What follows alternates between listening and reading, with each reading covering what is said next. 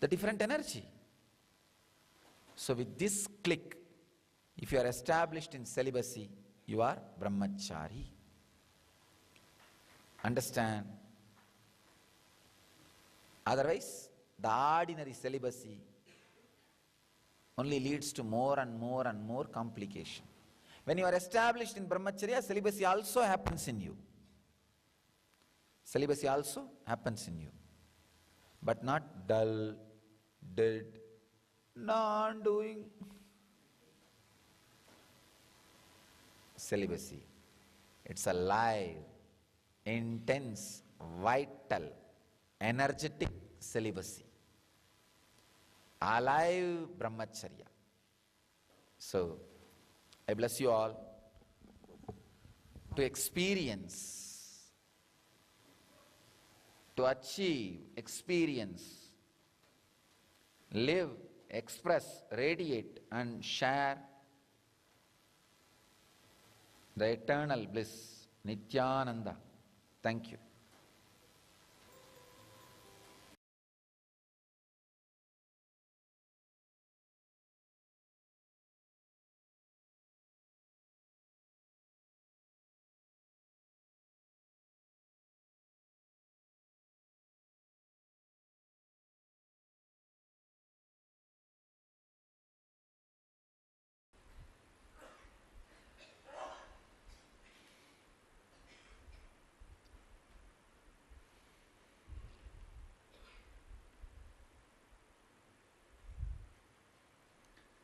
Sadashivasamaramvam Shankaracharya-madhyamam Asmadacharya-paryantam Vande Guru-paramparam.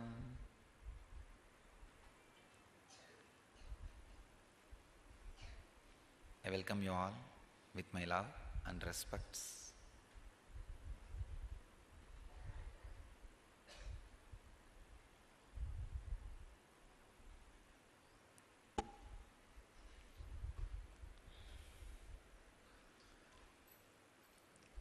My message for this year 2011 is sharing enlightenment.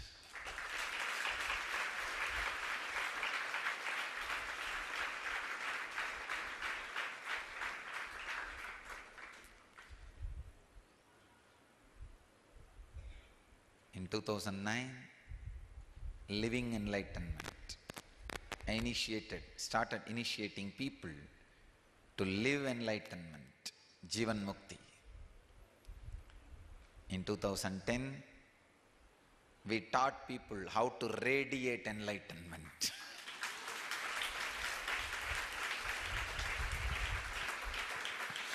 We literally taught.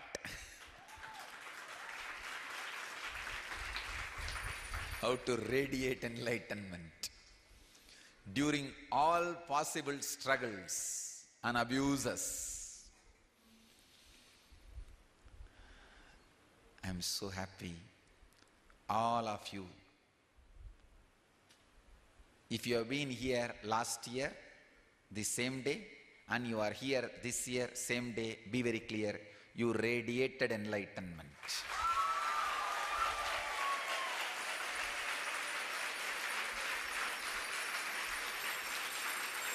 Because last year, I really got into very practical. Not just teaching through words, and telling them face all insecurity, face all negativity, stand through the negativity. I saw people listen, don't live. Then this year we know, only who had the guts to live through the negativity and clear the negativity.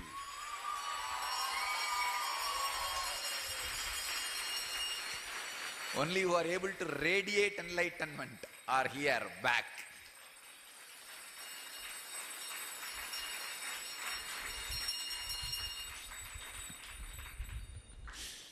Now you guys are really ready. Let's move to the next step, sharing enlightenment.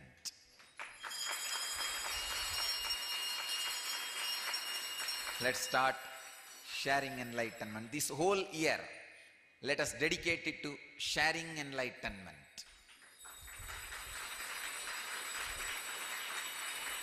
Let me define sharing enlightenment. Please understand, enlightenment is a constant happening in all of us. For an example, one day you overeat and feel dull and decide not to overeat from next meal. It is an enlightenment. And you feel the cloth is hurting you. You loosen it, adjust it, decide to wear better clothing next time, which will not hurt you. It is enlightenment. Chappal is hurting. You decide, oh, I should not be wearing this, and change it. It is enlightenment. And you feel some particular thoughts constantly harasses you, haunts you, depresses you. And you decide, let me not have it again, or let me know how to handle it again. If it comes back, let me unclutch, or let me disclutch, or let me destroy. This is enlightenment.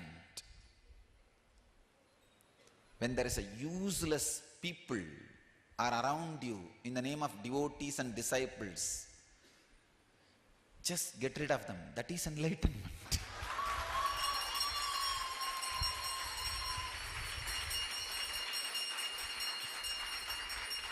I tell you, constantly enlightenment is happening in all of you. Every moment, the updating happening in your body, mind, emotion, consciousness is enlightenment. If you decide, oh, I am having back pain and knee pain today, tomorrow I will do yoga and see that my body becomes strong, it is enlightenment. So any furtherance towards the superconsciousness is enlightenment. Even keeping your body comfortable is enlightenment. Understand? Whenever you add luxury to your body, you are destroying it. You are not keeping it comfortable. If your clothes are hurting and you are deciding to wear better clothes which does not hurt, is enlightenment. Means keeping it comfortable. But when you add luxury, you add something which will not keep your body and mind comfortable or happy forever. That is luxury. That is not enlightenment.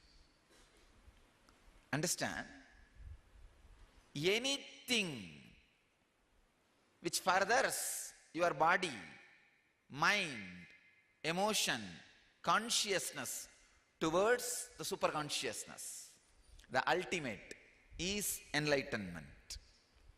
So this year decide, every experience which enlightens you, decide you will share it at least with one person. At least with one person. Every idea which clicks your inner world, in your inner world, which awakens your being, which raises your awareness, raises your consciousness, decide. You will have somebody, at least one person, you will share it.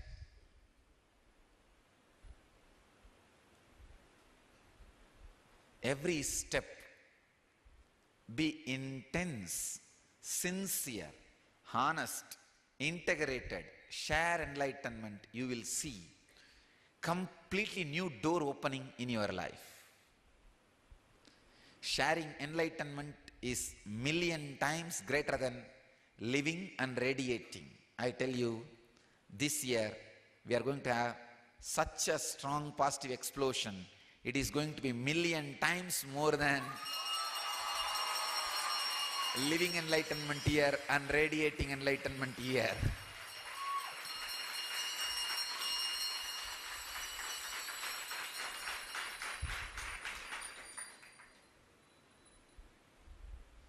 I am telling you, really, the sharing enlightenment is going to do a great wonder for all of us and Dhyanapeetham and to the whole world, ultimately whole universe.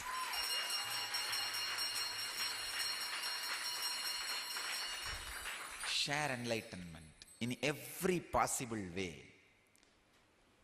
Sharing just master spiritual book or one truth about the master, or one truth you learnt from the master, one enlightening experience you had from the master, or healing, any whatever possible way. I have opened millions of ways for you guys.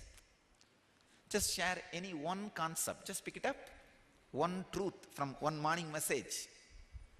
Share it with somebody, just one person at least, a day. Understand? Just for sharing, you will naturally live and radiate. Living is in the inner world, radiating is inner world and muscle memory, sharing is inner world, muscle memory, and to the whole world. Understand? Let's take living enlightenment and radiating enlightenment one step further. Sharing enlightenment. Be intense, sincere, whatever possible way. Pick up the spirit and intensity, integrity from your superconsciousness. With that strength, share enlightenment continuously. Create as many centers as possible. As many temples as possible.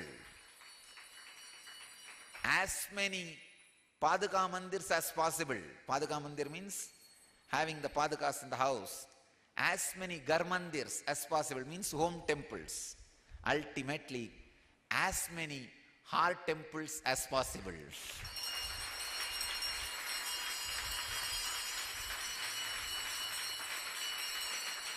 Build millions of art temples and lakhs of Garmandirs, home temples, thousands of Vedic temples, common temples, at least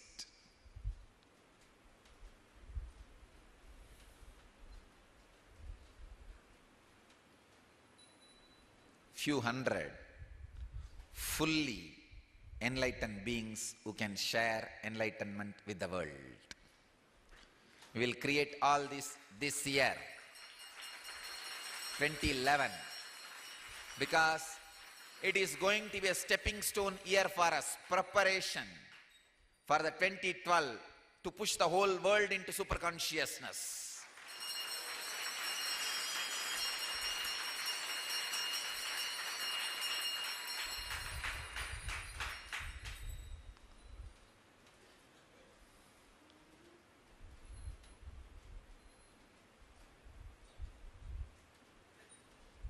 Share enlightenment in all possible ways.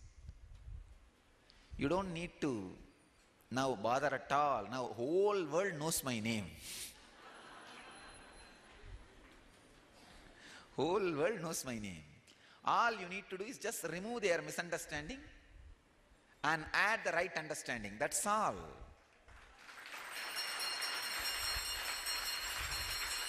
I have made your job very easy.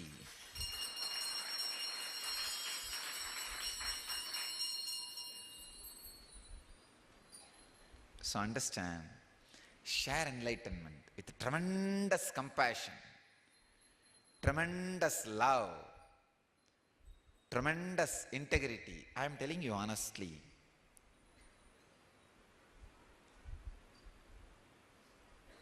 When you start sharing enlightenment, somehow, really, whatever the knots and the samskaras and grandhis with which you are suffering, all that will be broken immediately, because that only will be first hit. If you have the inhibition, go and start talking to people about me. You will be beaten left and right and inhibition will disappear. May not be physically, but verbally. But by the time you stand that verbal abuse and convince them, your inhibitions will be broken. You are a new man. You will be sharing enlightenment.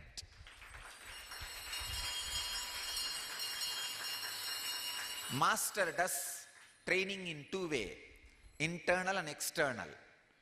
Till 2009, I was doing only internal training. In 11, I started this new amazing training, external also. See, earlier, you wear mala for your spiritual reasons, over. Now, you wear mala and everybody will question. By answering, you become clear. You are trained now to share enlightenment.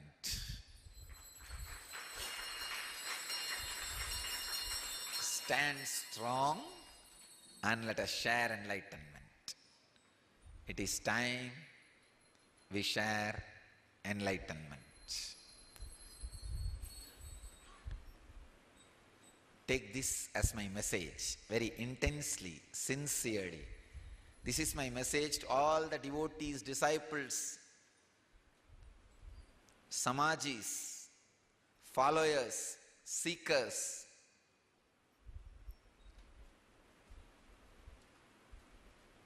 Brahmacharis, brahmacharinis, vanaprasthis, sannyasis, sannyasinis, and everybody who is directly, indirectly connected to Nityananda Dhyana Peetham.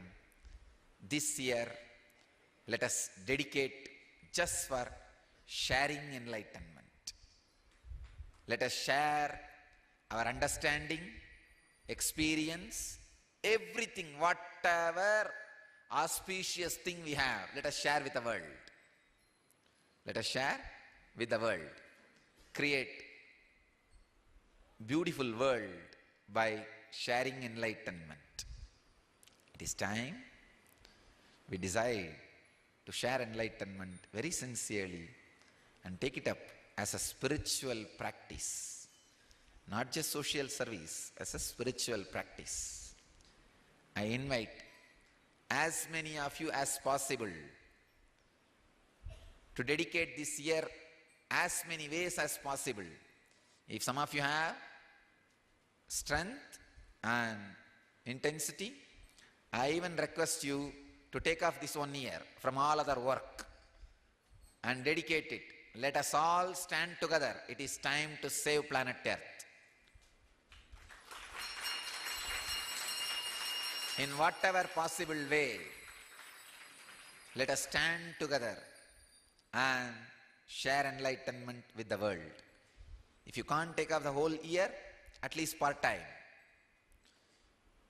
If you can't take off even part-time full days, at least evenings. Whatever way you can, take time off and whatever possible way, share enlightenment with the world. Nothing. If you just sit every day, send some 5,000 emails of my morning message or our YouTube channel. Even that is like a squirrel service in the Ramasetu. In whatever way you can, spread and share enlightenment, because we need to prepare the world, planet Earth, for 2012. Understand? Now itself I am giving you the message for 2012 also. 2012 message is spreading enlightenment.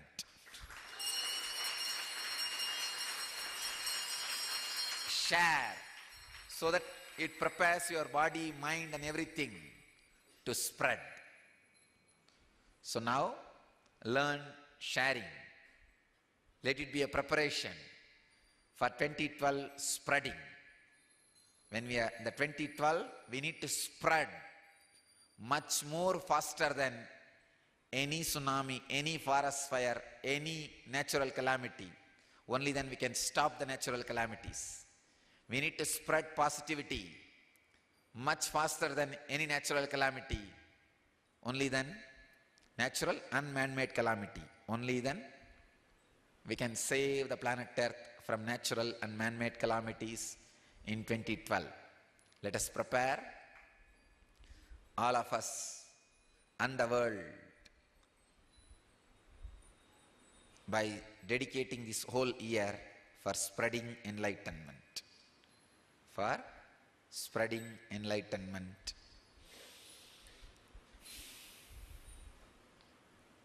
I'm really, really, really happy that all of you, all of us withstood one of the largest religious persecution of this modern day, modern times.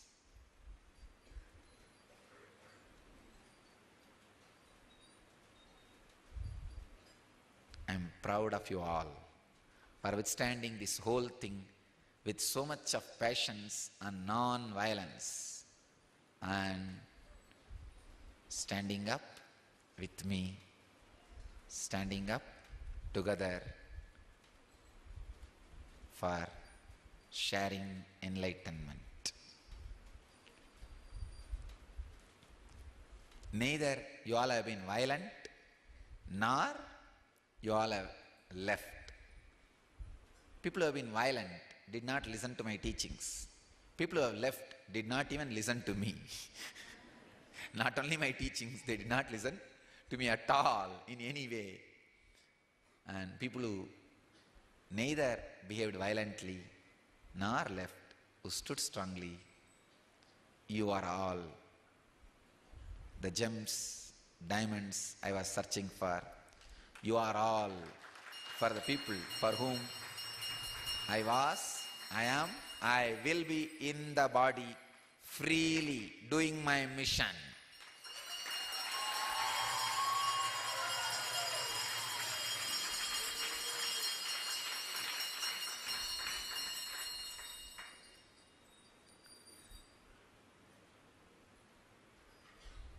I welcome all of you with my heart and being. Let us all share enlightenment with the world.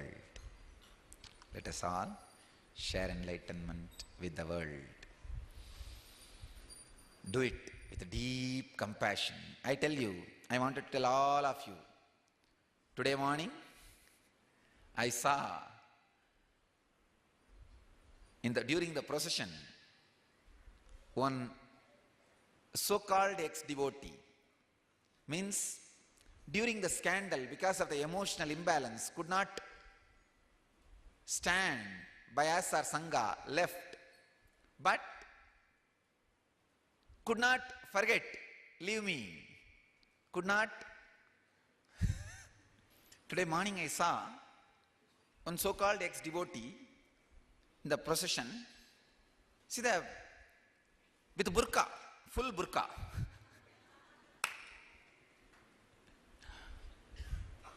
Not inside our campus. That is the funny part.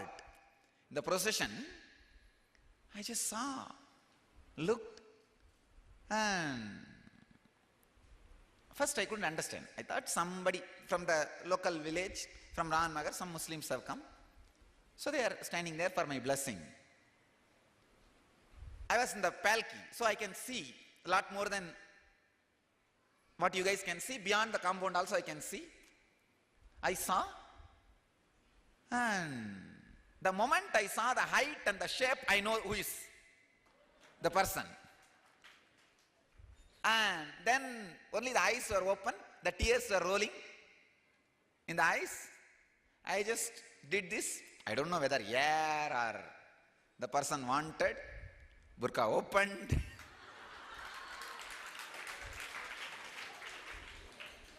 And I just gave a smile, and I could see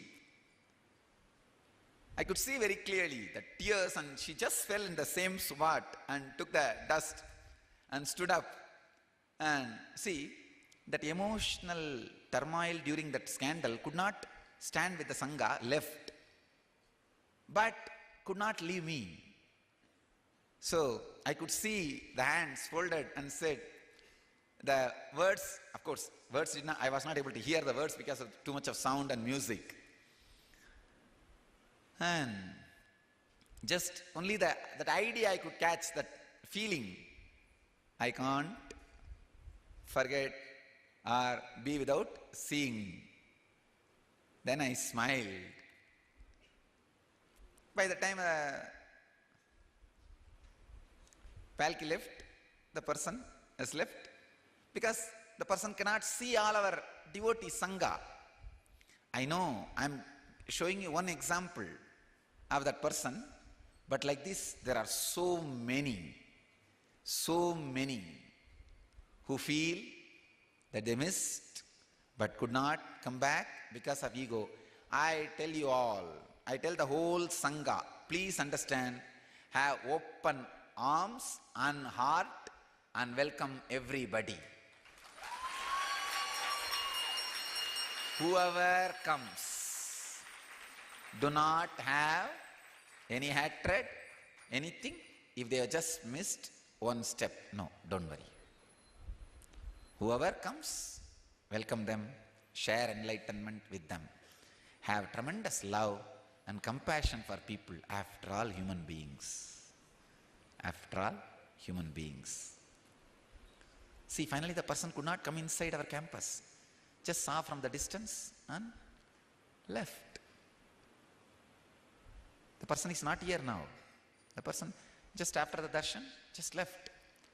I don't know how long she was standing there just for that one glimpse. So unfortunate, not needed. I am sending this message to everybody. Whoever wants to come back, I am here with open heart, open arms and open being. I welcome you all, and I am and my Sangha is ready to share enlightenment with all of you. With all of you. Please understand, I am telling all our devotees and disciples, let's radiate more compassion, more sympathy, more healing energy, and more supporting energy, and heal the whole world. It is time to heal the whole world and share enlightenment with the world. Not only healing, let us share enlightenment also. So understand, it is time we stand together. We give strength to each other. It is time we share our strength with the world, share our enlightenment with the world, give our deep compassion, love and support to everybody. Everybody, understand, who has hurt, let us not bother about that. But healing is our job, our life, our responsibility. Let us heal and support everybody, even if they have cherished enmity towards us at some part of their life.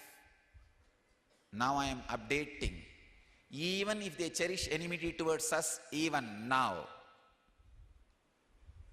let us share our compassion, healing and enlightenment with all of them, even those who cherish enmity towards us even now. Because compassion, love, enlightenment is more powerful. It will destroy enmity. Light is more powerful than the darkness. Superconsciousness is more powerful than unconsciousness. Love, light, non-violence, compassion, enlightenment are all more powerful than any negativity. Let us share enlightenment. Destroy enmity, not enemies. If you just destroy enemies, you will have more and more. Somewhere some more people will be happening. Let us destroy enmity itself, so that don't destroy enemies, destroy enmity, so that we radiate enlightenment, share enlightenment with the whole world forever. Let us share enlightenment and destroy enmity, not enemies. When you destroy enmity, naturally the enmity in enemy disappears. Understand? Then naturally he becomes friend. and devotee. So, this whole year, let us dedicate for sharing enlightenment. It is time we receive with open arms and heart even those who showed enmity towards us. Let's share enlightenment. See, I felt all she was feeling the morning, that person who came with a burqa and who left, I was feeling I could see very clearly, she was feeling all alone. But I sent a message, now, surely, I know for sure she is watching this satsang now, or she will be watching it the moment it is uploaded. I am sending you the message, direct invitation. I am here with open arms and heart to receive you and share enlightenment with you. Nobody needs to feel lonely. Nobody needs to be alone. So, I invite and welcome, ready to share enlightenment even with the people who showed enmity. So, please understand, it is time we open our heart, we open our whole being to support the whole world and the whole universe.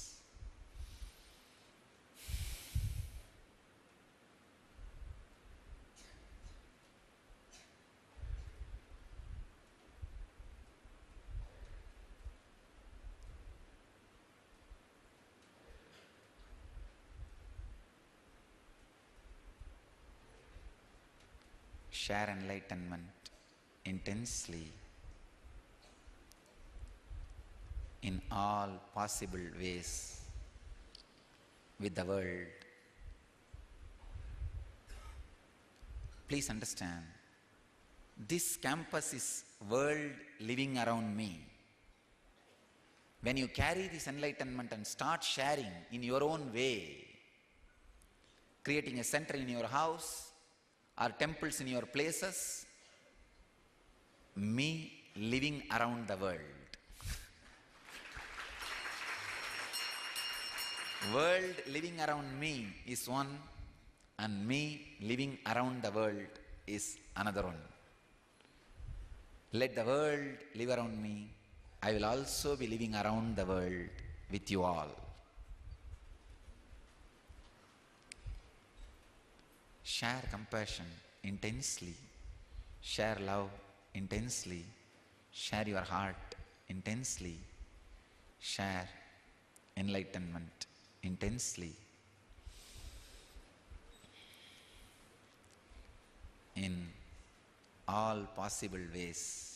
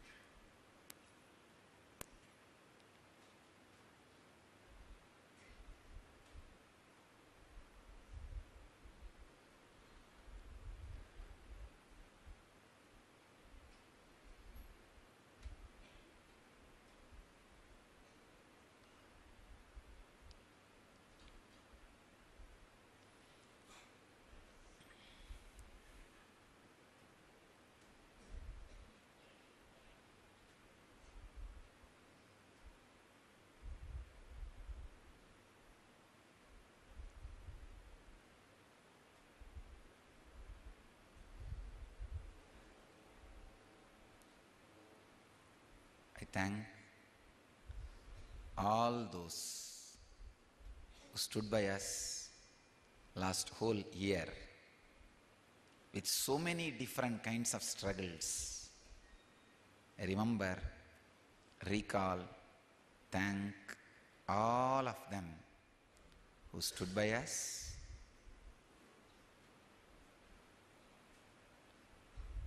and millions of ways, the sacrifices everybody did, all our devotees, disciples, in thousands of ways, whether it is a mental abusal, verbal abusal, or the suffering in physical way, mental way, economical way, social way. Millions of you have suffered in millions of ways by the society's negativity and the unconscious harassment and abusal.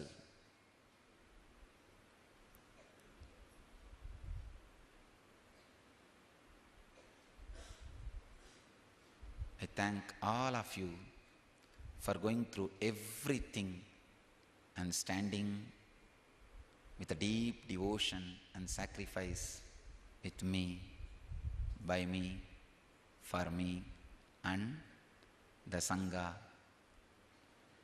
I honor all your love, respect, devotion, commitment for me, and I give you all my commitment.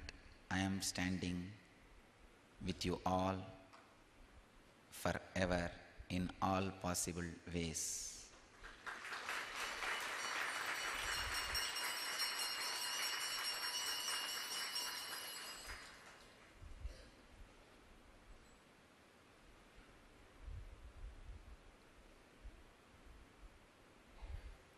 Every one of you went through so much.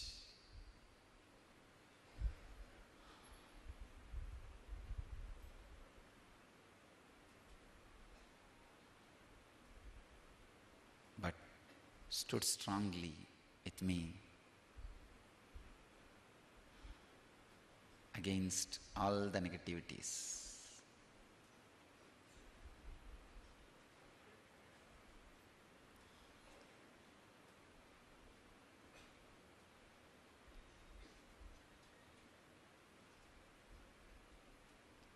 I welcome you all.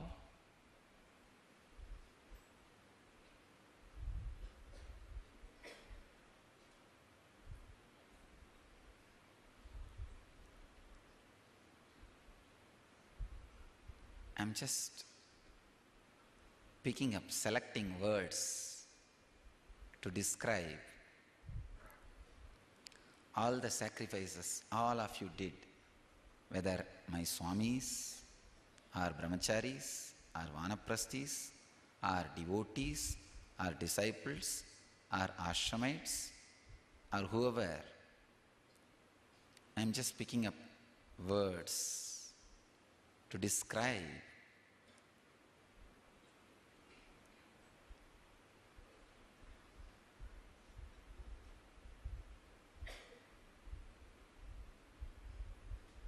all right.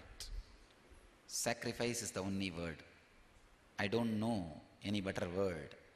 Sacrifice is the only word. The tyaga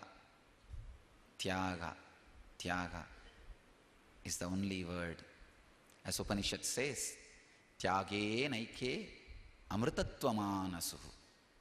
It is because of the tyaga,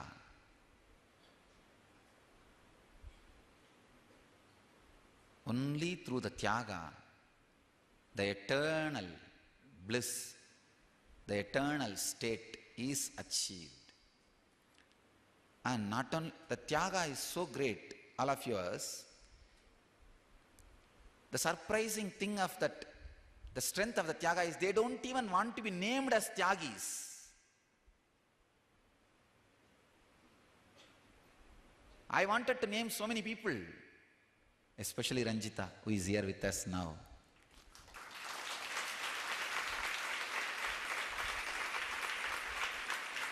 But they don't even want to be named. But some places I need to name. Of course, all my sannyasis, all my sannyasinis, all the devotees,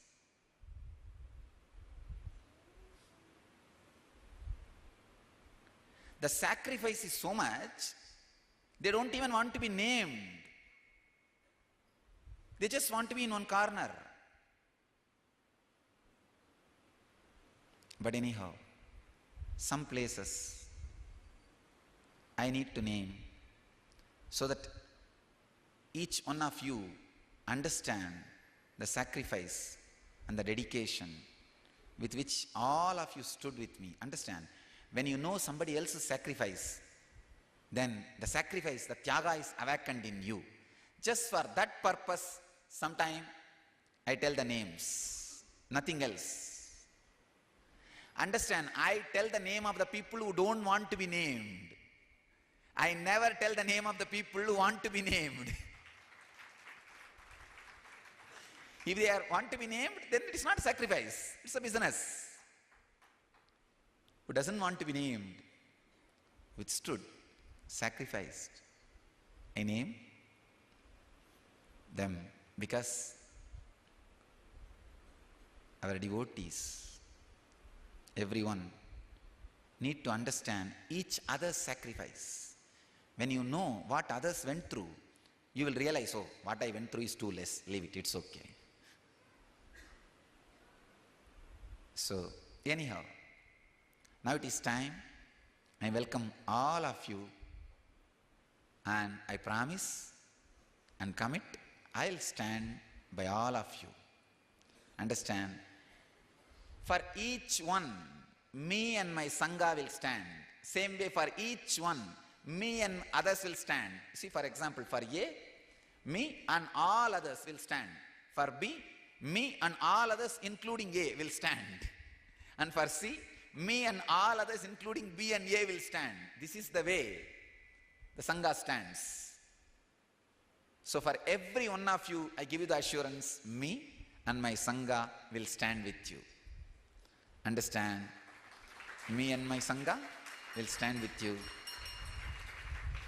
for the amazing sacrifice. I could see actually so many people, the day for yesterday, 29th, two devotees came with the traditional sacrifice ritual of piercing their mouth through a big trishul. It's called alagu in Tamil. Sacrifice. They said to protect Swamiji, to destroy all the negativity which is working against Swamiji, to create positivity, we are sacrificing. We decide to bear pain. Patanjali says, any decision to bear pain is tapas. Any decision to bear pain is tapas. Whether it is physical or mental or emotional, decision to bear pain is tapas. Ordinary villagers,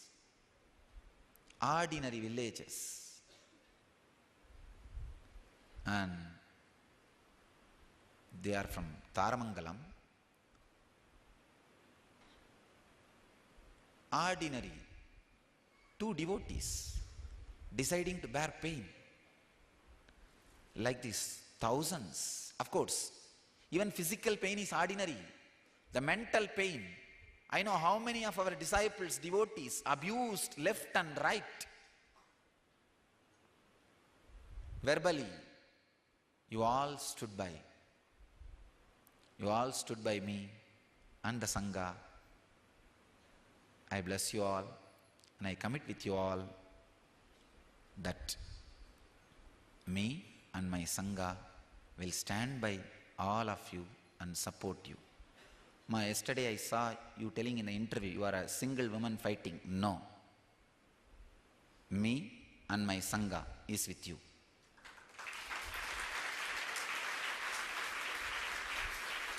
Understand? This is not only for her. I am telling all the devotees who stood by me. Understand, there are some moments where nobody else can stand with you. I will stand by you at those moments.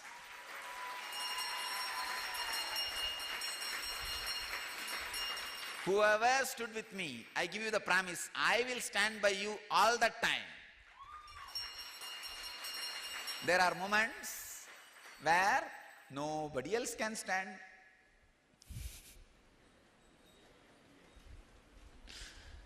Neither the family nor the money. Understand? The zones where all these things cannot stand, I'll be with you. I'll stand with you.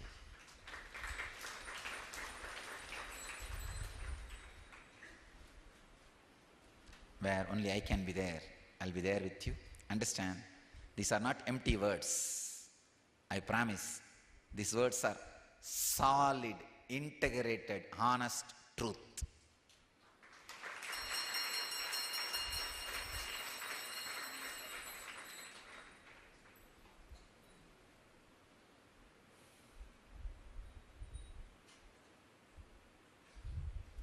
Of course, I can't name. I think if I have to name, I have to name every name. I can see every name, because how much you all would have gone through socially. Especially there are so many respected people. Socially, how much you would have gone through. How much of abusal people would have done to you. You went to that Swami. See what is going on. But I am so happy you stood with all that. Now go and tell, you missed that Swami. Now what is going on? See.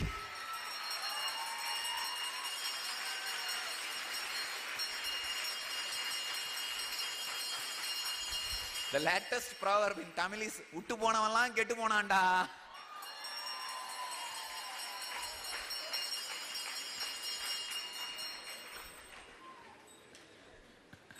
Now, go and tell all of them, you lifted Swami, now see what is happening. He is literally blowing away people and giving enlightenment. So, okay.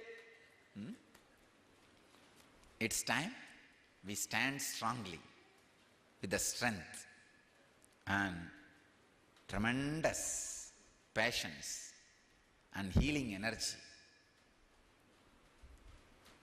Let's not be arrogant. Let's not be in the mood of taking revenge.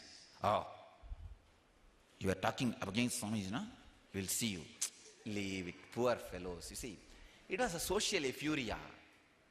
So many were not able to stand. Everybody was blown away in that euphoria. It's okay. Let's accept all of them. They are human beings. They are human beings. And it is time we welcome and receive everybody and share enlightenment. Not only welcome and receive and share, go and inspire and share. It is time. If Muhammad can't come to the mountain, mountain should go to the Muhammad. There is a proverb. It's time. If they can't come here, we should go there. So, go around and share enlightenment in all possible ways. That is my message. This is my message for EN year 2011.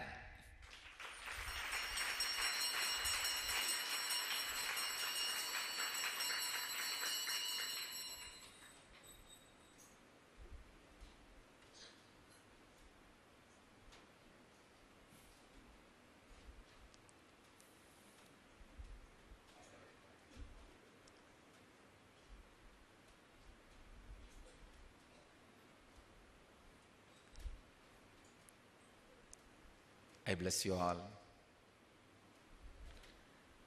to achieve, experience, live, express, radiate, and share the eternal bliss Nityananda. Thank you.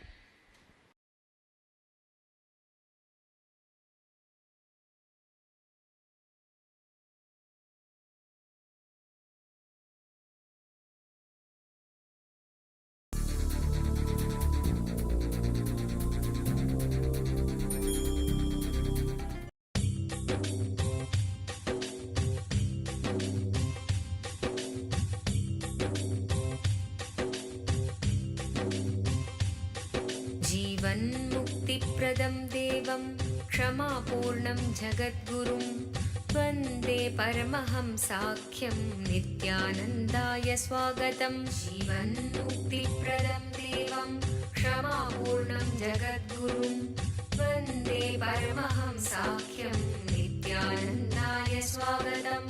आनन्दानुभवास्वादं सर्वरोगनिवारकं वन्दे पापविनाशक्तं नित्यानन्दाय स्वागतम्।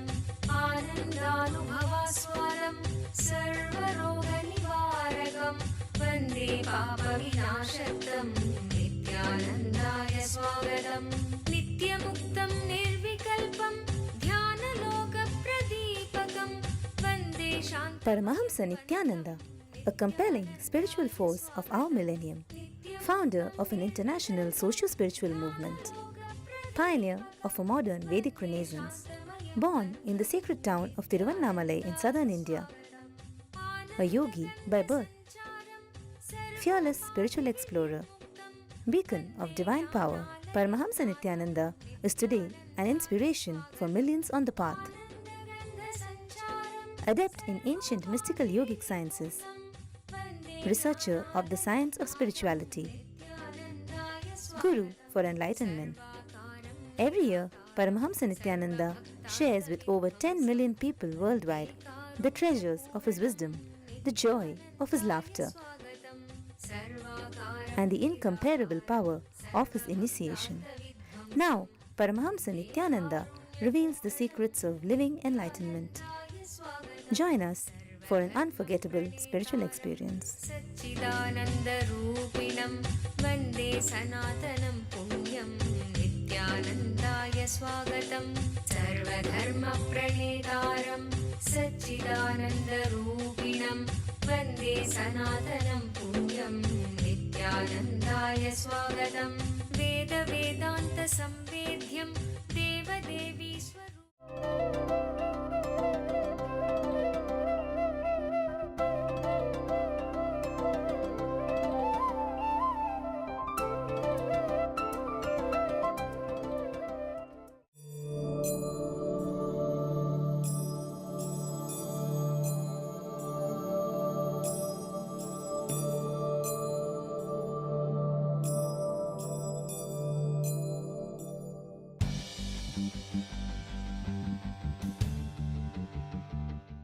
Ranak Majumdar from Fremont, California is asking, Nityanandam Swamiji, I have a question.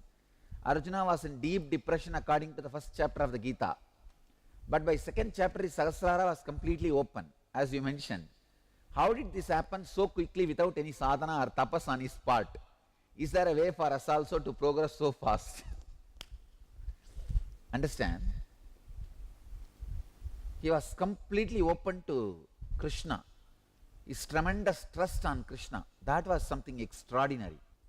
He just got it back. That's it. Nothing else. He just got it back. For few moments, he also suffered in depression. But see, falling is not wrong. Never raising is wrong. Never raising again is wrong. Arjuna fell, no doubt. But he got up. Immediately he got up. Stood up. And he doesn't have ego. What I said is true. No. He is ready. See, courage is nothing but ability to put yourself on right track. Power is nothing but ability to put you on right track. Putting yourself on right track. Arjuna never lost that. Arjuna is really a amazing devotee, disciple, in a way even beloved of Krishna. So he never lost that strong feeling connection. So when he got back, immediately his Sahasrara was open, available. So it's like just because you fall into depression once, the whole thing doesn't get lost. And same way, just because you have so many great qualities, it is not that you don't fall into depression. Just because Arjuna had 100 good qualities, that does not mean he never fell into depression. He fell into depression. Just because he fell into depression, it is not that all good qualities are lost. No. So it was a struggle on the journey. But whatever is said and done, Arjuna has a tremendous punya, merit. His whole life is filled with Krishna Leela. Arjuna was also completely filled with Sri Krishna. There was not much empty space. So I wanted all you guys to understand, just because you fall into depression once, it is not that all the good qualities in you goes away. Yes, you fell into depression, that does not mean all the good things have disappeared from you. No. Understand, Arjuna never lost his complete feeling connection. It was covered like a cloud. How the cloud covers the sun? It was covered. Then again it opened. Arjuna is intelligent enough to drop his ego and tell, Sishyasteham, I am your disciple. Please forgive me. I want to learn. I want to know. Arjuna is a powerful being. He is powerful enough to do this job. That is the reason. Immediately in second chapter itself, the Sahasrara happened. Next question from Virudhunagar, Arun Vijay from Virudhunagar. Swamiji, how can I overcome the fear of losing my form and my boundary during meditation? Please guide me, oh God. The only way is death meditation. You need to go and sit in your city cemetery, sit silently and watch continuously dead bodies being burnt. But of course, in Virudhunagar, I don't think you will get continuously dead bodies to watch. Better go to Varanasi and stay there for at least 11 days in Manikarnika Ghat. I tell you, I give this as a tapas for all our devotees, disciples who have death fear. Go to Varanasi, sit in Manikarnika Ghat for 10 days or 11 days, watch dead bodies being burnt. Simply your body will imbibe the intelligence. Like this only today, this body is also going to be burnt. You don't need to think, no, your mind will imbibe and it may not digest. No. Sit and meditate. You will come out of this fear. Or very simple thing I can tell you. Arun Vijay, just attend NSP. That's all. I can give you both. One, going to Varanasi and staying there for a week, for 11 days, and seeing continuously dead bodies being burnt. Welcome to Inner Awakening, the most powerful personal transformation retreat you could ever experience. In just 21 days, thousands are already experiencing the shortest route to constantly high energy levels, visible anti-aging, healing of chronic diseases, fulfilling relationships, and higher states of consciousness. What is the secret behind this transformation?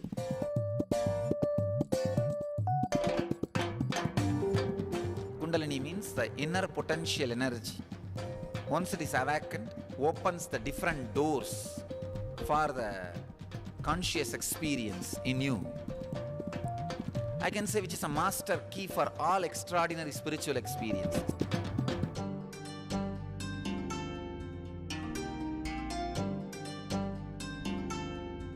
This extraordinary program is conducted personally by Paramahamsa Nityananda in the vibrant atmosphere of Nityananda Dhyanapitham Ashram.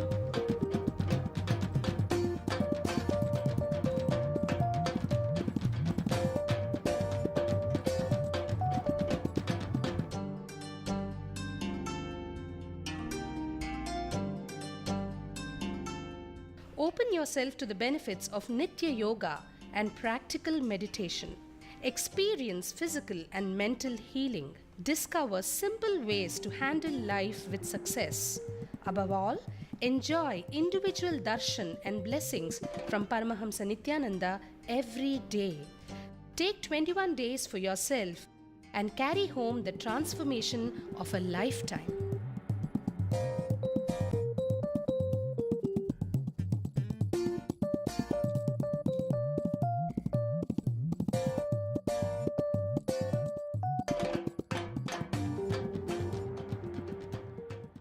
Manitya Prema Manohari from Copenhagen in Denmark.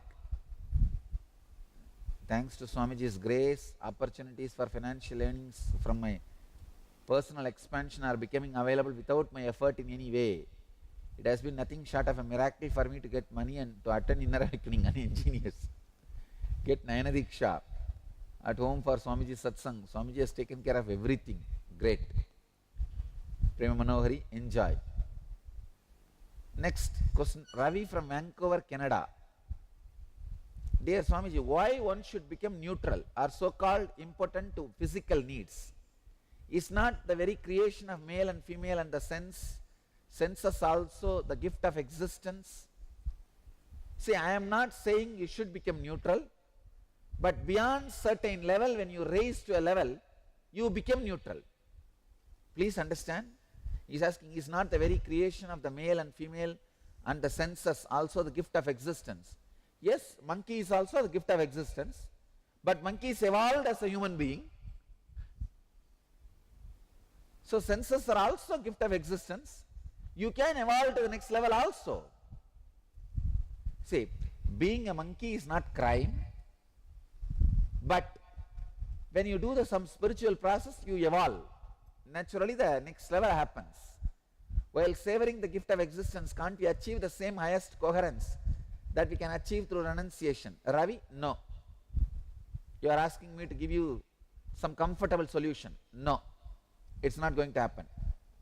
Because exactly that is where you are caught, that is where it is going to be torture for you. That is why you are trying to have very nice justification. Ravi, you are caught now. Being monkey is not wrong, but when you evolve naturally that disappears. Don't use this big word, oh, that is also the creation of the existence and all that. Then there is so much of plants which are creation of the existence, but they are poisonous. Why don't you eat them? Ma Nityananda Prajna from San Jose. Regarding the education systems that you spoke about recently, my 12-year-old son is intelligent, but he does not like school, does not know why he has to learn so much of the info that is not practical. Prajna, I really feel for your son. If he was there in Indian village like me, he would have become like me. And it's unfortunate he is forced into the school. He generally does very well, but also then sometimes tend to withdraw from completing work and resents going.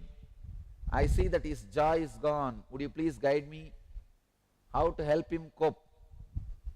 Prajna, I'll really tell you, it will be good if you put him in the homeschooling. Don't send him to school, do the homeschooling. If you don't have the facility of homeschooling, get them to our Gurukul. Till the age of 14, I don't show them any textbook in their eyes. Textbooks are responsible for all the suffering of the human beings. I don't show them any textbook. So understand,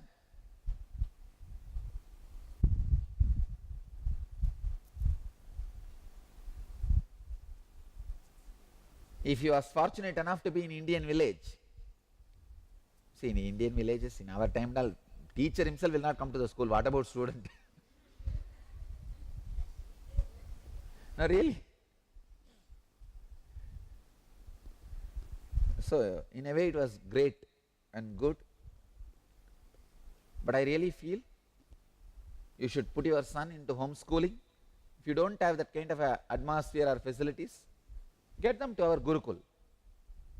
That's it. If you don't do any one of these two and go on torturing him with the school, be very clear, he is going to take revenge on you. Next, Shalini from Kulim, Malaysia. Swamiji, I have so much of crowd phobia that I will stammer if I talk in front of even a small crowd. I was taking sleeping tablets. During the 28th October satsang, I was waiting with a deep hope that just by sitting in two-way connection and doing any kriya also in front of you, I'll get rid of the sleeping difficulties. Suddenly you announce that today's kriya is for insomnia care. It was beyond my hope. Since I did that kriya, I am sleeping peacefully, Swamiji. On November 3rd, you also granted my prayer that I would make my college presentation without stammering in front of my lecturer and classmates. It is unbelievable. Thank you so much for being with me in each and every moment.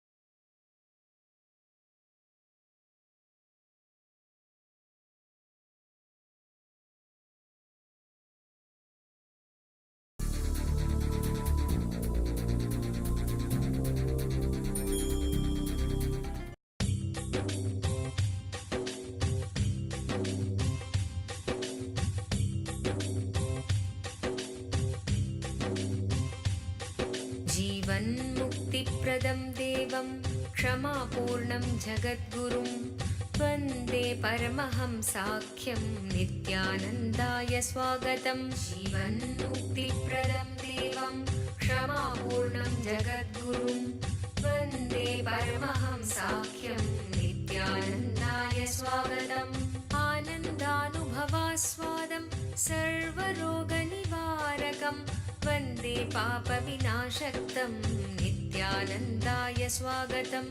आनन्दानुभवास्वादं सर्वरोगनिवारकं वन्दे पापविनाशक्तं नित्यानन्दाय स्वागतम्। नित्यमुक्तं निर्विकल्पं ध्यानलोकप्रदीपकं वन्दे शान्ति। Paramahamsa Nityananda, a compelling spiritual force of our millennium, founder of an international socio-spiritual movement, pioneer of a modern Vedic Renaissance, born in the sacred town of Tiruvannamalai in southern India, a yogi by birth fearless spiritual explorer, beacon of divine power, Paramahamsa Nityananda is today an inspiration for millions on the path. Adept in ancient mystical yogic sciences, researcher of the science of spirituality, guru for enlightenment. Every year, Paramahamsa Nityananda shares with over 10 million people worldwide the treasures of his wisdom, the joy of his laughter, and the incomparable power of his initiation.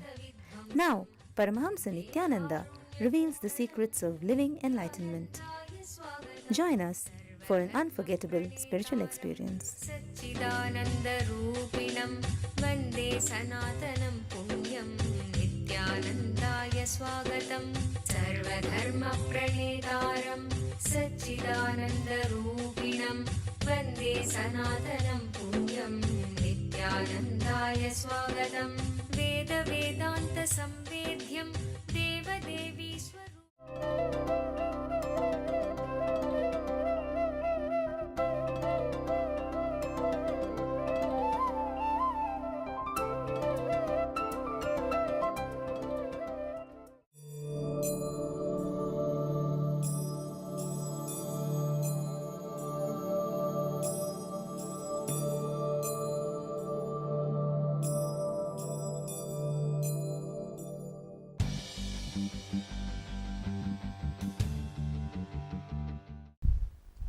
It's a question from Bob Cummings from Tucson. If what one perceives as reality is entirely a matter of perception and therefore may be warped by memories, attitudes, experiences and so on, how is one to develop a relationship with oneself that is based on truth?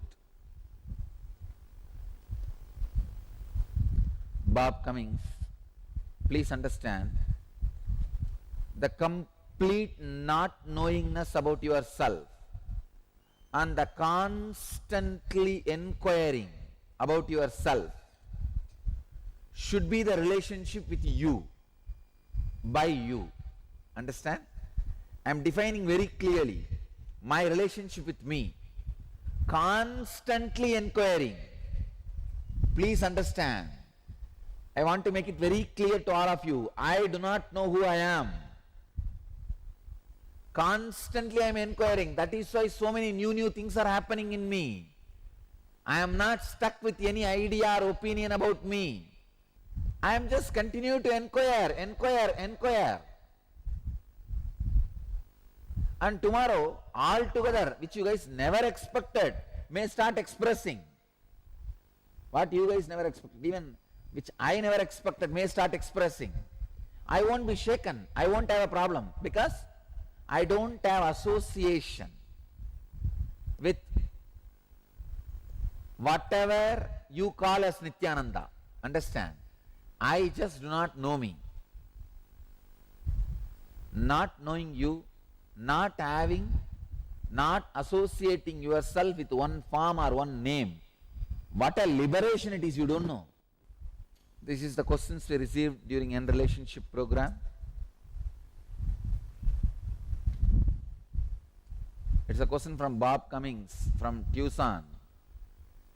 If what one perceives as reality is entirely a matter of perception and therefore may be warped by memories, attitudes, experiences and so on, how is one to develop a relationship with oneself that is based on truth?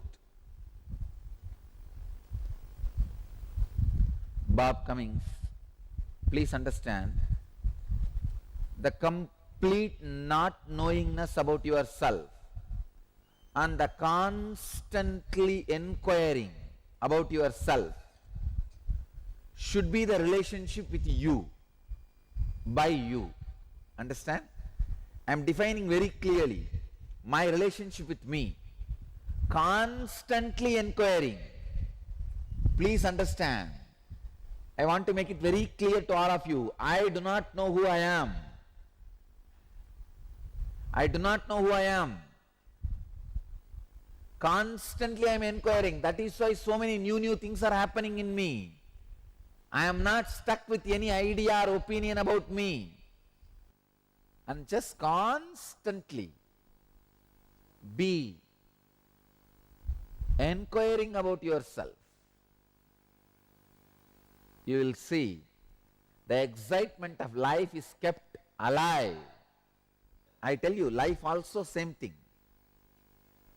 If you have a constant excitement, and I am seeing very clearly all the people who are suffering, I am seeing very clearly the only problem is excitement to live disappears. That is where disease starts. That is where the wrong mental patterns settle down. It's like in the lakes I have seen, the village lakes, they will tie permanent fish nets.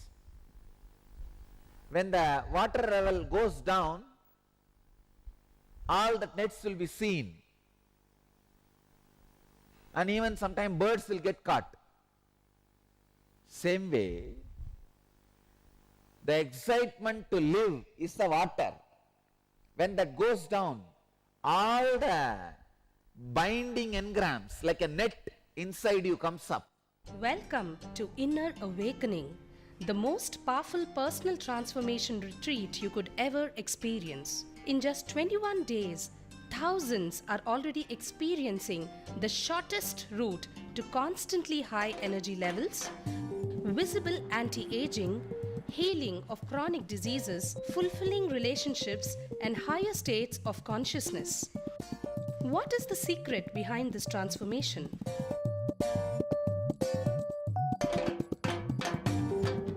Kundalini means the inner potential energy. Once it is awakened, opens the different doors for the conscious experience in you. I can say which is a master key for all extraordinary spiritual experiences.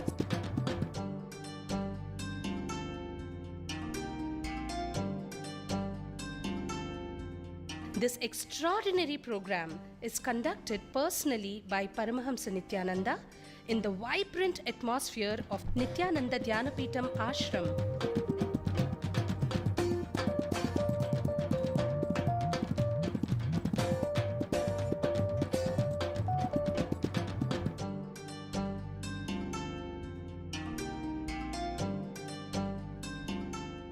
Open yourself to the benefits of Nitya Yoga and practical meditation. Experience physical and mental healing. Discover simple ways to handle life with success. Above all, enjoy individual darshan and blessings from Paramahamsa Nityananda every day. Take 21 days for yourself and carry home the transformation of a lifetime.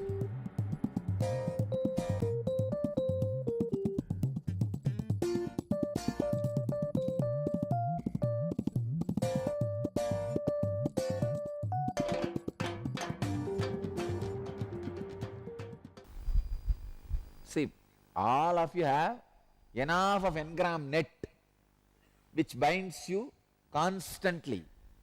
But when there is a huge excitement to live is there, those nets do not bind you.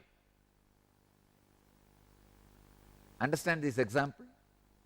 In villages, lakes, they will tie a permanent net to catch the fish. Next day, the fishermen will come and collect all the fish caught in the net and take it and put the new net and take the old and go. Permanently that net will be there. The water is the excitement to live. The permanent net is the binding engram pattern.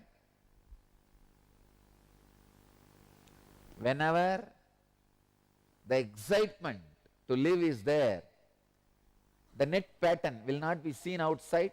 That will not catch the birds. Birds will not get caught in it. But when the excitement goes down, the net will come up. Birds will get caught in the net. Not just fish.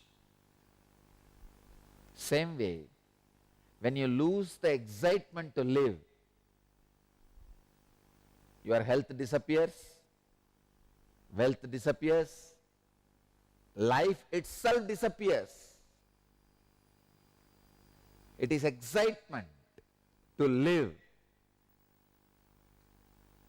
is essence of life. I tell you, for my people, whoever feels they are my followers, I am their guru, I give this as a first quality of life. First quality, excitement to live. This is the first morality. In our sampradaya, the first yama, the first rule, excitement to live. Excitement to explore, whether in the inner world or outer world or wealth or health. Excitement to go on chiseling your body. Excitement to go on creating new relationships. Excitement to go on expanding what you strongly believe. Excitement to constantly live in unknown space.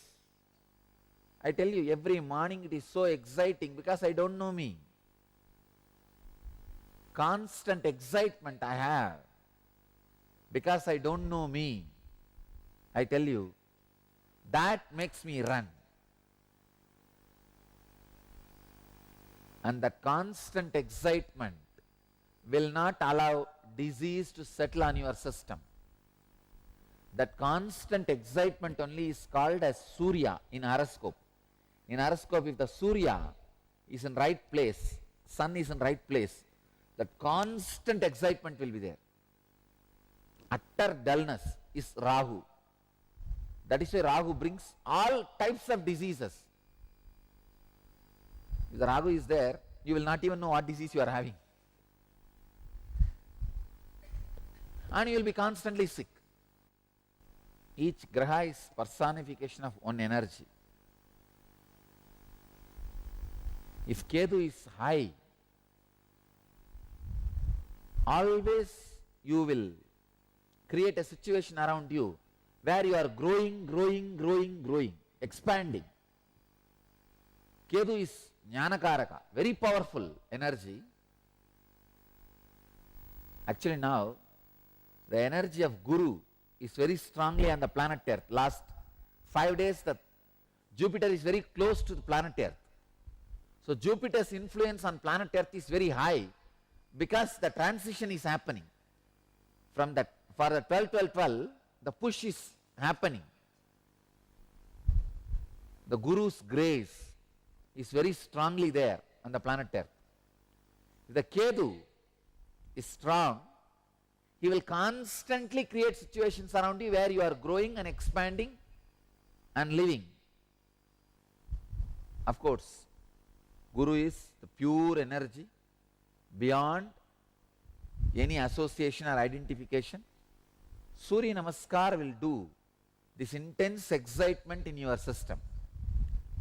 If you pick up the habit of 108 Surya Namaskar, morning when the sun rises, the constant excitement, that pattern will settle down in your system. I tell you, when you do not associate yourself with one identity, your arrogant identity, when you are ready to break from your identity, when you live as unknown to yourself, that's an amazing space to live. When you live unknown to yourself, you don't know what a space it is. It's really a joy. So Bob Cummings, I tell you, be completely unknown to yourself. That is the greatest relationship you can have with you. Eternal, immeasurable, infinite excitement to live. excitement to exist. 1,000 times more than a child's excitement. Why they clap, nobody knows. Why they jump, nobody knows. They jump just because they exist. They clap just because they have hands. They laugh just because they have a mouth. They jump just because they have a leg. Nothing else. This is a lawn from San Jose, Madurai. Says, dear Swamiji, I am doing that obesity, Nitya Kriya for obesity in 2 days, for 2 days. I actually lost 2 pounds. Oh God.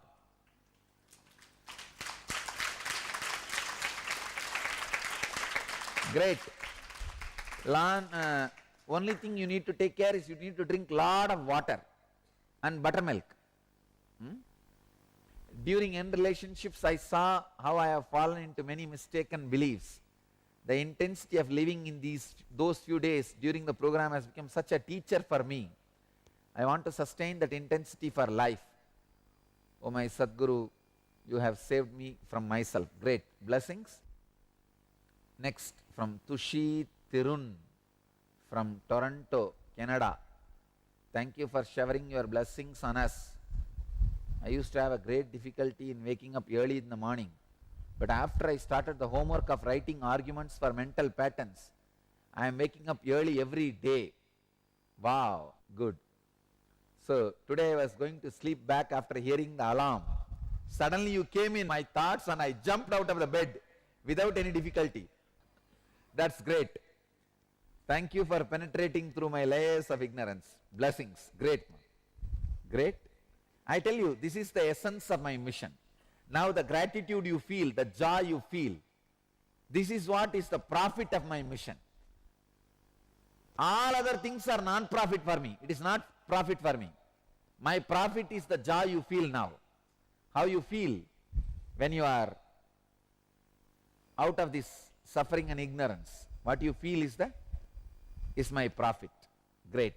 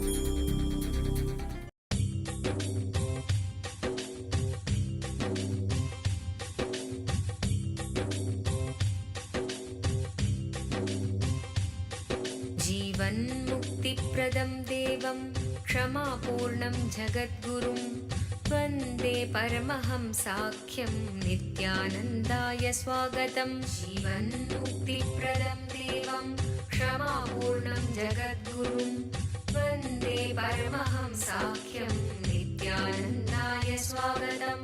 आनन्दानुभवास्वादं सर्वरोगनिवारकं वन्दे पापविनाशक्तं नित्यानन्दाय स्वागतम्। आनन्दानुभवास्वादं सर्वरोगनिवारकं वन्दे पापविनाशक्तं नित्यानन्दाय स्वागतम्। नित्यमुक्तं निर्विकल्पं ध्यानलोकप्रदीपकं वन्दे शान्ति। Paramahamsa Nityananda, a compelling spiritual force of our millennium, founder of an international socio-spiritual movement, pioneer of a modern Vedic Renaissance. Born in the sacred town of Tiruvannamalai in southern India, a yogi by birth, fearless spiritual explorer, beacon of divine power, Paramahamsa Nityananda is today an inspiration for millions on the path. Adept in ancient mystical yogic sciences, researcher of the science of spirituality, guru for enlightenment. Every year, Paramahamsa Nityananda shares with over 10 million people worldwide the treasures of his wisdom, the joy of his laughter,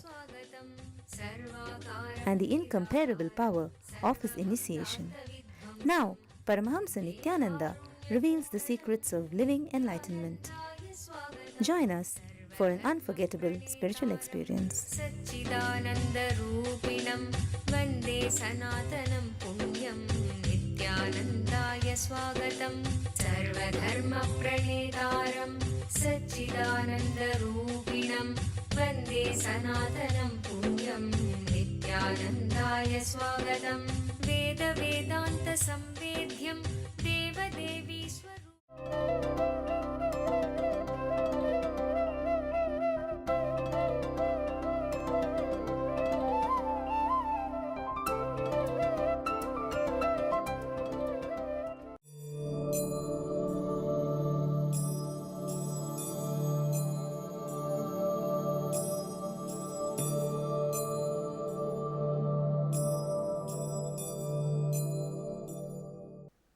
I tell you,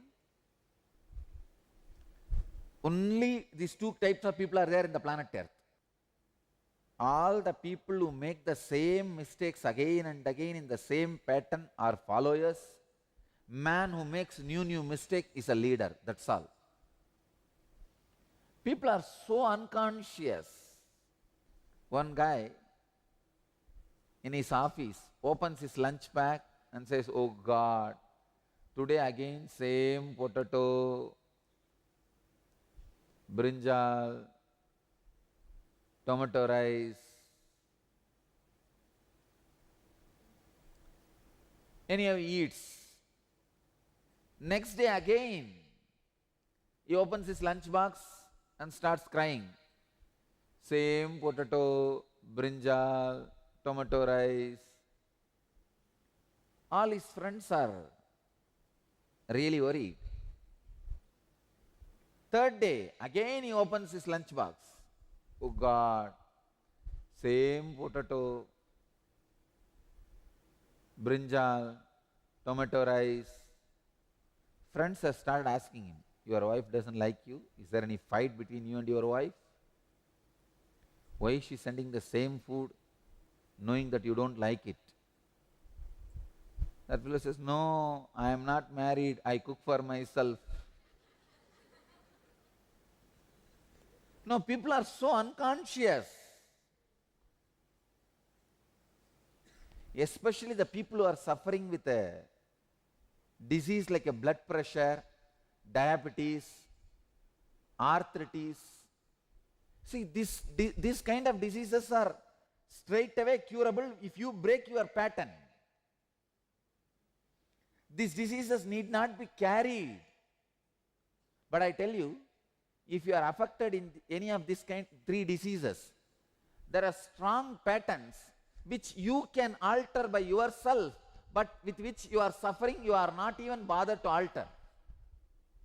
If your biology gets into certain pattern, only then certain defects are allowed in your system. The only reason I discovered is unconscious pattern. Allopathy makes you strongly believe blood pressure and diabetes and arthritis cannot be healed. I challenge.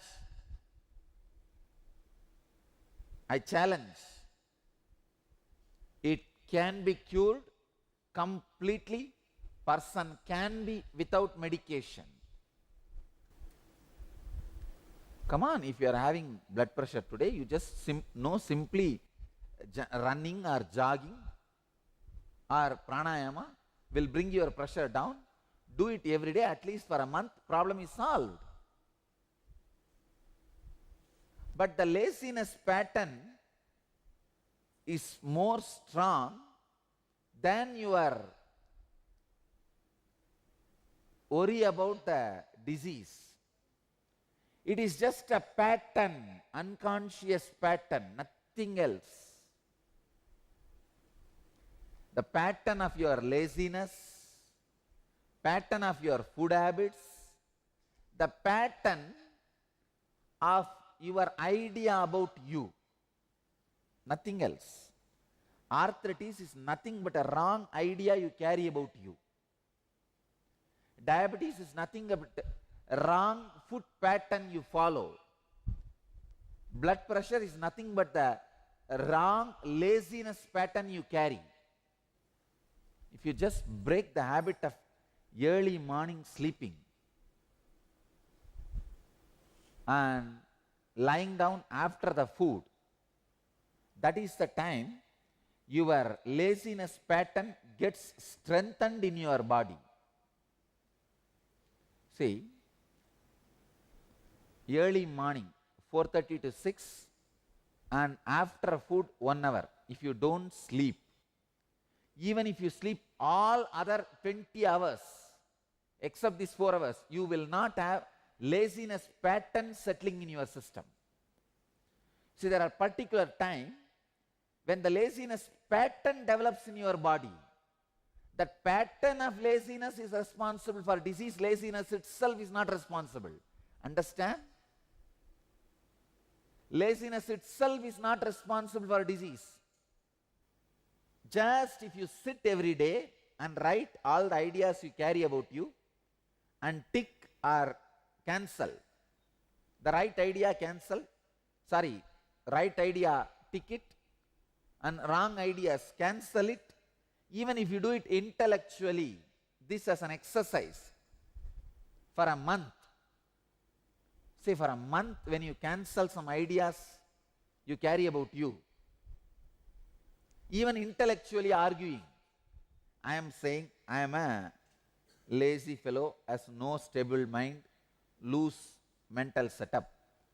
Every day you just give 2-3 incidents to cancel that idea. No, I am not a lazy guy. See, today I woke up and I am sitting, so I am not lazy. Just argue mentally and cancel that idea intellectually every day. That is enough. You will start creating a new idea about you.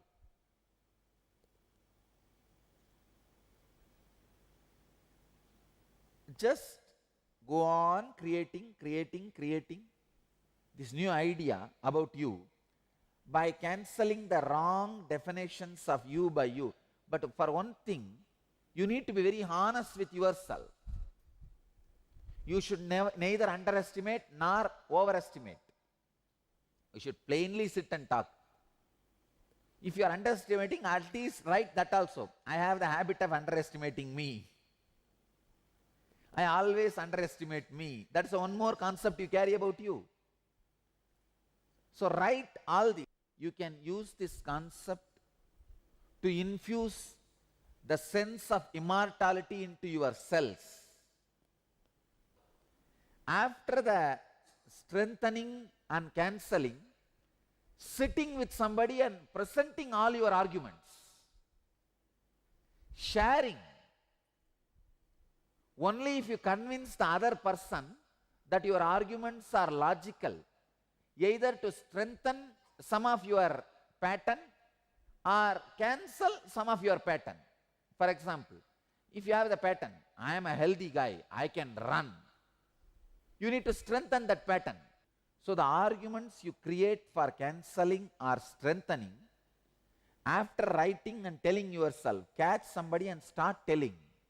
Start sharing. Welcome to Inner Awakening, the most powerful personal transformation retreat you could ever experience. In just 21 days, thousands are already experiencing the shortest route to constantly high energy levels, visible anti-aging, healing of chronic diseases, fulfilling relationships, and higher states of consciousness. What is the secret behind this transformation?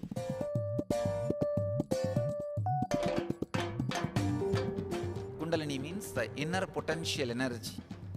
once it is awakened, opens the different doors for the conscious experience in you. I can say which is a master key for all extraordinary spiritual experiences.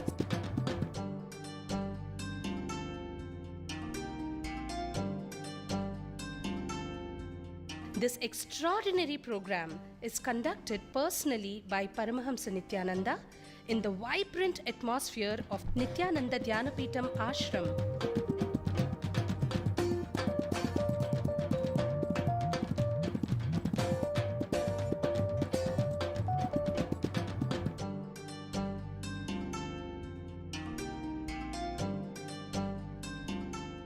Open yourself to the benefits of Nitya Yoga and practical meditation. Experience physical and mental healing. Discover simple ways to handle life with success. Above all, enjoy individual darshan and blessings from Paramahamsa Nityananda every day. Take 21 days for yourself and carry home the transformation of a lifetime.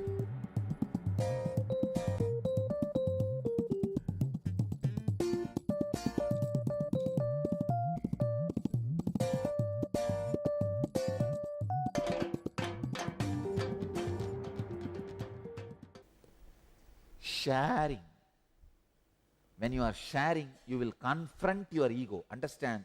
Your ego is not established in you. I tell you, your ego is established in others. The Garba Mandir of your ego is not your Anandaganda, it is the others' Anandaganda. In your Anandaganda, it is my Garba Mandir, it is not your ego's Garba Mandir. Your ego does not reside in you, it resides in others. That is why I am telling, when you share with others only, you will confront your ego.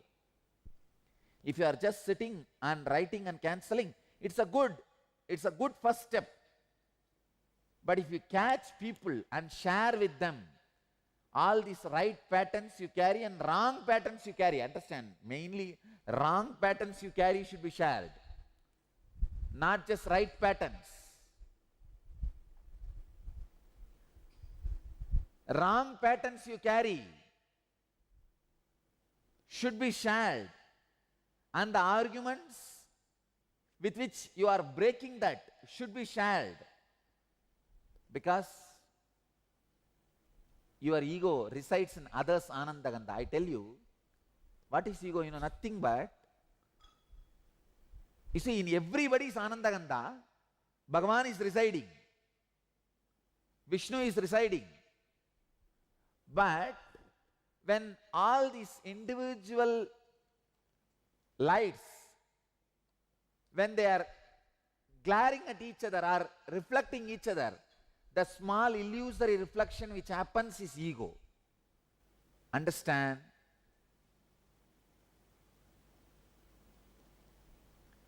When you share with others, sometimes whatever you are thinking as a right pattern, they will laugh at you. And now you need to have more stronger argument to strengthen it. Sometimes which you think as wrong pattern, they will say, no, it is right. Then now you need courage to look into that and understand more deeply.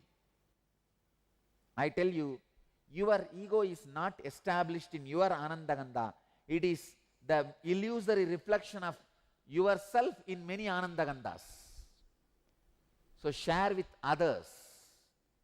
When you go out and share, if that person accepts about me, some nice patterns in you get strengthened, the confidence in you about your decisions.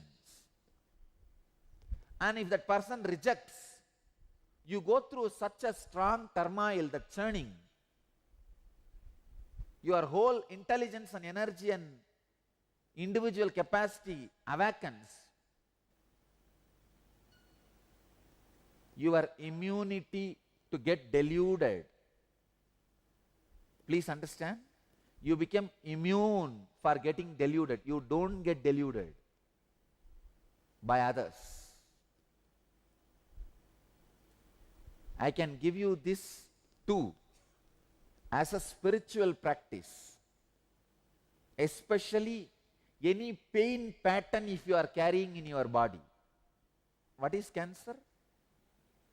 Some parts of your body which is not going to let other parts to live is thriving, is cancer.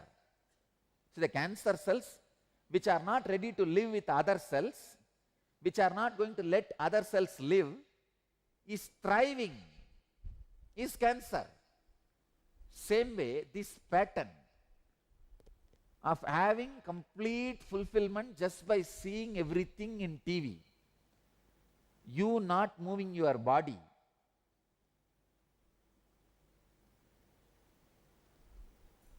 increases many-fold your fantasy body's weight.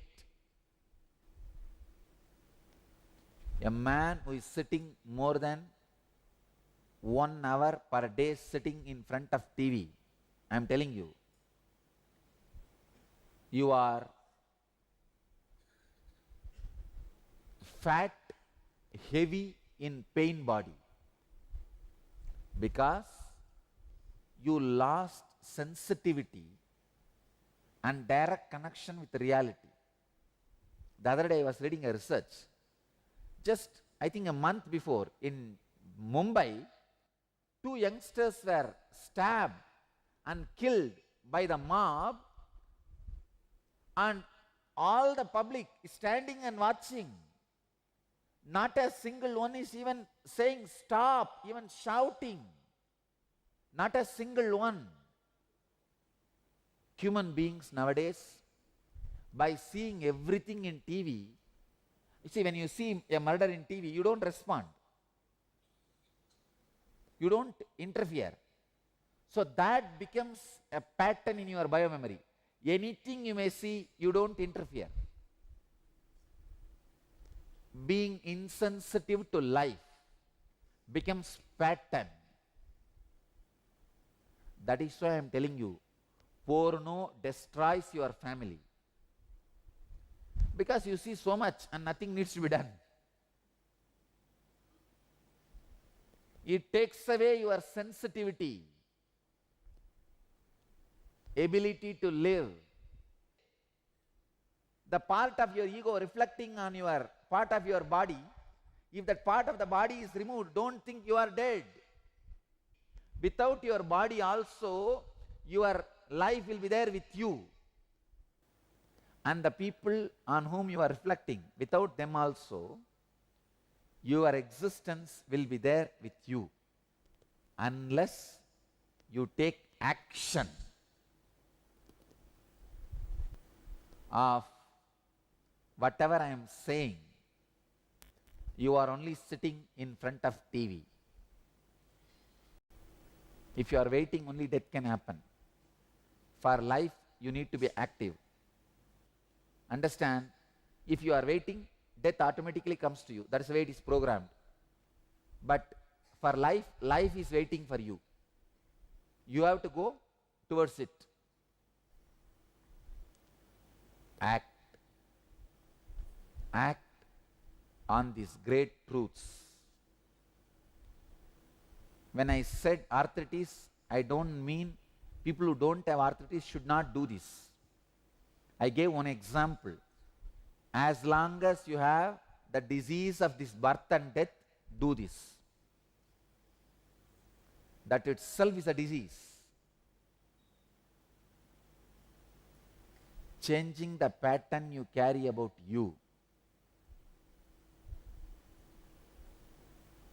is life. When you churn the patterns you carry about you, all the auspicious things in your life, finally nectar, amrita itself, nityatva itself comes out. So with one word, I'll give you the sacred secret from this verse. Act and share. That's it.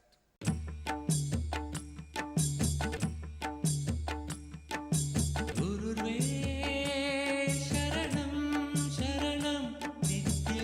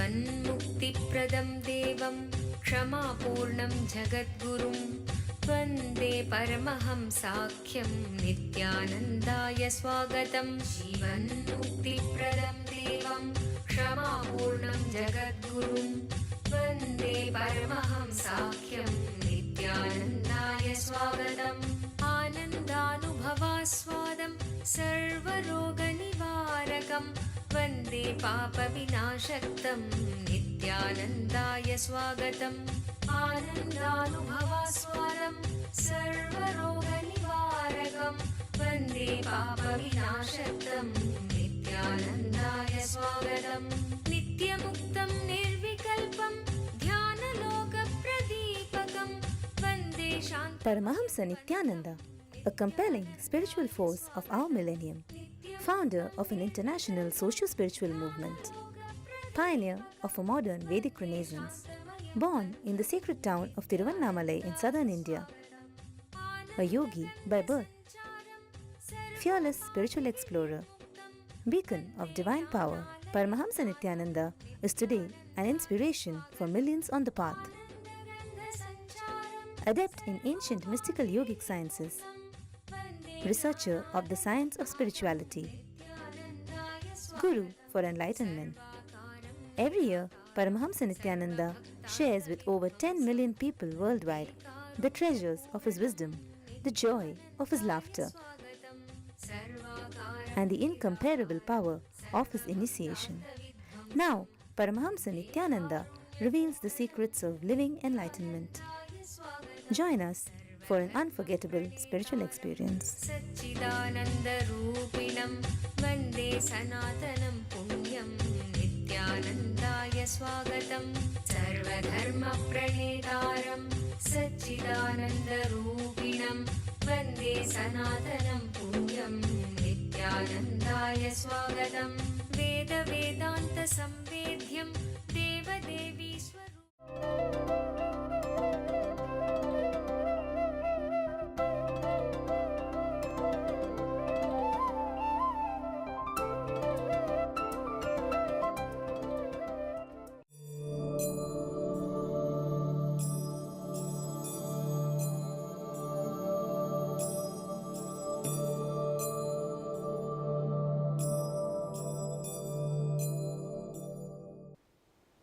Power is different, force is different. Force is your ability to attack others. Power is the ability to center yourself. Bhagavan is saying very beautifully, one established in unclutching, wandering amidst the pleasures of the senses, with the sense organs that are devoid of passion and hostility, with the mental patterns humbled, acquires eternal bliss. The self-controlled man moving among objects with his senses, under control, free from both attraction and repulsion, attains peace.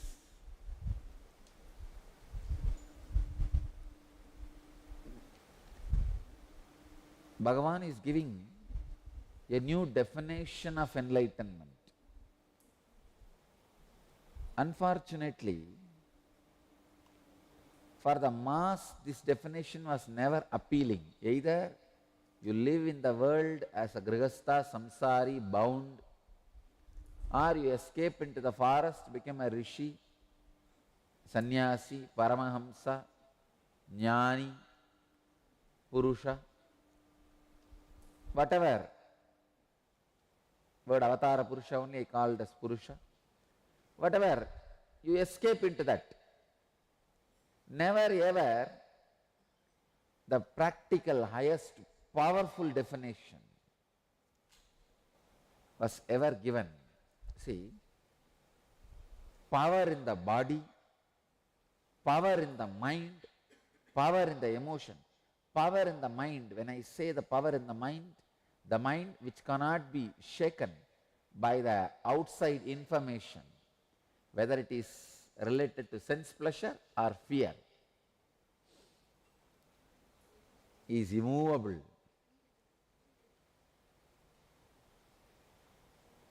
Abhuyamanam achala pratishtam. Information from outside, whether it is sent to you as a sound or as a signal in your body. See, you receive only these two ways information.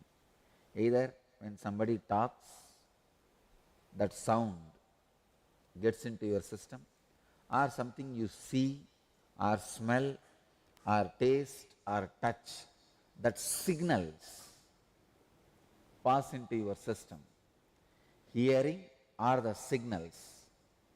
Both, if it does not touch you, disturb you or elate you, your mind is powerful. Power is different, force is different. Force is your ability to attack others. Power is the ability to center yourself.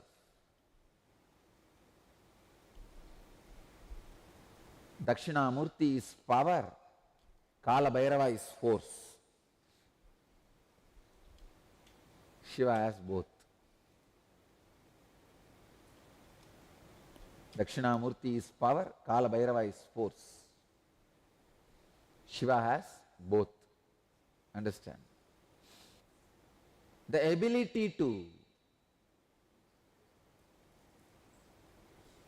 live established in unclutching,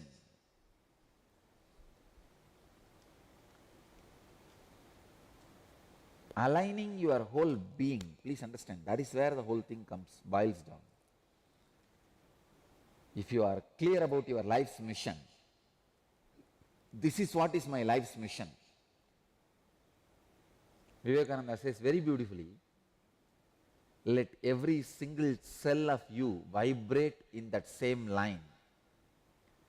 Every hair, your hair, stand in that direction. Let your blood flow only in that direction. Let your body intensely reverberate only with that goal. I tell you,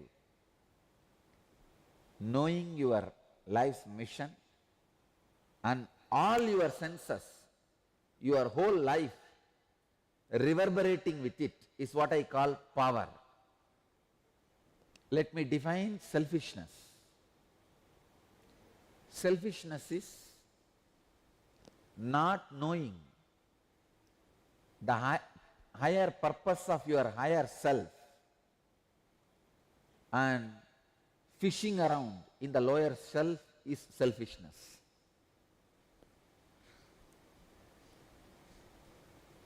Not knowing the higher purpose of your higher self, just fishing around in lower self, is selfishness. Welcome to Inner Awakening, the most powerful personal transformation retreat you could ever experience. In just 21 days, thousands are already experiencing the shortest route to constantly high energy levels, visible anti-aging, healing of chronic diseases, fulfilling relationships, and higher states of consciousness. What is the secret behind this transformation?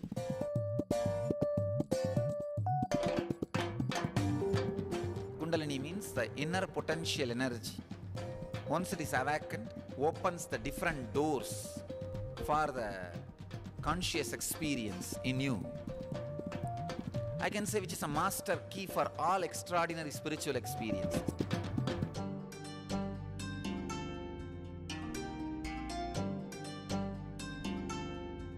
This extraordinary program is conducted personally by Paramahamsa Nityananda in the vibrant atmosphere of Nityananda Dhyanapitham Ashram.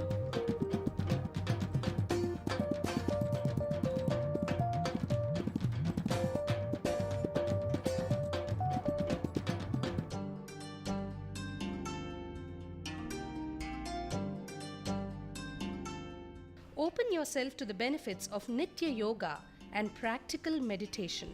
Experience physical and mental healing. Discover simple ways to handle life with success.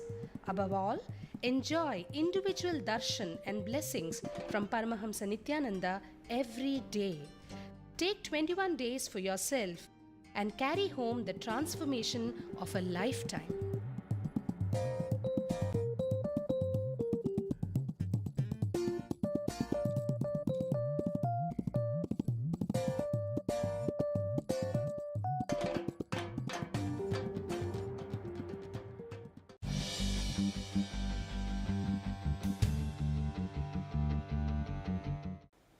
You can't be a child anymore, you are adult. Just few days before I told a story. I wanted to tell the story again. Early morning, a mother was waking up the son and saying, "Come on, you should go to school." The son said, "No, all the children hate me in the school. All the teachers hate me in the school. Tell me 2 reasons why should I go to school." She says, "One, you are 52.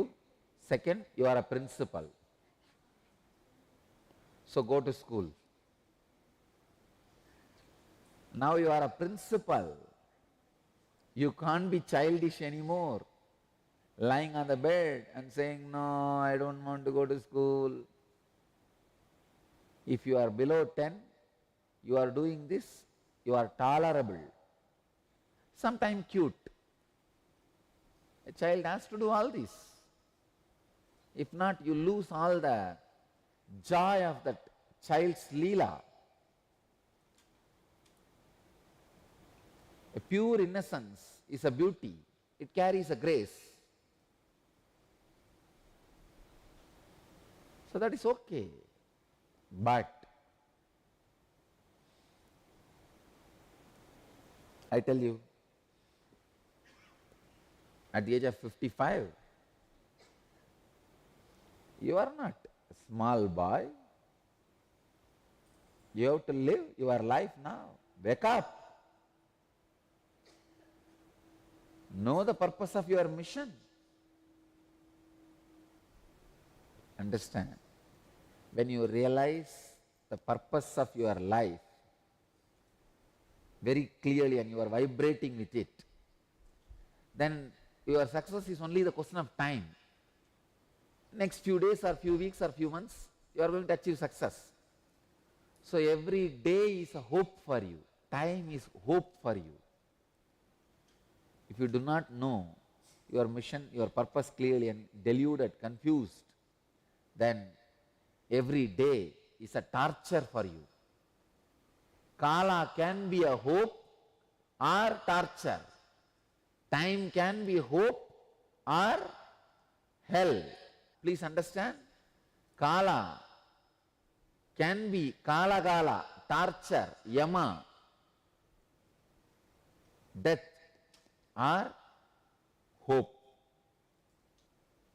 For all the people who realize their mission clearly and reverberate with that, time is a hope for them. People who enjoy delusion, desire to be in delusion, for them time is torture. Rukmani from Chennai. Beloved Swamiji, today is my 50th birthday.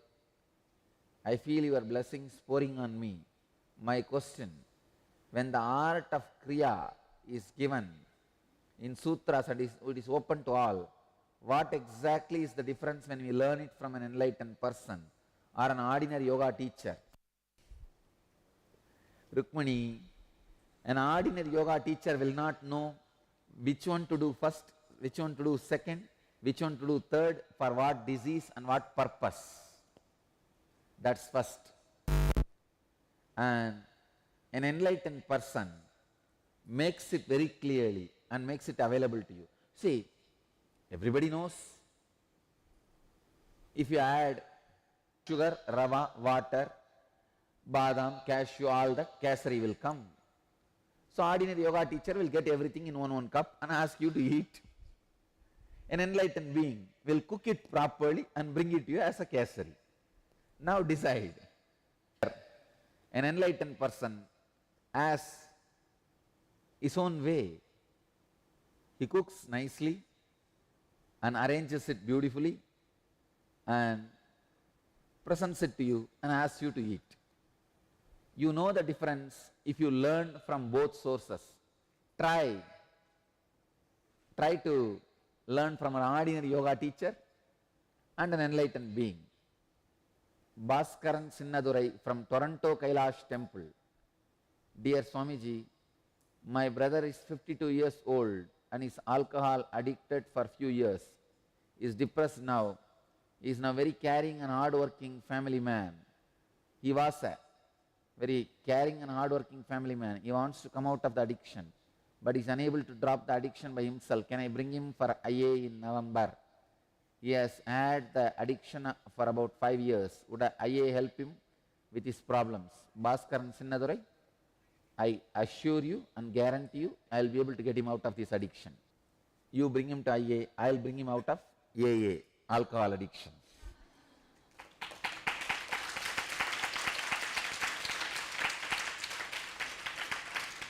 Vimal Patel, how would one differentiate between depression and the churning that happens during the spiritual process when the engrams are burning out?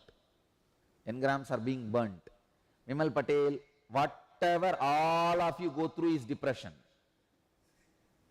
Churning will never give any pain to you. The churning, all the side effect and after effect of churning, only I will know. You will not even know. So be very clear, whatever you go through is just ordinary, simple, idiotic. Please just come out of it. You don't need to father it, mother it, entertain it, enjoy it, thinking it is a churning during the spiritual process. When a spiritual process is done, you will not even be aware that churning is going on. Only I will be aware. I will take care of that. You please do your part. John from Dallas, Texas. Thank you infinitely, Swamiji. I was telling you yesterday that I missed a deadline for fellowship application. Wish will grant me financial support to attend graduate school and get a master's in transportation engineering. After I sent you the message, I tried to connect with you in an unclutched state. I felt like something very subtle was shifting inside my body. Today I called and explained the situation to the officials and they said that they will try to push my application. Thank you for the work. Great. Dallas, John from Dallas, Texas, blessings. You will get it. Go to your school. You will get masters in transportation engineering. Attend satsang every day. You will get masters in teleportation engineering. Blessings.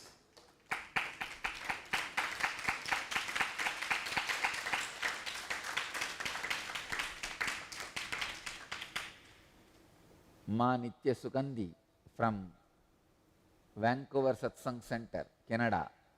I am a counselor. Do help me.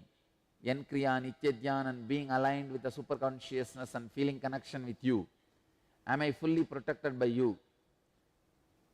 Nitya Sugandhi, the moment you say that you have a feeling connection with me, be very clear, you are fully protected. Don't bother.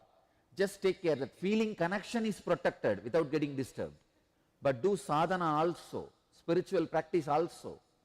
Because if you don't do spiritual practice, at some time you may not be able to protect the feeling connection with me. See, as long as you have feeling connection with me, I will protect you from everything. But do sadhana, continue to do Yankriya, Nitya Dhyan, being unclutched, satsang, all that, so that the feeling connection is protected.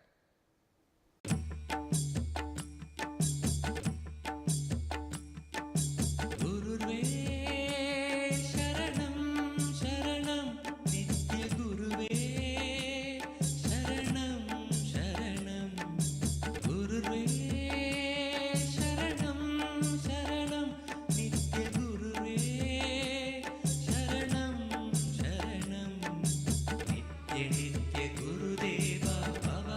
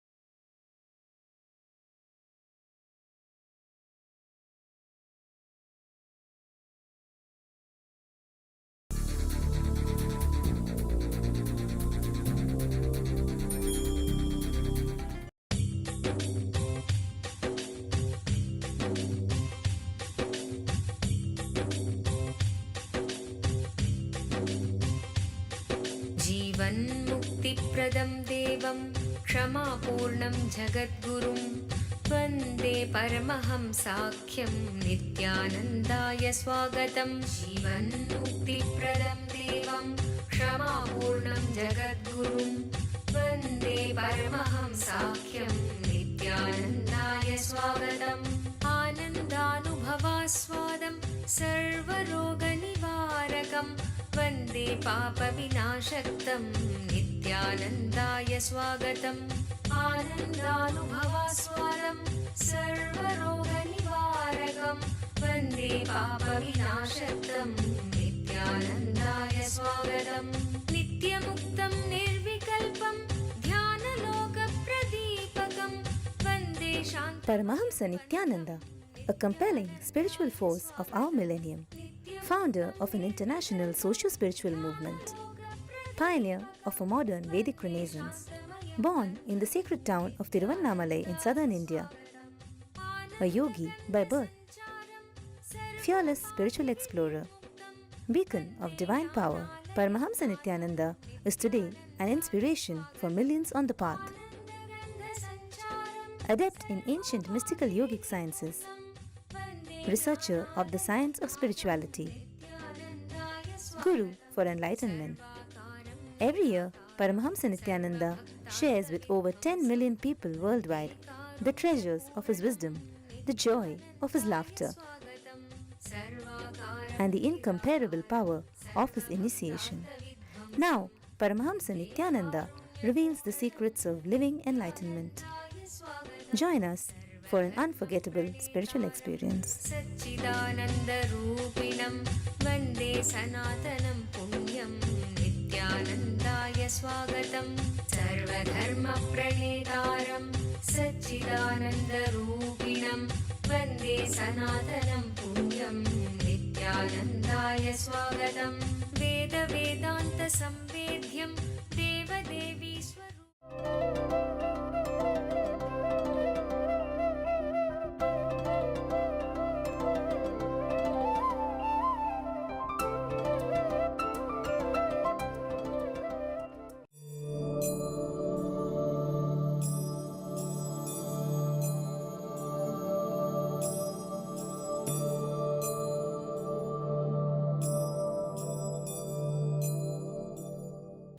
When man ponders over the pleasures of the senses, there arises an association with it. Means you start associating yourself with it.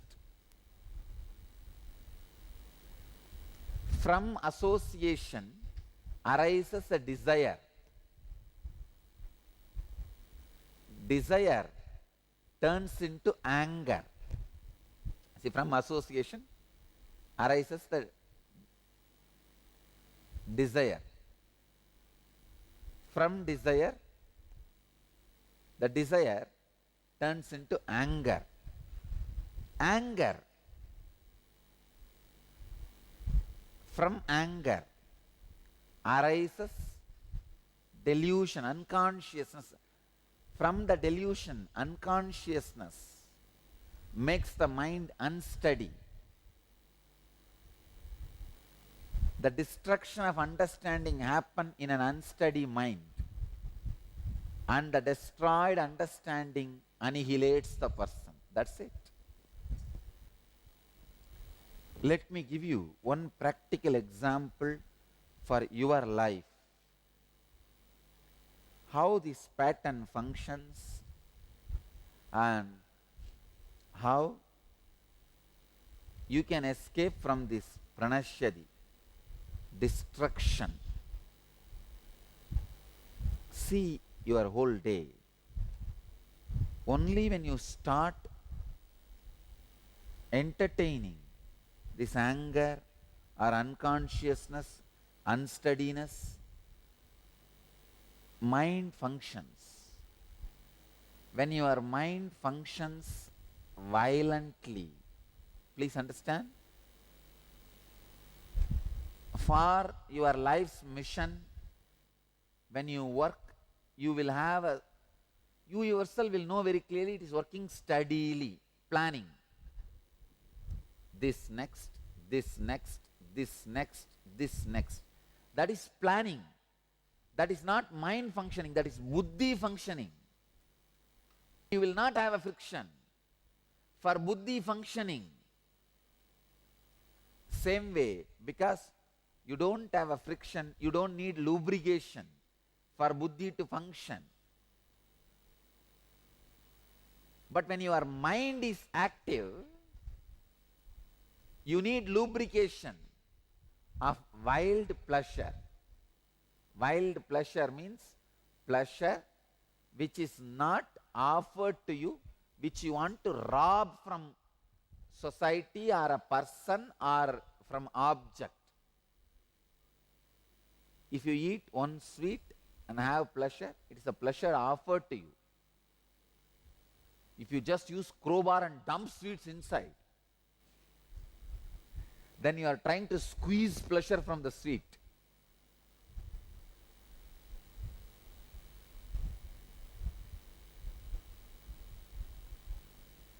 From person, from place, from object, from time, when you try to squeeze pleasure, that is what I call the wild joys. You feel you need lubrication. See your life. I am describing your life step by step. Whenever you feel like, I have done too much, now I need lubrication, means something extra.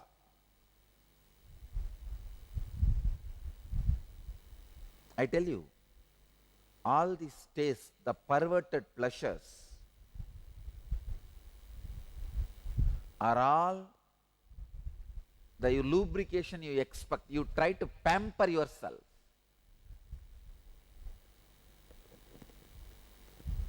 Which is completely wrong. When you try to pamper yourself, you destroy your physical health, you destroy your mental health, you destroy your emotional health, you destroy your whole self.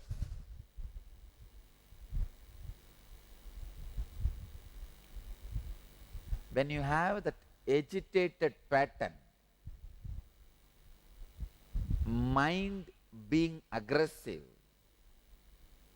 even while you eat, you won't digest properly. You will just swallow and you won't digest properly. See, 3 moments of your every day: eating, taking bath, and getting ready to fall asleep. These 3 moments, your unconscious will be active without your cooperation or your ability to control. See, like how check your blood pressure. Usually doctors will check after you clean your bowels in the morning. That's the time the maximum blood pressure will be there. Because you will use your whole body, all the muscles to clean your bowels, the maximum blood pressure will be there. Same way, the maximum degree of your unconscious enrage or agitation will be there while you take bath, while you eat, while you get ready to fall asleep. These 3 moments, the maximum mind pressure will be there, like blood pressure. I can coin a new word, mind pressure. See, while you are eating, if the mind pressure is there, you just swallow. That reduces the strength of your body. Same way, while you are getting ready to sleep, if the mind pressure is more, it completely disturbs the quality of your sleep. And I tell you, when you don't have buddhi alive, means sitting and planning, I will do this today, this today, this today, this today, next, next. A clear, intelligent planning. If that is not happening, your mind is a devil's workshop. It will have only the mind pressure. Either your inner space has to be ruled by buddhi, Indra, or the mind. As long as your buddhi also understands, hey, when I have problem, just go to the master and listen what he says and do as he guides. Welcome to Inner Awakening, the most powerful personal transformation retreat you could ever experience. In just 21 days, thousands are already experiencing the shortest route to constantly high energy levels, visible anti-aging, healing of chronic diseases, fulfilling relationships, and higher states of consciousness. What is the secret behind this transformation?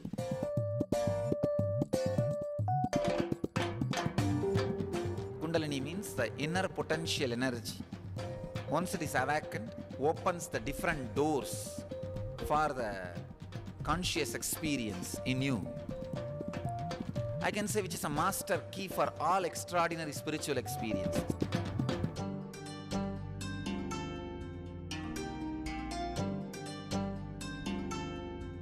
This extraordinary program is conducted personally by Paramahamsa Nityananda in the vibrant atmosphere of Nityananda Dhyanapitham Ashram.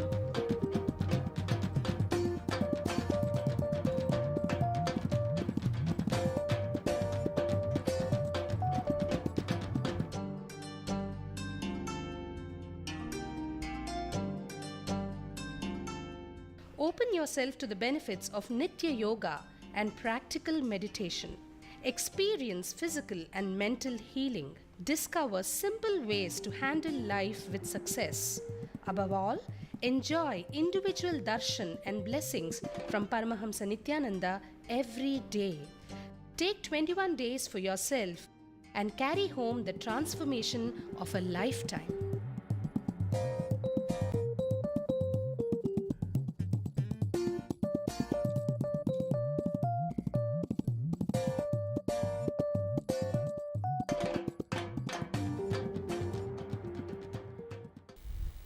Constantly, the pressure which you experience, the mind pressure, is what I call demon. That mind pressure's different name only. First, the contemplation. I'll tell you the different demons' names. Thinking of an object, dhyayato vishayan pumsaha, that is one demon. I can say it's baby demon. It has not yet really become demon. Little cute, but demon. Like baby snake. Very cute, but poisonous. Dhyayato vishayan pumsaha. Then sangastesho bachayate. That gives rise for attachment. Attachment can be called as like that Indrajit. Ravana's kids means for youth, youngsters, young demons who are not kids, same way who are not old, matured demons like Ravana, Indrajit, this kind of demons. From attachment, desire arises. Now the Indrajit has become full-fledged Ravana. Ravana can be the embodiment of desire. Kamaha. See, this kamaha can be some 6, 7 variety. Just the kama of the wealth is Duryodhana, kama of pleasure from certain person, Ravana,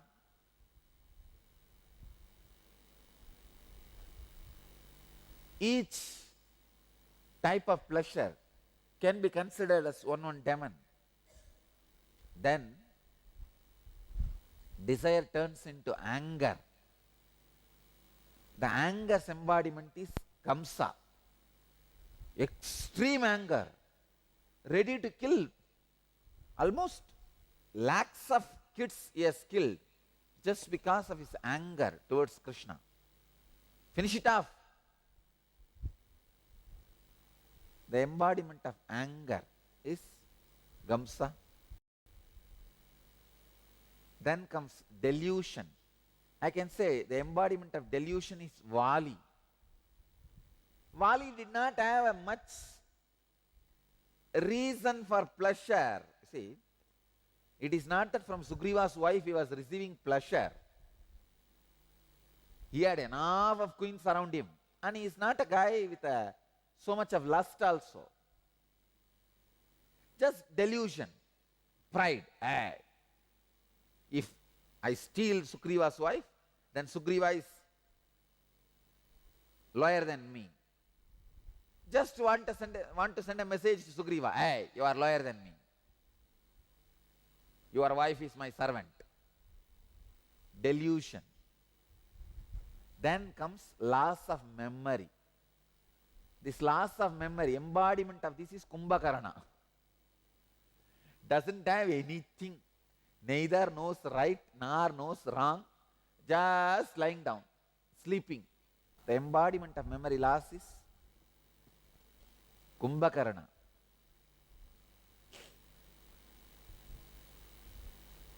Then comes Smriti Vipramaha,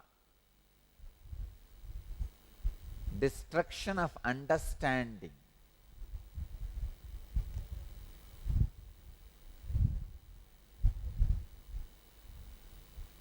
Ravana gets into this space actually. He also goes through the destruction of understanding. I can say almost all demons go through this destruction of understanding. How, when you heal the pain, the personality itself is getting killed. See, it's not that knowingly they do, but they are by the nature, the pain, because you cherished it and you associated yourself with it, it leaves a suicide note. Take revenge on this fellow.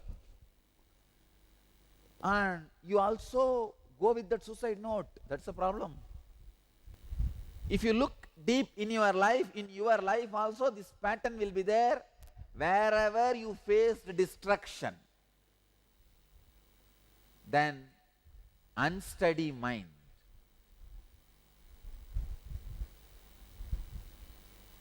buddhinasaha,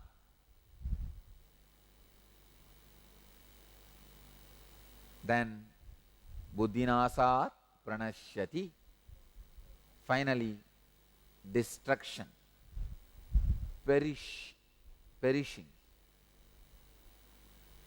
or annihilation of the person happens. From the destruction of understanding, annihilation happens. Buddhinashat pranashyati. Understand, don't allow even the small demon, even though he looks cute, is demon. That baby demon is contemplating on the ordinary pleasures. From there starts association, then all the different demons. Small baby snake may look cute, but it's snake. Baby demon may look cute, but it is demon. This is the sacred secret from these two verses. Poram Sharma from San Jose and Aarti Agarwal from Bangalore both asked the same question. Dear Swamiji, what you said about depression yesterday gave me a click immediately. I am going through chronic pain since many years. And as for your healing, you have said I am working on you. I really want to stop suffering from this engram. What's the best way to operate so that I don't interfere your healing and repeat the same patterns? Do not allow or respect the suicide note your pain leaves in your body. That's all. Nothing else is required. Just don't associate yourself with the pain. Sympathize with the reasons for pain. Don't respect the suicide note. Support me. Let both of us gather, join hands together and destroy the pain. It's like a joint action against terrorism. Pain is a terrorism in your body. But some part of your body feels connected to the terrorists. No. They belong to my religion. They belong to my place. Some way. Like Pakistan feeling connected to the terrorist organizations. Based on the religious base, they feel connected to the terrorist organization. But finally what happens? The terrorism is hurting the Pakistan also. Same way, your body is like Pakistan. Pain is a terrorist. Your mind sometimes feels connected to the terrorists. That way you can never get rid of it. So allow Bharat, Guru. Associate yourself with Guru, Bharat, and comb out. Remove all the terrorists. That's the only way you can save yourself and save the world. Sometimes the terrorists with whom you are feeling connection, they are attacking your Guru itself, Bharat. That is not going to work for you. Neither you can destroy the Bharat, nor you will be in peace. Anyhow, just do not entertain, support the pain engrams. That's it.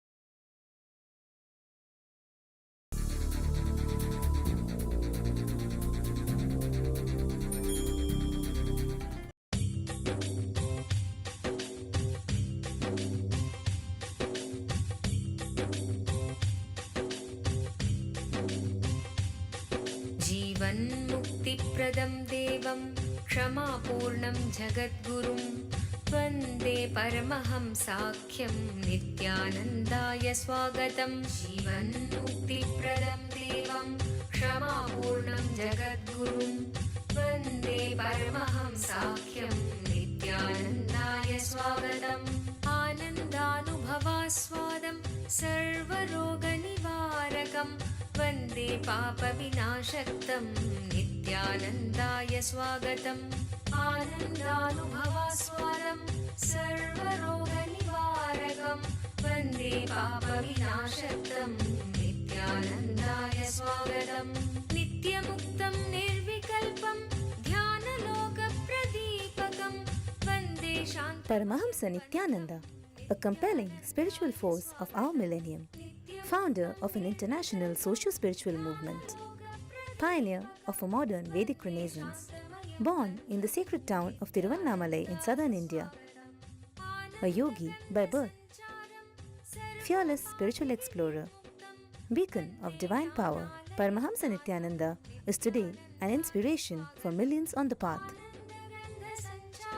Adept in ancient mystical yogic sciences, researcher of the science of spirituality, guru for enlightenment. Every year, Paramahamsa Nityananda shares with over 10 million people worldwide the treasures of his wisdom, the joy of his laughter, and the incomparable power of his initiation. Now, Paramahamsa Nityananda reveals the secrets of living enlightenment. Join us for an unforgettable spiritual experience. Satchidananda-rupinam Vande Sanatanam Punyam Nityanandaya Swagatam Sarvadharma-pranetaram Satchidananda-rupinam Vande Sanatanam Punyam Nityanandaya Swagatam Veda-Vedanta-samvedhyam Deva-Devi Swaroop.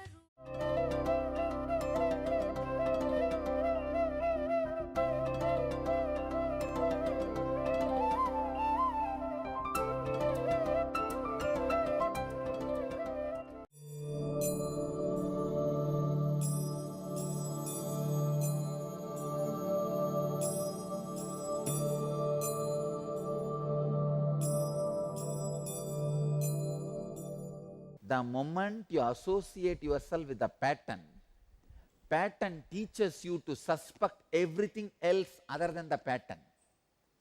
When you don't associate with it, when it is away from you, suddenly you see the pattern doesn't have life. Just few days before, one of my rishis are telling another on Swami, the problem I have, if others are having, I'll be able to bring them out easily. But when it comes to me, I don't know what to do. It is not one person's problem, everybody's problem. The problem which you are having, if somebody else is having, you can easily lift that person out. You are all too intelligent when it comes to others. Why? Then why that is not happening when it comes to you? Please catch the truth. Let me repeat once more. When you have not associated yourself with the pattern, it doesn't have your presence to infuse life to it. The moment you associate yourself with the pattern, pattern gets life. Now it becomes independent, intelligent. It starts making you suspect everything other than itself. That is why you find when somebody else is in a problem, very easy to lift them out of that problem. But when you are in the same mess, you are struggling. You can't do anything. You are not able to attend. You are not even able to be balanced. Bhagavan beautifully says, O son of Kundi, the tormenting power of the senses forcibly deprive the faculty of discrimination of even the awakened one who is ever watchful. Krishna goes to the extreme of saying, even the mind of a wise man is snatched away. The faculty of discrimination is snatched away, even the mind of a wise man. Of course, he gives you with the factor of safety he is talking, but actually it doesn't snatch you after a certain frequency. But he wants to emphasize, Bhagavan wants to emphasize, till the complete cognitive shift happens. Bhagavan is saying, even the intelligent ones, the mind can be snatched away by the pattern. Understand? Here I will translate the word, the power of senses, what the Sanskrit word indriyani. I will replace the word indriyani with English word, the pattern. See, for example,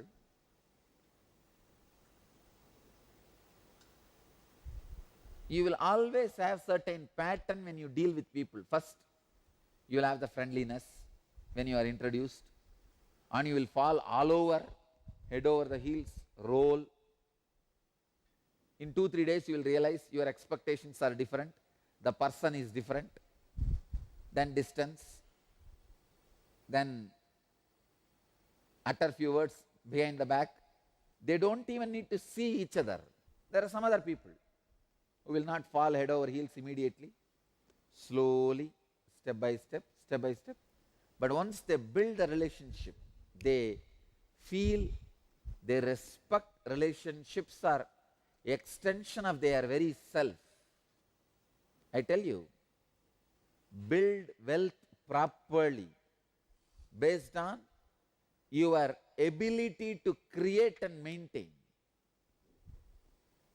Why do you think all over the world so many millions of people get millions of dollars in lottery, but you will not find a single man who has become rich by lottery? Because the wealth came through the lottery was never part of his own personality. It is not extension of his personality. It is something infused from outside. It will naturally only become cancer, never become muscle. Anything which is extension of your personality is your muscle. Anything which is forced outside from you suddenly is cancer. I just know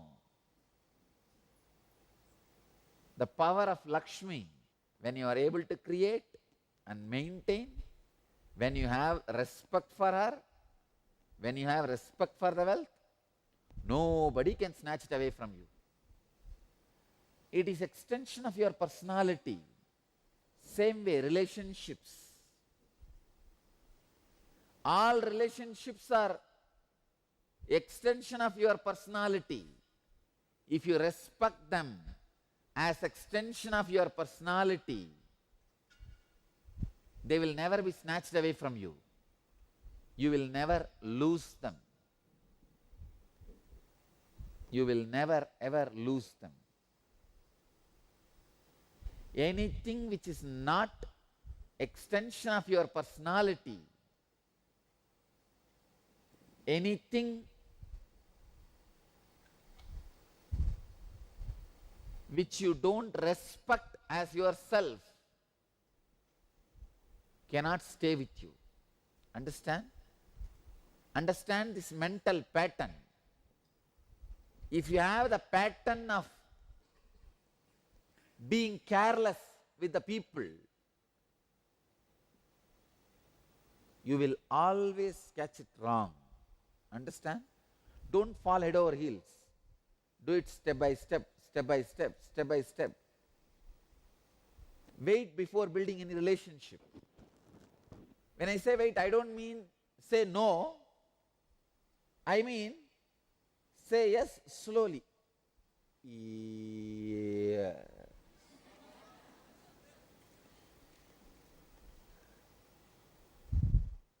Say yes with a lot of respect for the person, because after your yes, the person is extension of you.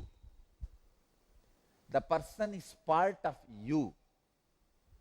Not able to maintain health, not able to maintain wealth, not able to maintain relationships, all are because of wrong mental patterns.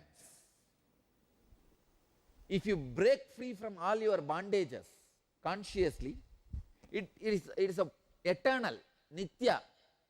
You can again never be bound. Over, that's all.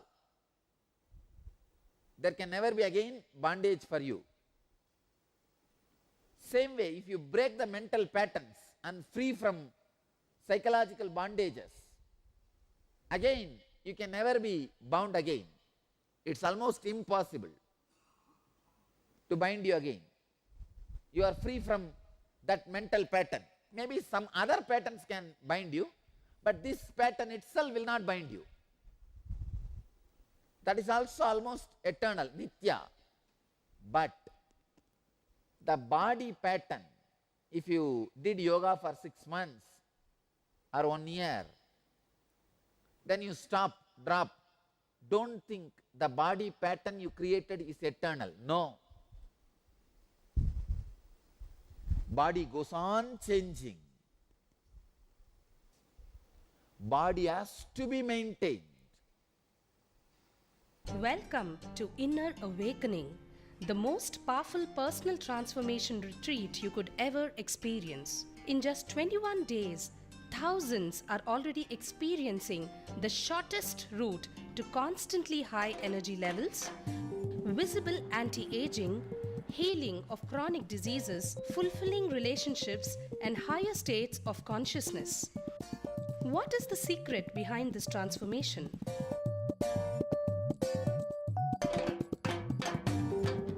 Kundalini means the inner potential energy. Once it is awakened, opens the different doors for the conscious experience in you. I can say which is a master key for all extraordinary spiritual experiences.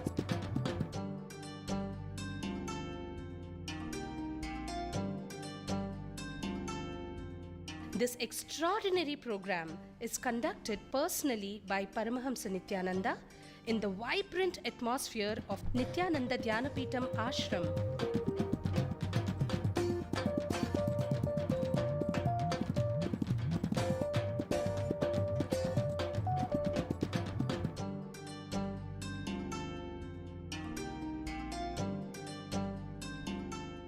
Open yourself to the benefits of Nitya Yoga and practical meditation. Experience physical and mental healing. Discover simple ways to handle life with success. Above all, enjoy individual darshan and blessings from Paramahamsa Nityananda every day. Take 21 days for yourself and carry home the transformation of a lifetime.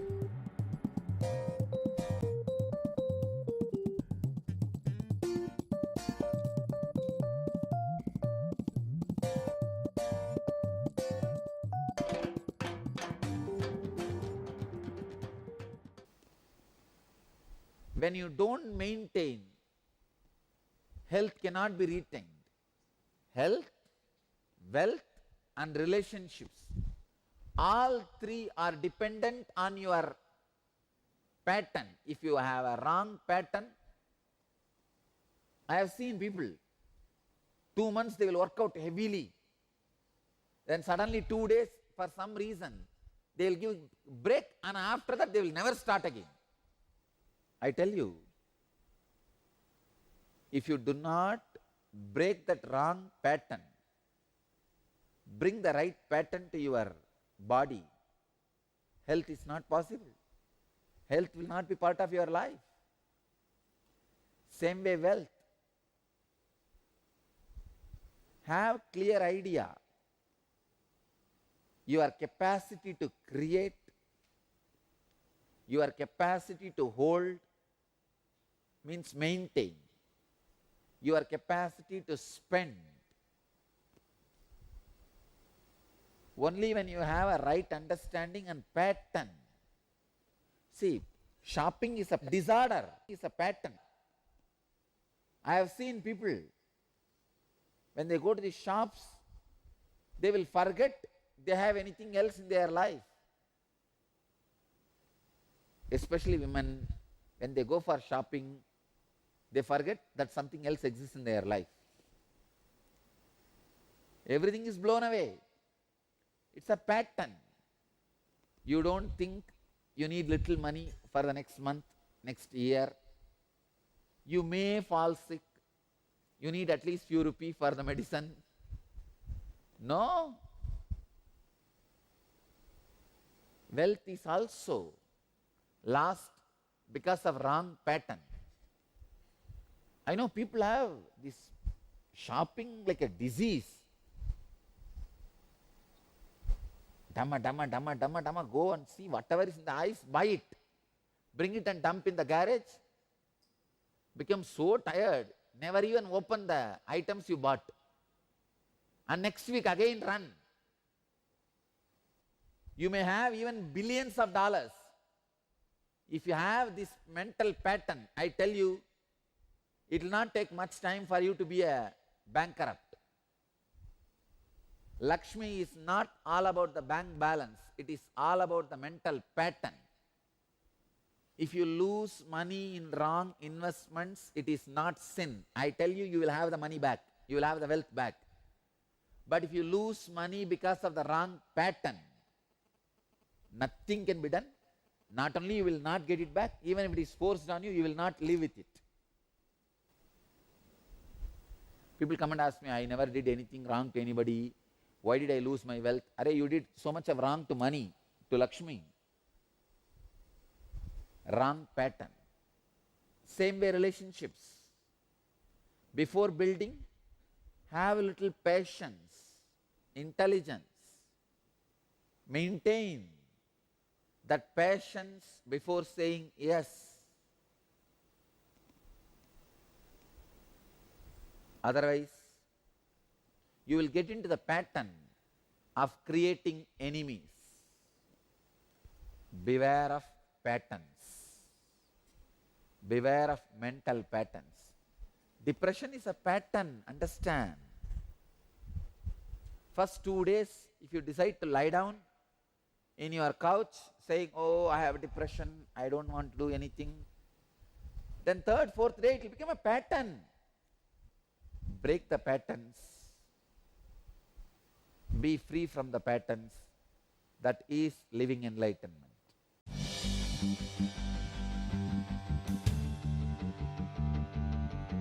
Ravi Rawat from Hong Kong. Why I am not able to open totally to others in my relationships? You might have been hurt, exploited, or as per your logical understanding, cheated. So that is the reason you never wanted to open up to anybody else. Understand? There is something which we call cost of doing business. Same way, trust is cost of living. I tell you, trust is cost of living, build it.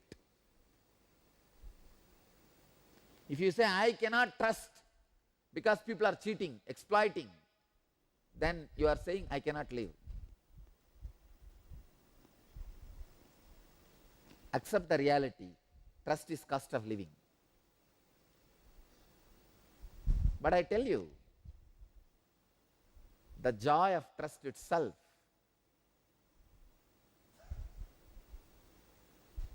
is something extraordinary.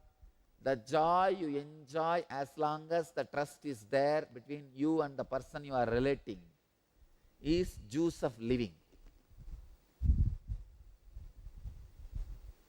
That is why I tell you, build relationships with a lot of patience and discrimination so that the trust, the bridge which you build, the trust bridge is not broken. I tell you, the worst thing can happen in your life is losing relationships. Especially a relationship with a guru. I always tell people, commit slowly with Guru. In every level. Whether you are going to be volunteering, whether you are going to share your time, or treasure, or talent, or your devotion, heart. Commit slowly with a lot of discrimination. But once you commit, see that it is only getting strengthened. Never you put your step back. I am telling, even with ordinary friend, brother, sister, mother, husband, wife, even in those things, have tremendous respect for the other person, commit step by step, slowly, with a lot of discrimination, so that you don't break the trust bridge. Next, Kirtana from Hyderabad. Swami, my husband is cheating on me. Because of this, I don't feel connected to him. How do I trust him and feel him as my extension? I really feel somewhere you may be depriving him or cheating him. You may not be supporting, offering what he is expecting from you. What he is expecting from wife, you may not be giving. You may be cheating on him. Understand? When I say cheating, I am not saying you are having another one affair. I am saying you are not giving what he wants. Understand? Only having another one affair is not cheating. If you are not giving what the other person expects from the relationship, that is also cheating. Kirtana, understand this logic. You may not be having affair, means you may not be giving your love for somebody else other than your husband, but you may not be giving for your husband also. That is also cheating. See, your husband is giving his love to somebody else. That is what you are calling as cheating.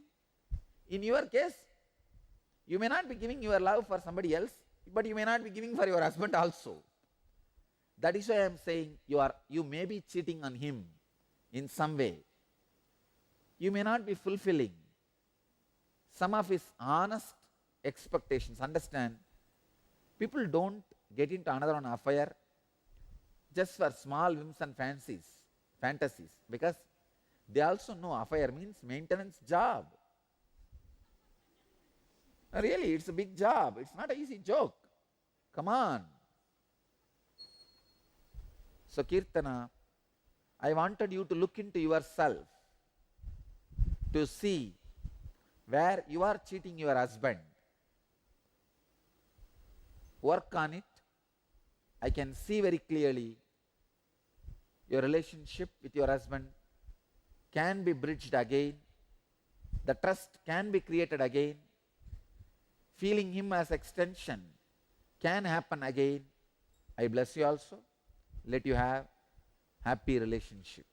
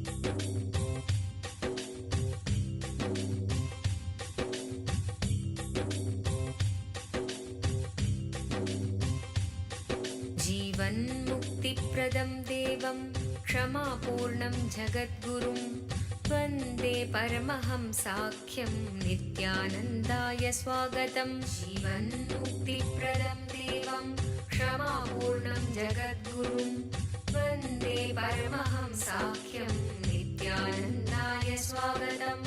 आनन्दानुभवास्वादं सर्वरोगनिवारकं वन्दे वन्दे पापविनाशक्तं नित्यानन्दाय स्वागतम् आनन्दानुभवास्वादं सर्वरोगनिवारकं वन्दे पापविनाशक्तं नित्यानन्दाय स्वागतम् नित्यमुक्तं निर्विकल्पं ध्यानलोकप्रदीपकं वन्दे शान्ति Paramahamsa Nityananda, a compelling spiritual force of our millennium, founder of an international socio-spiritual movement, pioneer of a modern Vedic renaissance, born in the sacred town of Tiruvannamalai in southern India, a yogi by birth, fearless spiritual explorer, beacon of divine power, Paramahamsa Nityananda is today an inspiration for millions on the path.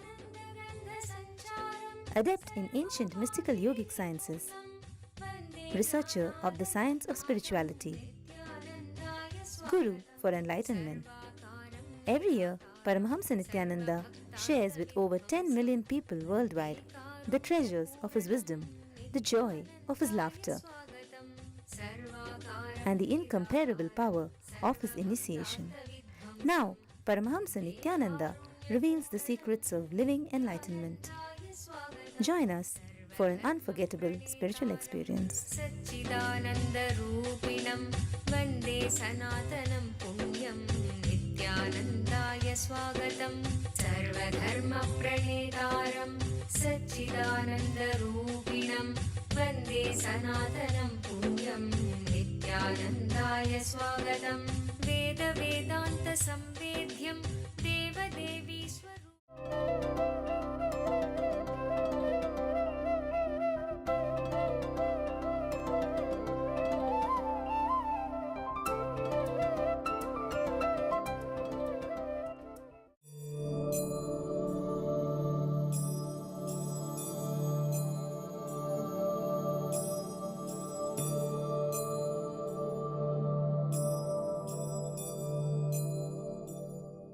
The greatest fear on the path is, at some moments you may feel you may drop from the Guru. There may be disconnection from the Guru. That's the greatest fear.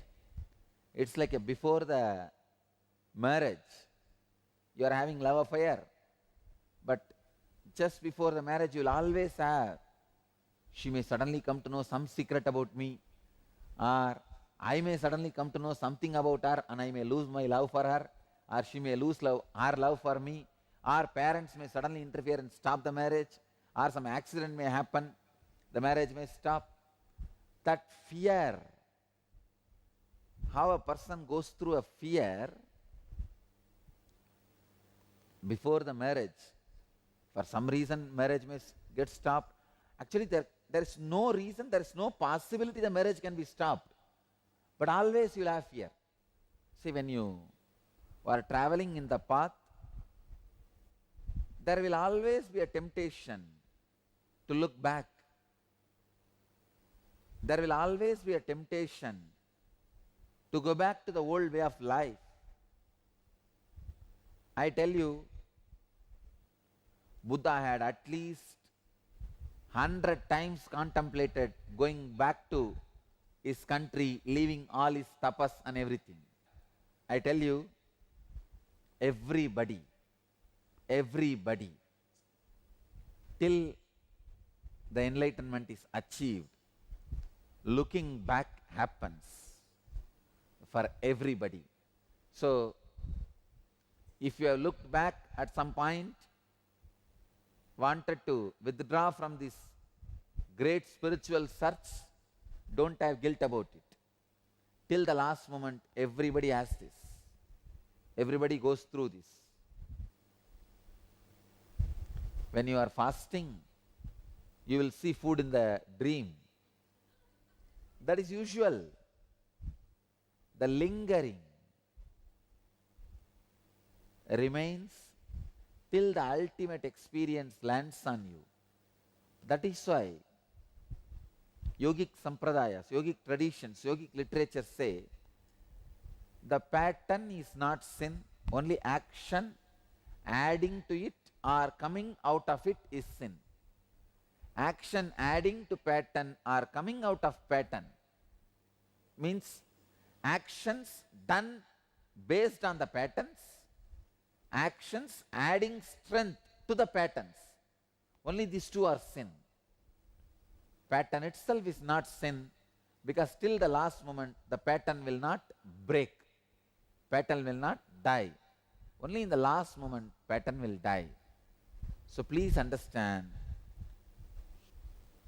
the objects of the senses turn back from an embodied soul that has excluded tasting them, but the inclination still lingers. Even that lingering ceases when he visualizes the highest truth. When the sense objects turn away from the body, desires remain. It's like you just quit the lower frequency life. You are here. You are working for the higher frequency of your being, the complete cognitive shift. Naturally, sometimes you will turn back. See, life is only if you are engaged, you are alive. If you are physically engaged, your body will be alive. If you are mentally engaged, your mind will be alive. If you are consciously engaged, your consciousness will become alive. That's all. When your consciousness is alive, every small thing, with every small thing you will be committed. You will be constantly committed. Being committed will be the personality of you, existence of you. Here, I am making you commit with your consciousness, engaging your consciousness, consciously being engaged. See, only when you are consciously engaged, your consciousness will first of all awaken. Till then, your consciousness will not even be awakened. Like a working hands build the muscles, working mind builds the creativity, working consciousness builds enlightenment. Especially if you are on the highly committed spiritual journey, you will have this problem. In the highly committed spiritual journey, there will always be looking back. Unfortunate are those who are looking back by putting the blame on the master, responsibility on the master. At least when you look back, when you turn back, when you go away, be very clear, it is because of you are not able to do. Then the possibility for the future traveling, future journey is open. Welcome to Inner Awakening, the most powerful personal transformation retreat you could ever experience. In just 21 days, thousands are already experiencing the shortest route to constantly high energy levels, visible anti-aging, healing of chronic diseases, fulfilling relationships, and higher states of consciousness. What is the secret behind this transformation?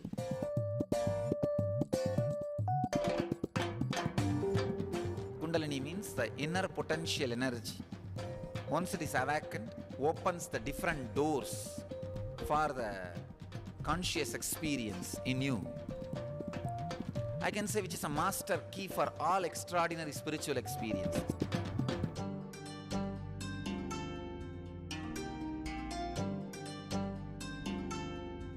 This extraordinary program is conducted personally by Paramahamsa Nityananda in the vibrant atmosphere of Nityananda Dhyanapitham Ashram.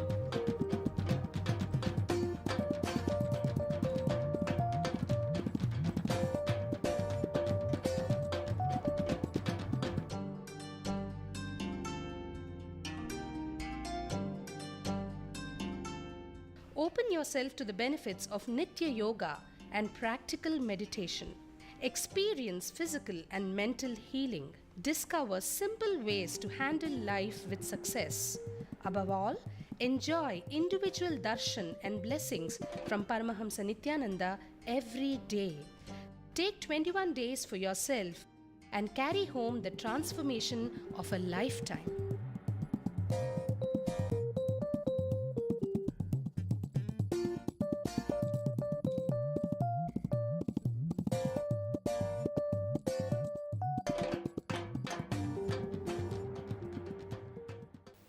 When you turn, if you turn and go away, have the right reason so that always starting the journey again is open and available for you. Inclination will be there for some sweet, for some sleep. For example, you give up women or taste or music or visual scenes, some things you give up. And naturally you don't touch it again, you manage. It is called active vairagya, active detachment. But at some places, very passive attachments will start getting developed. That is lying down in the easy chair 24 hours. Sleeping off whole day, somehow passing time. That is why yogis say, even if you slip off from the sensory disciplines, that is forgivable and repairable. But if you are sleeping, nothing can be done. That's a powerful pattern or powerful way of wasting your life. Even if you slipped once in the sensory pleasure, you slip and come back. Nothing much is wasted. But if you sleep off continuously and become that, if that becomes a life, then whole life is wasted. That is why in Yoga Sampradaya, attachment to sleep is also considered as one more attachment. So, understand the different ways, cunning ways your mind can play game. So, do not worry if you are looking back, and do not actively encourage looking back. Don't encourage that going back to the old lifestyle, and same way do not worry because you have looked back at some times. It always happens when life hits you. When the higher frequency hits you, this happens. Don't worry about it. That will disappear when you become enlightened. Actions encouraging the pattern, actions done from the pattern are only sin. Pattern itself is not sin, don't worry.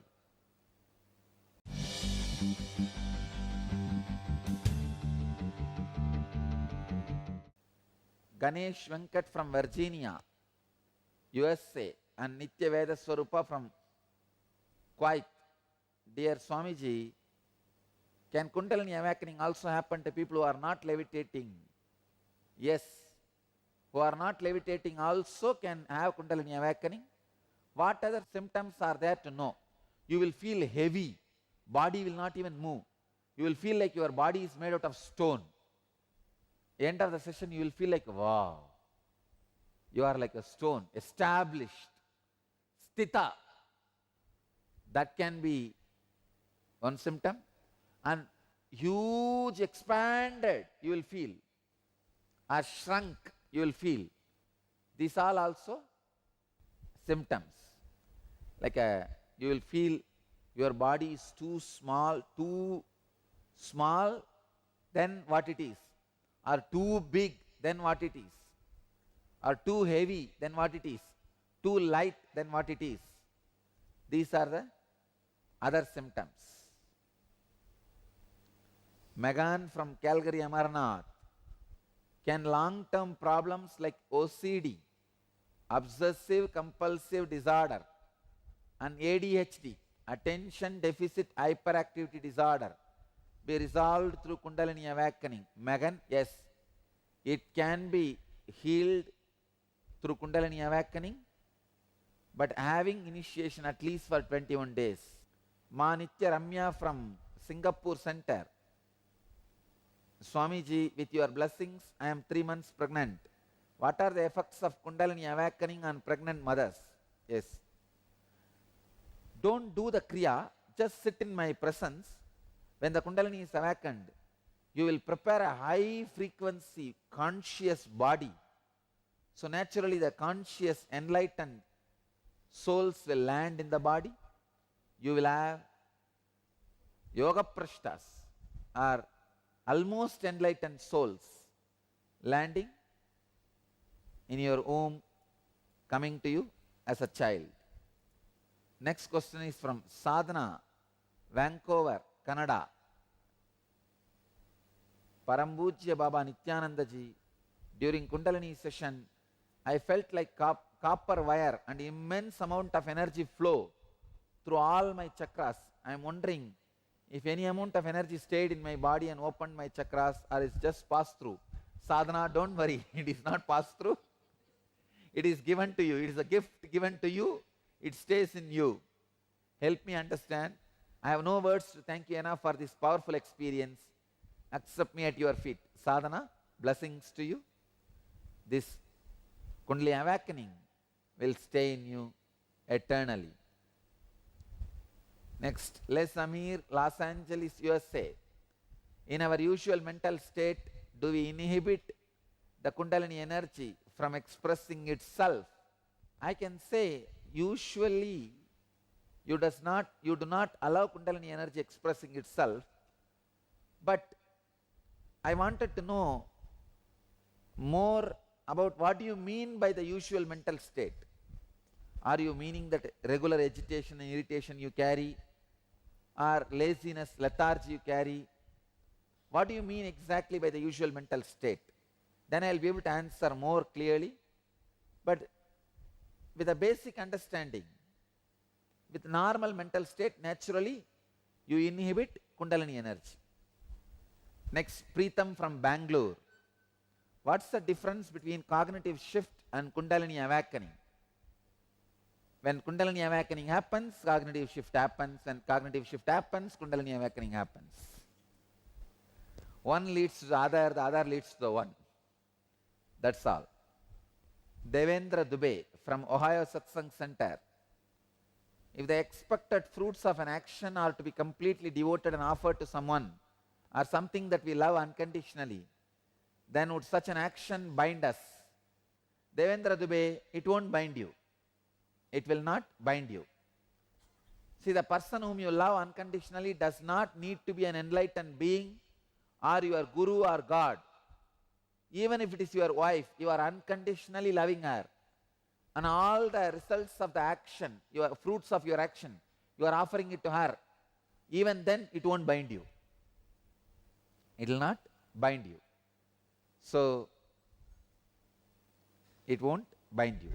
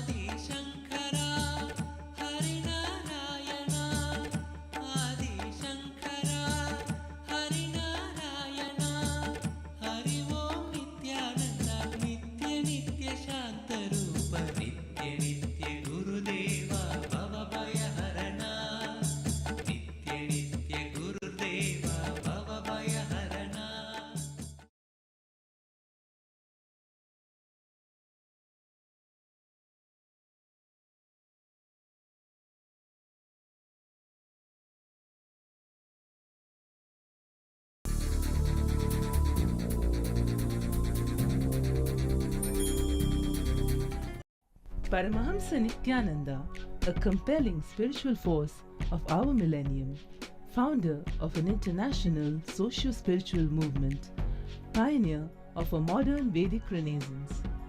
Born in the sacred town of Tiruvannamalai, a yogi by birth, fearless spiritual explorer, beacon of divine power, Paramahamsa Nityananda is today an inspiration for millions on the path. All that I see, all that I hear, I offer to you. Adept in ancient mystical yogic sciences, researcher of the science of spirituality, guru for enlightenment. Every year, Paramahamsa Nityananda shares with over 1 crore people worldwide the treasures of his wisdom, the joy of his laughter, and the incomparable power of his initiation. Now, Paramahamsa Nityananda reveals the deeper secrets of life, science of life. Join us every day for an unforgettable spiritual experience.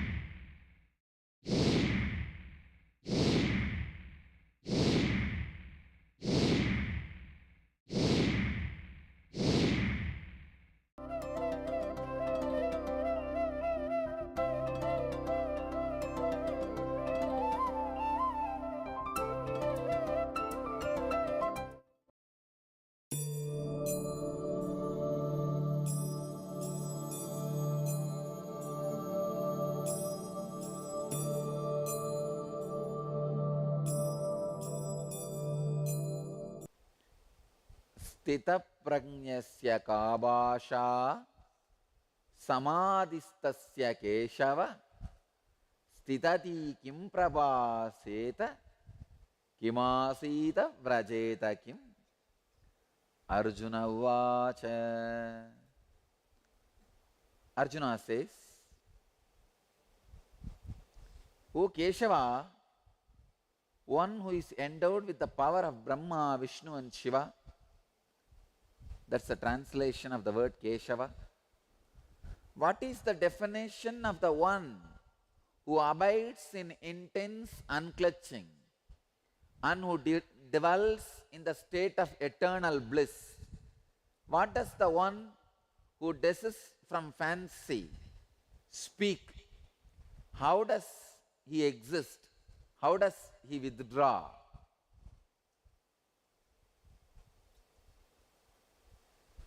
Sthita prajnasya kabasha samadhistasya keshava sthitati kim prapasheta kimasita vrajeta kim.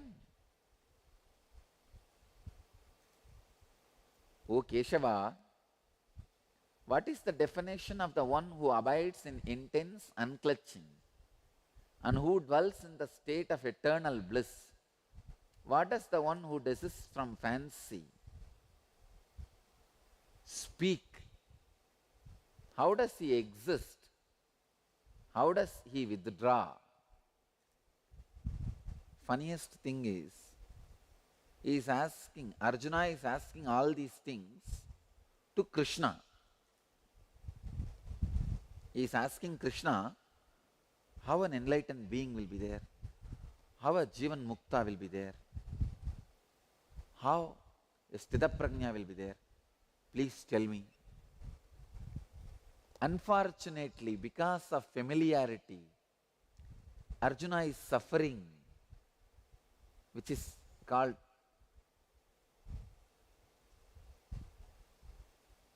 I can give a new word, contempt syndrome.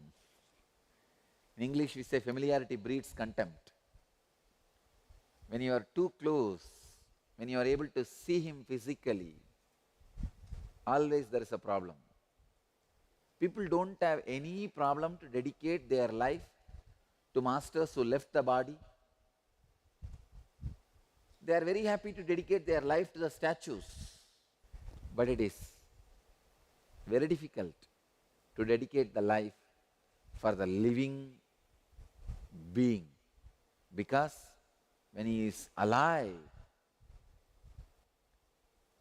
when he is radiating, bubbling, overflowing, you only feel jealous seeing his expression. You don't feel surrendering. The subtle ego of Arjuna is still not able to surrender. That is why he is asking, how an enlightened being will speak, you tell me. He will take the scale from Krishna and tells Krishna itself, see, you told this is the scale. I think you are not fitting with this scale. You are talking like this. These Arjunas, unfortunately, are more intelligent.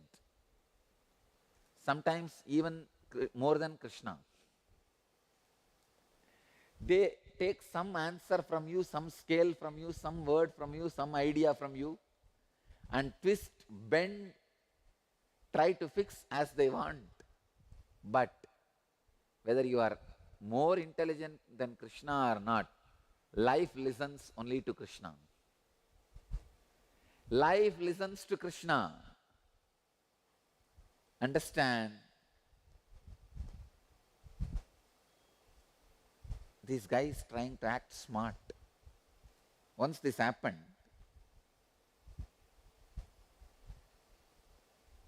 it's like somebody coming to the organization and asking me, you are talking so much about the Sthita Prajna.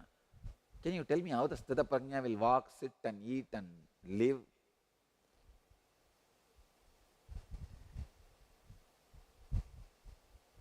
One side, Arjuna is able to believe Krishna is knowledgeable person, intelligent.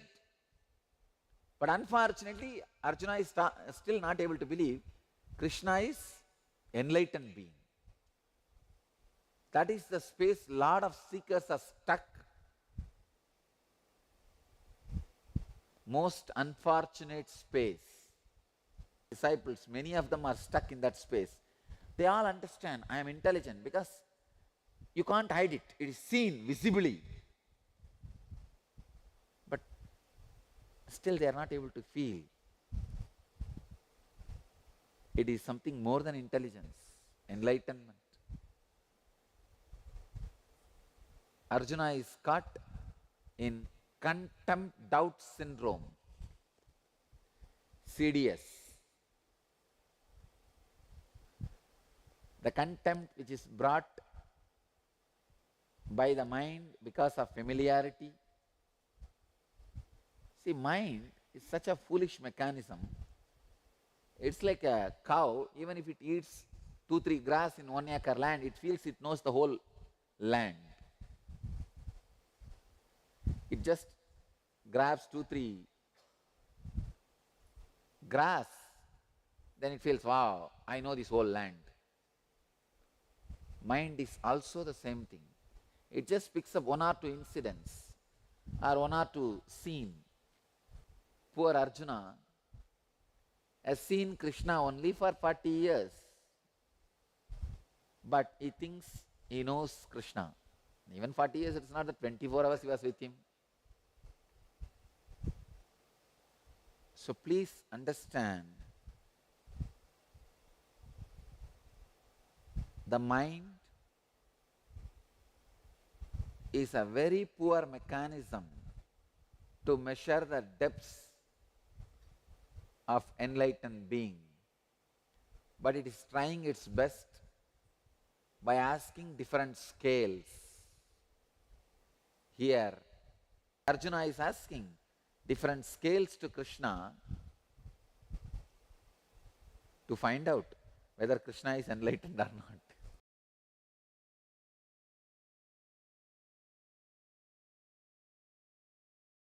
Welcome to Inner Awakening, the most powerful personal transformation retreat you could ever experience. In just 21 days, thousands are already experiencing the shortest route to constantly high energy levels, visible anti-aging, healing of chronic diseases, fulfilling relationships, and higher states of consciousness. What is the secret behind this transformation?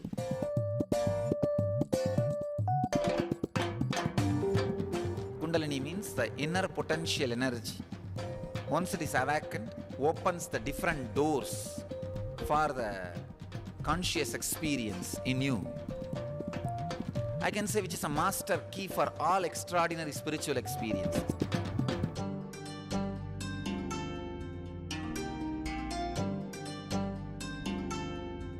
This extraordinary program is conducted personally by Paramahamsa Nityananda in the vibrant atmosphere of Nityananda Dhyanapeetham Ashram.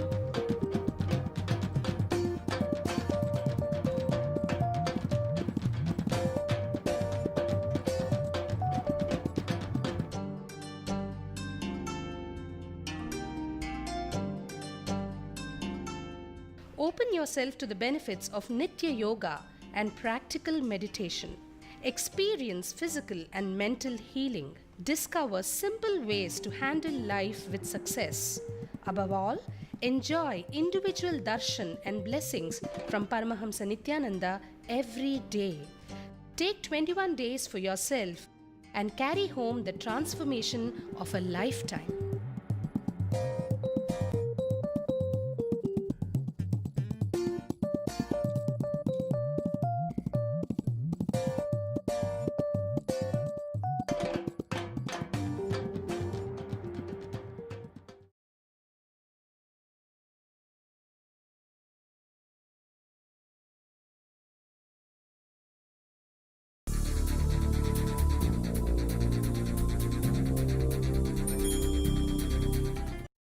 Paramahamsa Nityananda, a compelling spiritual force of our millennium, founder of an international socio-spiritual movement, pioneer of a modern Vedic renaissance.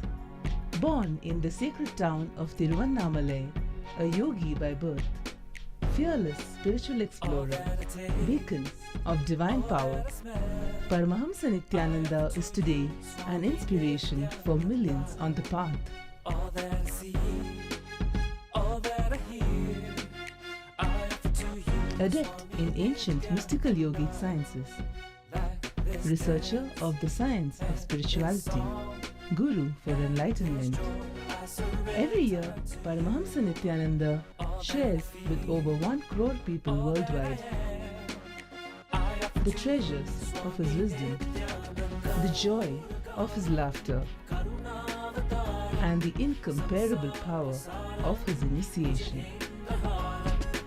Now, Paramahamsa Nityananda reveals the deeper secrets of life, science of life. Join us every day for an unforgettable spiritual experience.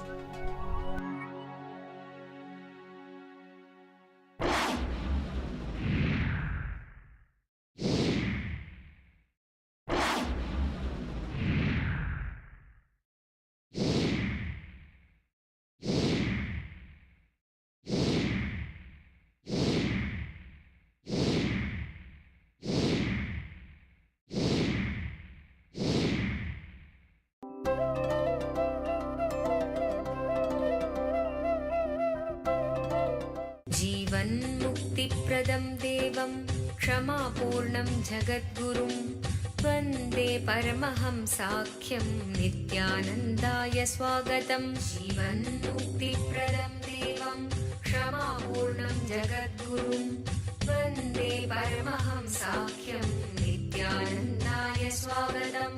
आनन्दानुभवास्वादं सर्वरोगनिवारकं वन्दे पापविनाशक्तं नित्यानन्दाय स्वागतम्।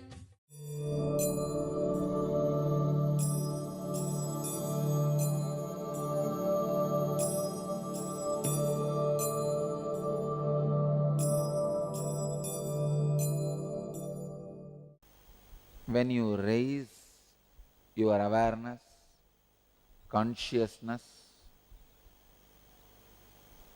when you raise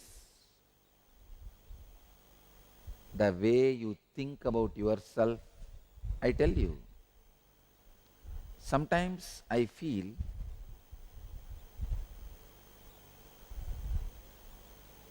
A seeker should make first little money by working in the society. Because with little money,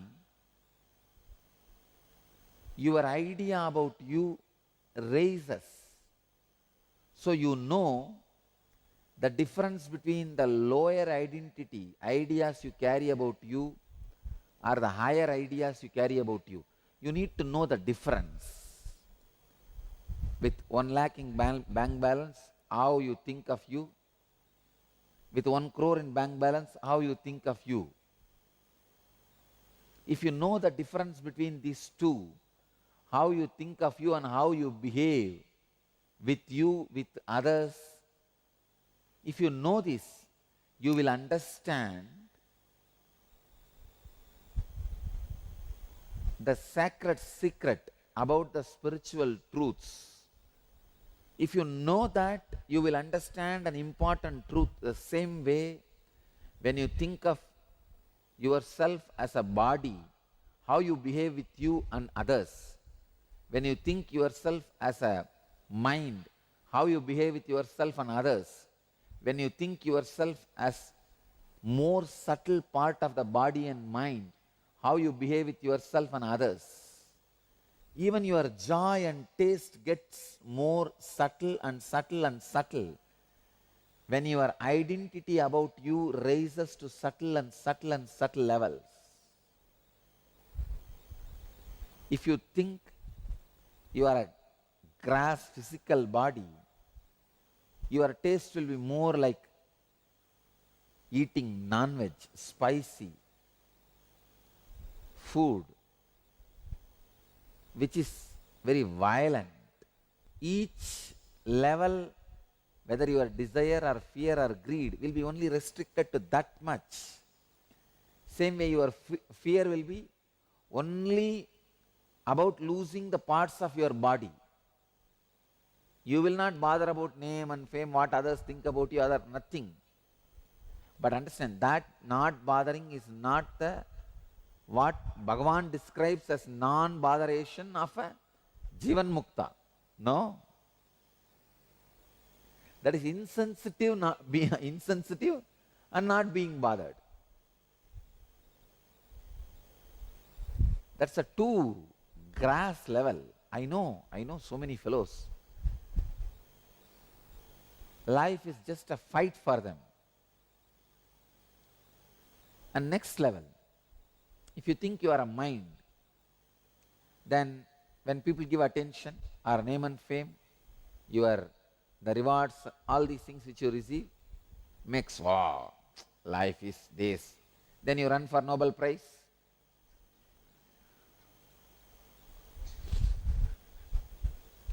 Anyhow, the sacred secret is all about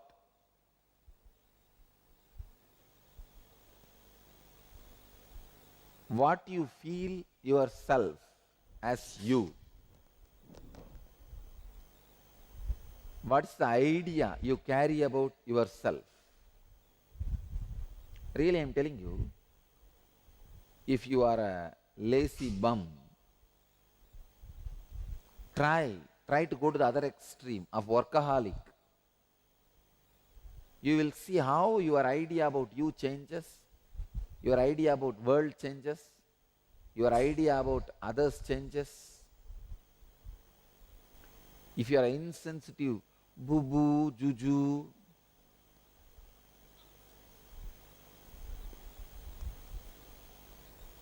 one nut loose, that kind of guy, try to become a leader, person with success. Unless you see the different extremes and possibilities in the outer world life, you do not know when you change your concept of you, how suddenly the very existence of you changes. The very form you live changes. Based on your sensitivity about yourself, your perception about the world is going to change. It's like a different frequency, that's all. See, the whole thing boils down to how you feel about you, that's all. What kind of ideas you carry about you.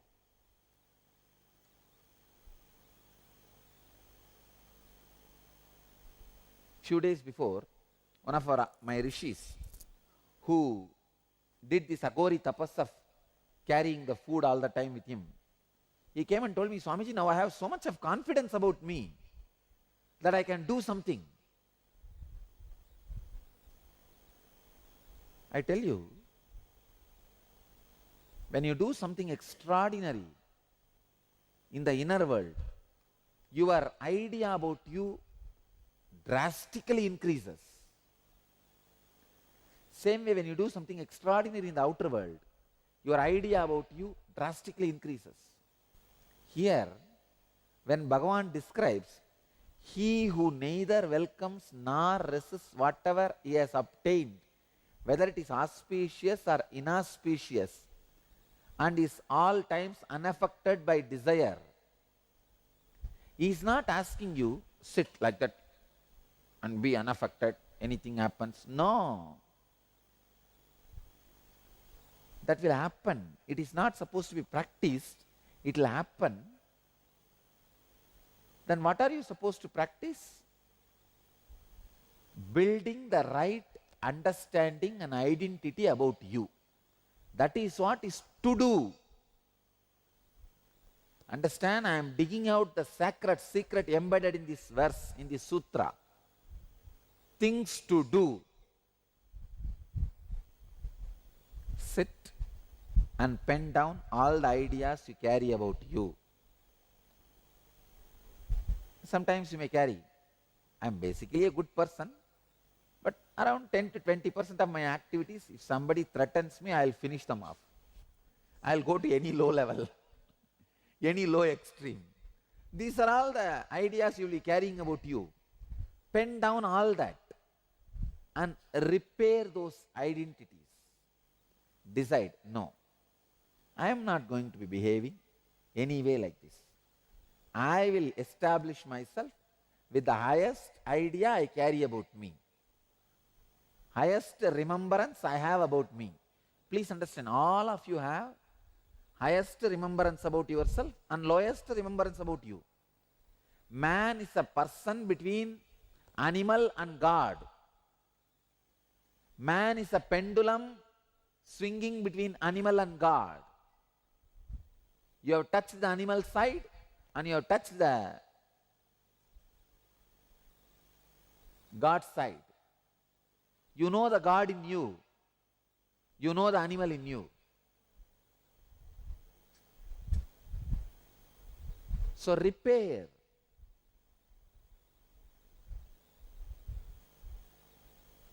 And strengthen the God in you. The higher identity in you. That is what is supposed to be done. To do what to do is this only.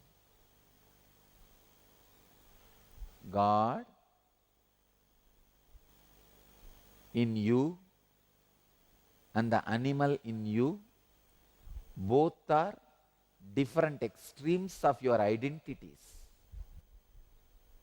Go on strengthening by your decision, by your will, by your imagination, by your visualization, by your activities, by your association, by your day-to-day routine and by your behavior, by your verbal language, by your body language.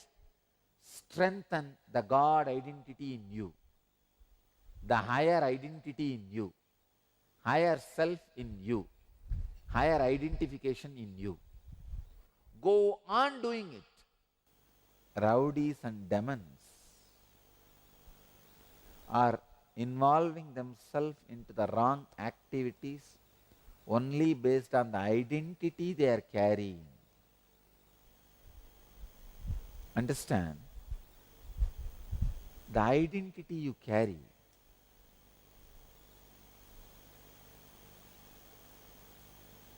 That is the root cause of all the suffering or all the joy or all the spiritual experiences you attract towards you in your life.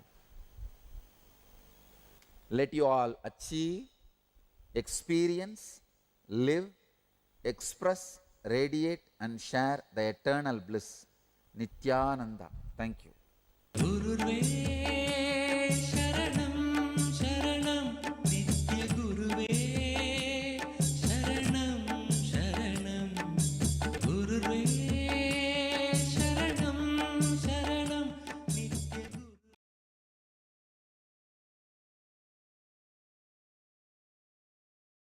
Welcome to Inner Awakening, the most powerful personal transformation retreat you could ever experience. In just 21 days, thousands are already experiencing the shortest route to constantly high energy levels, visible anti-aging, healing of chronic diseases, fulfilling relationships, and higher states of consciousness. What is the secret behind this transformation?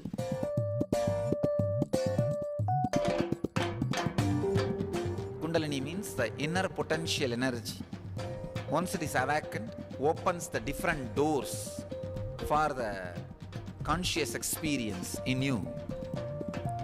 I can say which is a master key for all extraordinary spiritual experiences.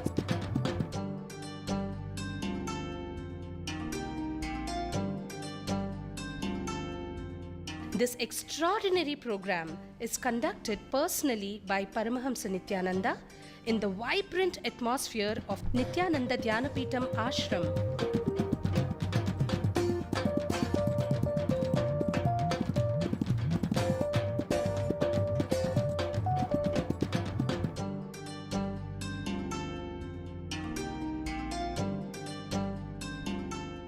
Open yourself to the benefits of Nitya Yoga and practical meditation.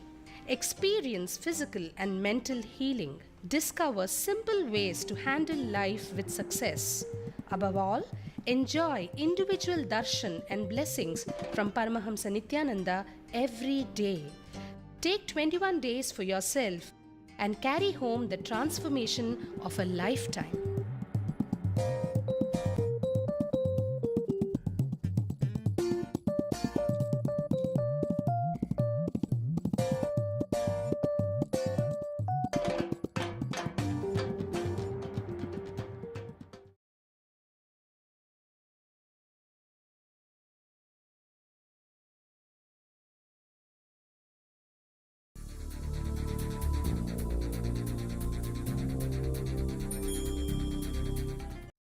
Paramahamsa Nityananda, a compelling spiritual force of our millennium, founder of an international socio-spiritual movement, pioneer of a modern Vedic renaissance.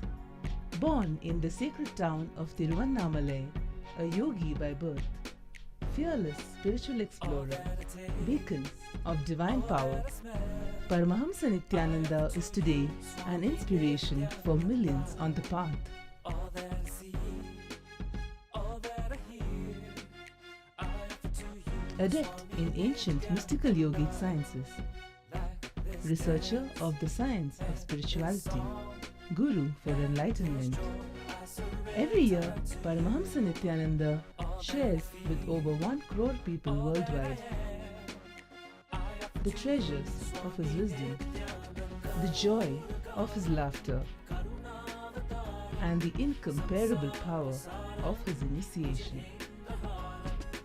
Now, Paramahamsa Nityananda reveals the deeper secrets of life, science of life. Join us every day for an unforgettable spiritual experience.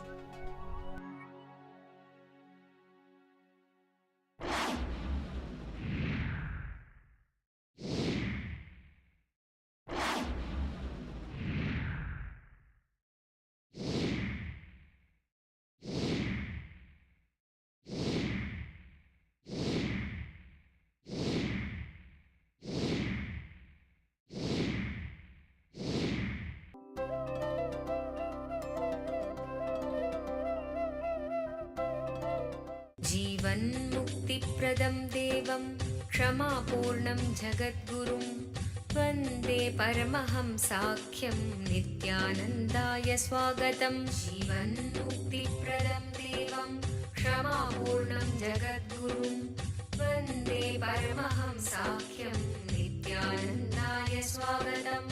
आनन्दानुभवास्वादं सर्वरोगनिवारकं वन्दे पापविनाशक्तं नित्यानन्दाय स्वागतम्। वीतराग भय क्रोधः स्थितधीर्मुनिरुच्यते दुःखेष्वनुद्विग्नमनाः सुखेषु विगतस्पृहः वीतराग भय क्रोधः स्थितधीर्मुनिरुच्यते. Let me give you my experience about this sutra. Then you will understand this concept more deeply. One whose perception is unaffected by unpleasantness, whose longing vanishes when in a state of well-being, who is free from passion, fear and anger, is said to be a sage who is abiding in the state of eternal bliss, Nityananda. In the young age, actually I used to have a Bhagavad Gita book with me. Tamil translation by Swami Chidbhavananda, a great sadhu. Every night before going to bed, I'll read for half an hour. Every morning after I wake up, I'll read for half an hour. So when I read this sutra again and again and again, immediately I started planning. I should be without fear, without anger. I should be free from attachment. I should be free from all pleasures. When I was planning and trying to work,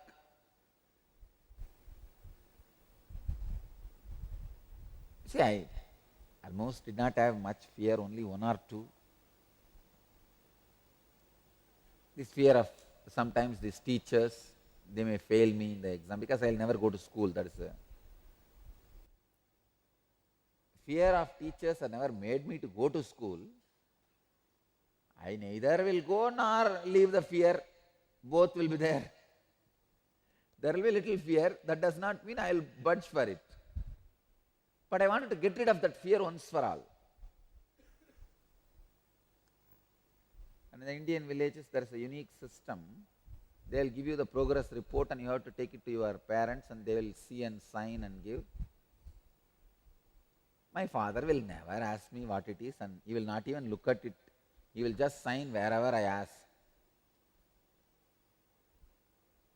But the school teachers, they know my father doesn't care. So they will always ask in my thing, hey, have you my mother signed? They will ask for my mother's signature. They know only our mother will ask us, are you studying this, that? So they will always ask for mother's signature. Anyhow, like this one or two small fears, I was trying my hard, my best to get out of those fears. Nothing, it was not working. Again and again failure. I went to Kuppammal and said, what is this?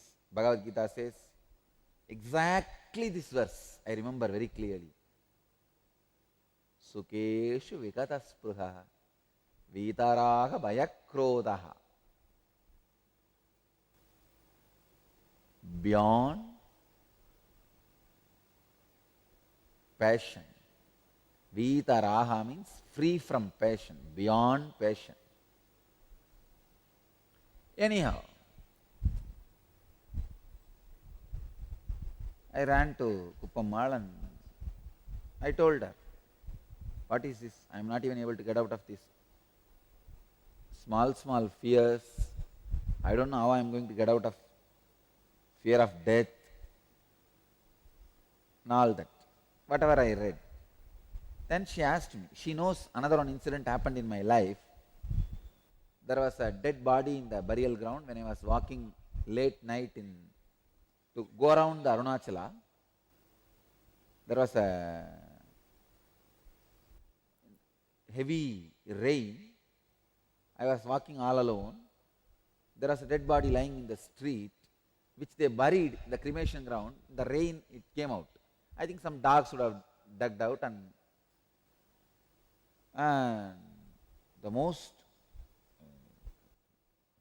frightening thing is the head was not there. There was a dog sitting in the corner eating the head. The dog has actually separated the head and taken, and that is there, and this body is lying. But the moment I saw, I did not have any fear stroke or fear. I was in such a deep, passive, silent, restful awareness mood. First thing I remembered, how will Annamalai Swamigal behave in this situation? He will look and just walk and go. Let me do the same. I did the same. So she knows that. She asked me, how did you not have the fear at that time? Dead body is surely much worse than your teacher. You are not afraid of that. Then why are you afraid of your teacher, which is an ordinary thing? I could not answer. Then she explained. I tell you that explanation still now, that explanation forms a basis for my enlightened cognizance. She said, do not fight with this fear, anger, krodha, passion, with all these things directly. Always take the root of a technique or a method. Raise yourself to a different spectrum. Actually, when I remembered, if Annamalai Swamigal sees what he will do, I raised myself to the spectrum of Annamalai Swamigal. Now I am deciding to keep my cognizance in the spectrum of Annamalai Swamigal. An introduction. Annamalai Swamigal is a great enlightened disciple of Ramana Maharshi, who was my inspiration to write this book of art. And actually the inspiration, I think, automatically started, but he encouraged. After I started writing, I went and showed to him. He encouraged, and he himself has kept the book of art from his whole life. He has gifted that book to me. Still it is in our archives. That book is there, where clearly the recording of his whole pre-enlightenment journey, enlightenment, and after post-enlightenment journey. Whole thing is recorded in his own handwriting. We have it in our archives. A great sadhu. See, when I remembered him, how he will behave, I raised my spectrum to his spectrum. She said, always work on raising your spectrum of consciousness. Never attend to the problem. Understand? In the outer world, you need to attend in a micromanagement way. In the inner world, you need to completely raise the spectrum of your consciousness. In the inner world, attending the problem will not work. It will never work.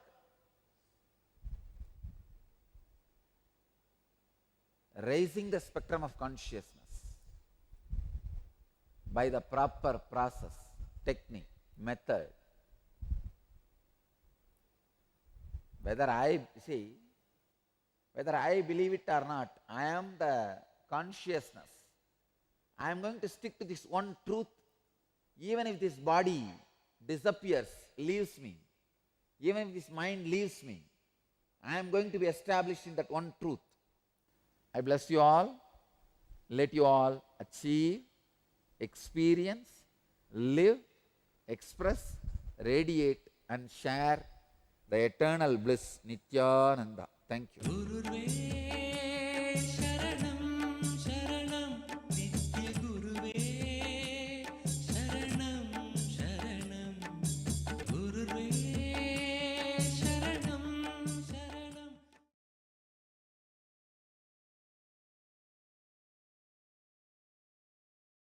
Welcome to Inner Awakening, the most powerful personal transformation retreat you could ever experience. In just 21 days, thousands are already experiencing the shortest route to constantly high energy levels, visible anti-aging, healing of chronic diseases, fulfilling relationships, and higher states of consciousness.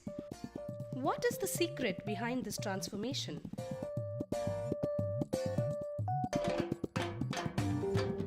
Kundalini means the inner potential energy. Once it is awakened, opens the different doors for the conscious experience in you. I can say which is a master key for all extraordinary spiritual experiences.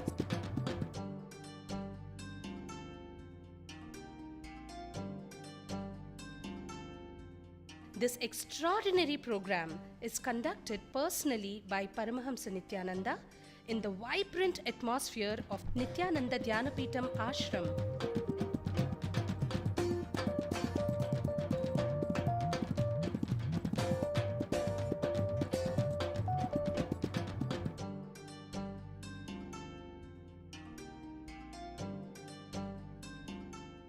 Open yourself to the benefits of Nitya Yoga and practical meditation. Experience physical and mental healing. Discover simple ways to handle life with success. Above all, enjoy individual darshan and blessings from Paramahamsa Nityananda every day. Take 21 days for yourself and carry home the transformation of a lifetime.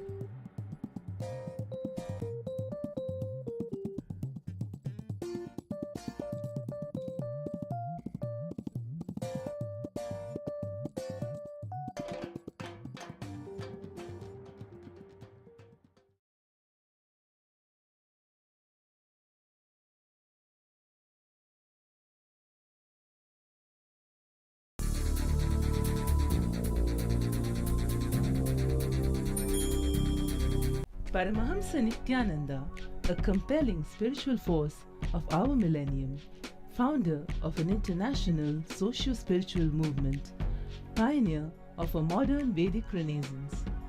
Born in the sacred town of Tiruvannamalai, a yogi by birth, fearless spiritual explorer, beacon of divine power, Paramahamsa Nityananda is today an inspiration for millions on the path. All that I see, all that I hear, I offer to you. Adept in ancient mystical yogic sciences, researcher of the science of spirituality, guru for enlightenment. Every year, Paramahamsa Nityananda shares with over 1 crore people worldwide the treasures of his wisdom, the joy of his laughter, and the incomparable power of his initiation. Now, Paramahamsa Nityananda reveals the deeper secrets of life, science of life. Join us every day for an unforgettable spiritual experience.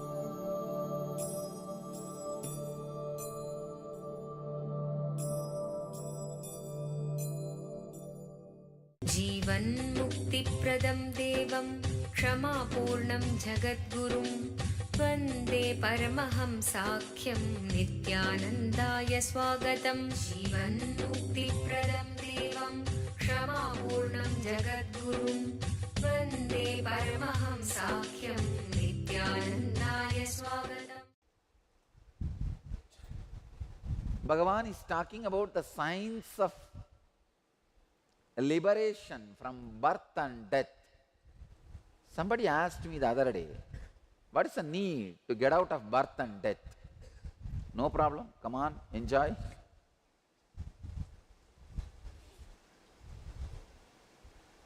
But I tell you, once you realize the space of freedom, even in a remote possible way, you will understand the ecstasy.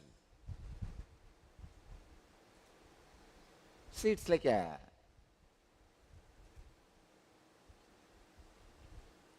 you are born and brought up in a small Indian village, but suddenly by chance, some fortunate thing, you got a job and you went and settled in US, some country.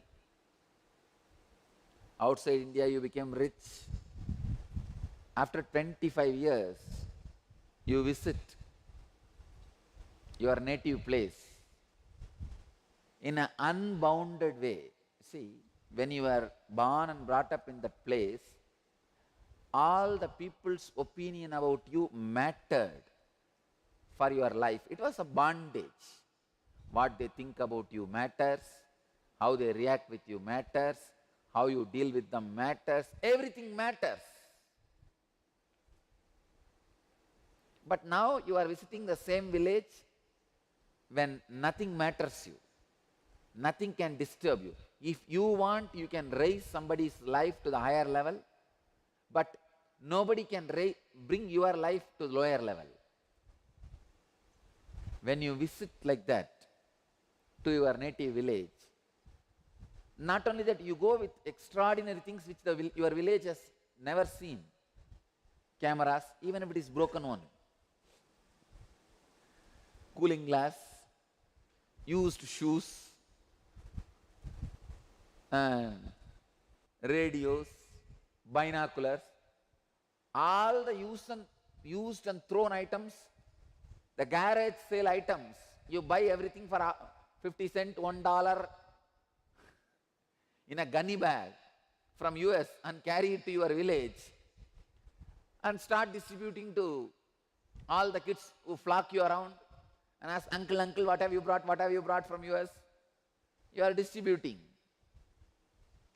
How your trip is not only liberated, if you want, you can raise them to higher standard, but nobody can bring you down to the lower standard. If you liberate yourself just from 1 or 2 mental patterns and live, then you will understand power of liberated life. Just yesterday, one of my ashramites, I gave him the great vrata. He has become slowly addicted to eating. I gave him one vrata. But that guy has one great quality. Surrender to me, that feeling connection to me. I gave one vrata, all the snacks he likes, I filled it in one cover and I handed over to him. Whole day, whole night, you have to carry this bag with you, but you can't eat even one bit from it. And that poor fellow was carrying. Whole day he will carry. I don't know what he does during night or when he goes to bathroom. He will be carrying in the hand. All the ashramites will make fun of him, laugh at him. But obediently he carried in his hand. And he will not touch or he will not even look at it, smell it. He will just carry in the hand. And just yesterday he comes back and tells me, Swamiji, not only I am not eating anything other than my meal, even this habit of drinking coffee and tea has disappeared. It is not that I have a craving and I am controlling. No, just it has disappeared. I said, This is what is Agori tapas. See, Agori is design technique based on the problem. They see the problem and do exactly opposite.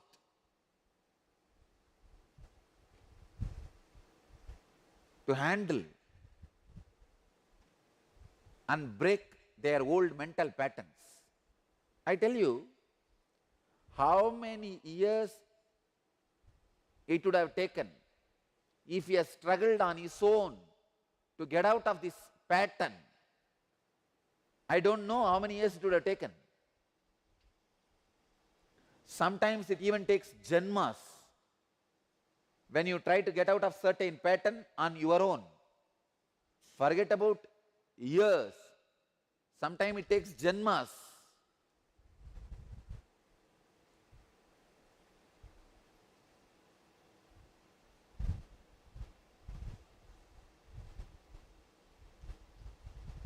But just this one technique is out of that whole pattern once for all in 10-15 days. So I tell you, if you are liberated from some patterns, then you will understand the necessity for liberation. Most important, strongest pattern with which you are suffering is taking birth and getting into death. Birth and death is the worst pattern with which you are suffering.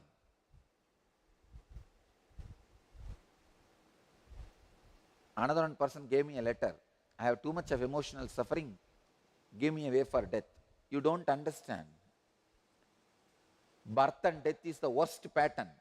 Then all your depression, ups and downs.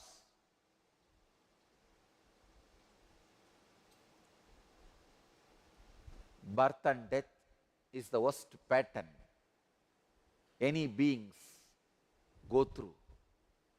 How beings live. Karmajam buddhi yuktahi phalam tyaktva manishinaha janumabandha vinirmuktaha padam kachyantyanāmayam.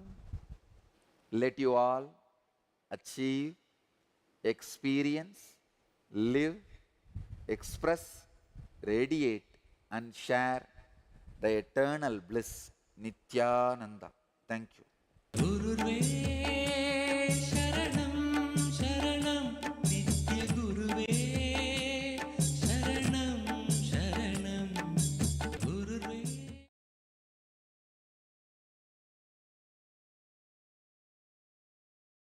Welcome to Inner Awakening, the most powerful personal transformation retreat you could ever experience. In just 21 days, thousands are already experiencing the shortest route to constantly high energy levels, visible anti-aging, healing of chronic diseases, fulfilling relationships, and higher states of consciousness. What is the secret behind this transformation?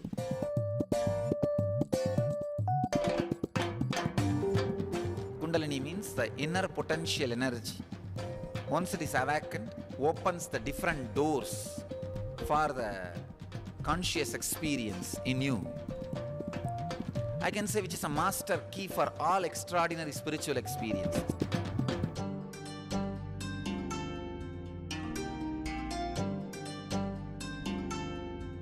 This extraordinary program is conducted personally by Paramahamsa Nityananda in the vibrant atmosphere of Nityananda Dhyanapītam Ashram.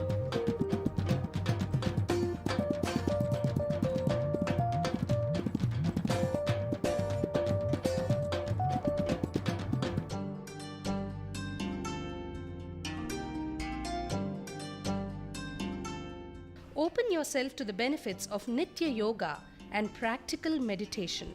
Experience physical and mental healing. Discover simple ways to handle life with success. Above all, enjoy individual darshan and blessings from Paramahamsa Nityananda every day. Take 21 days for yourself and carry home the transformation of a lifetime.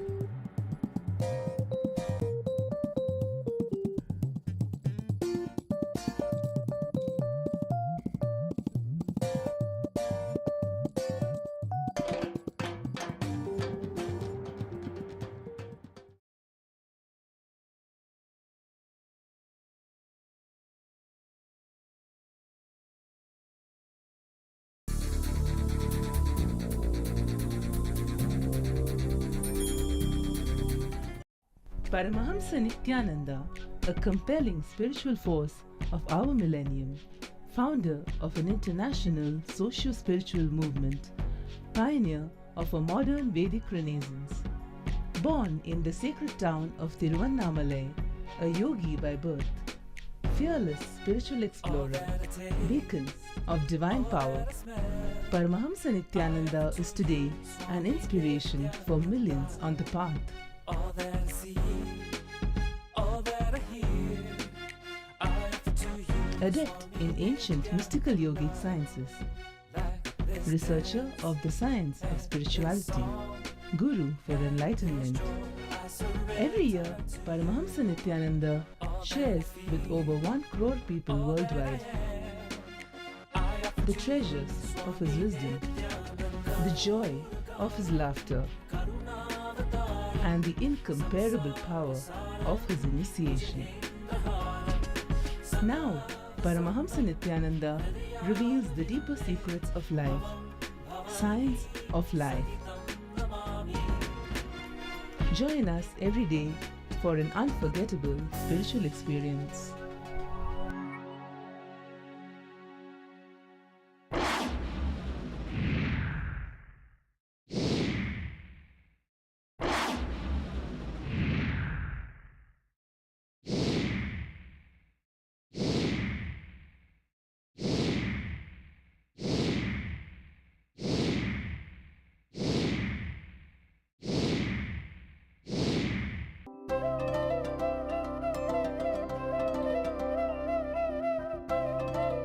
जीवन्मुक्तिप्रदं देवं क्षमापूर्णं जगद्गुरुं वन्दे परमहंसाख्यं नित्यानन्दाय स्वागतं। जीवन्मुक्तिप्रदं देवं क्षमापूर्णं जगद्गुरुं वन्दे परमहंसाख्यं नित्यानन्दाय स्वागतम्। आनन्दानुभवास्वादं सर्वरोगनिवारकं वन्दे पापविनाशक्तं नित्यानन्दाय स्वागतम्। When a person completely withdraws his sense organs from the object of the senses like a tortoise, withdrawing its limbs on all sides, then he is said to be established in intense unclutching.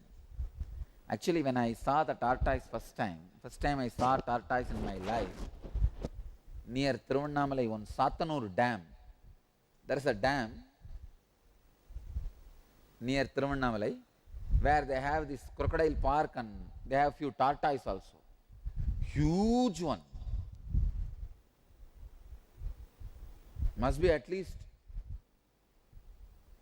2 feet high and 4 feet long, wide. Huge one. I have never seen that size after that. Tortoise live for quite a long time. It seems they live even up to 250 years. Their breathing system, everything was so perfectly designed. Huge size. And you know, these kids, the moment they see that tortoise or any animal, they try to throw some fruit or sweet, or they try to feed. First time I saw crocodile eating jalebi. No, really. See, we all went as a school boys. School boys, all of us went. The crocodiles are so poor fed, anything you throw, they are there to eat. So all these group of boys, all of us went from the school. Usually in the schools, they will take you for the education trip and all that. Useless. It is just little fun. You go with all the students and jump around, and that's all, nothing much. So Even the crocodile was eating the jalebi and murukku. That's what we got. That's the thing we carry when we go for these trips. But I was surprised. A small piece of snack was thrown at this tortoise. The moment something touched him, he withdrew all the limb. And we were waiting for him to put his head out and the legs out so that we can catch few photographs. The schools, when you go, that they will bring their own photographer. The camera will be almost this size, and like a box that guy will bring at one place. Usually that is the usual standard place in that dam. There is one Gandhi statue. All will stand there and take the group photo. It's like a typical ritual. You stand here and walk in line and hold each other's shirt behind. Really, so that you don't get lost in the crowd. Roll number 1, 2, 3, 4, 5, 6. Based on the roll number, they will stand. Still, I remember my roll number. The polytechnic, it was 731, and the school, I think 34. So all have to stand in the queue and hold the shirt behind and walk. The teacher who is in charge, that fellow had an affair with another one lady teacher. So he will go away with her. There will be the class head, class leader. You have to hang around with that fellow. What that fellow knows? He is also of my age. Maybe a little tall. Usually the tall, well-built guy is put as a class teacher. And he is a little tall guy and well-built, that's all. And he will walk the same typical path and you will have to follow. And it's like you are sitting inside the train, you can see both sides, that's all. That's the only advantage. And dang, go and finally stop in one. There will be regular canteen. Already pre-ordered food will be there. Eat that and take little snacks, whatever you brought in your hand, and leave your bags and baggage, and then dang, walk and go. There will be some monkeys too. You can throw a little for them. Anyhow, it's a typical trip. So, all of us wanted to have a photograph with the tortoise. We waited almost for 2 hours. But that guy is not ready to come, not ready to put his head and limbs out. I have heard this example, this tortoise example, earlier itself from Kuppamal. It was such a sharp click for me. Wow. Yada samharate chayam kurmaha ankani iva sarvashaha indriyani indriyartebhyaha tasya prajna pratishtita. I thought this fellow is now in samadhi and he is not going to take his limbs out. He is not going to be again caught in any senses. He is in his senses. Just like tortoise withdraws its limbs from all sides, when a person withdraws his senses from the sense objects, his wisdom becomes steady. When a person completely withdraws his sense organs from the object of the senses, like a tortoise withdrawing its limbs on all sides, then he is said to be established in intense unclutching. Keyword: Yada samharate chayam kurmangani iva sarvashaha indriyani indriyartebhyaha. The key word is indriyani indriyartebhyaha, withdrawing sense organs from the object of the senses, like a tortoise withdrawing its limbs. Nothing much to expand, because Bhagavan is giving a very clear instruction. Withdraw your sense organs from the objects of senses. Basically, the pleasure is from inside. What excitement the sense organs are feeling is from inside. It is not from the objects of the senses. When you eat a sweet, the excitement or the joy you feel is from your own source, not from the sweet. If it is from the sweet, then why the 10th or 11th sweet is not sweety? Why you don't feel the same taste, excitement by 11th or 12th sweet? As per the law, it is supposed to be expanding. 1 sweet, 2 sweet, then more excitement, 3 sweet, more excitement. But here, by 10th sweet, the excitement not only reduced, it's lost. गुरुर्वे शरणं शरणं नित्य गुरुवे शरणं शरणं.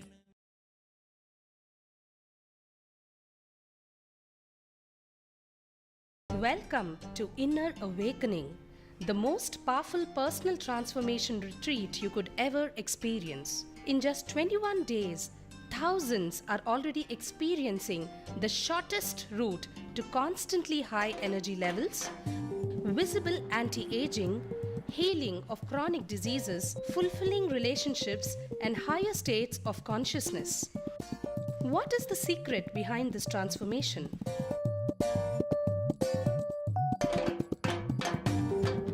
Kundalini means the inner potential energy. Once it is awakened, opens the different doors for the conscious experience in you. I can say which is a master key for all extraordinary spiritual experiences.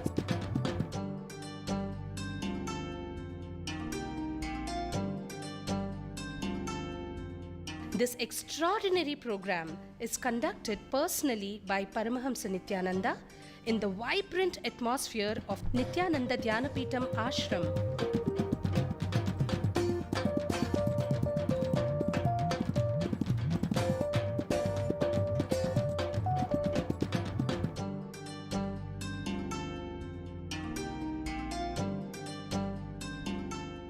Open yourself to the benefits of Nitya Yoga and practical meditation.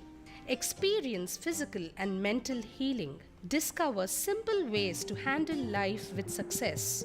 Above all, enjoy individual darshan and blessings from Paramahamsa Nityananda every day. Take 21 days for yourself and carry home the transformation of a lifetime.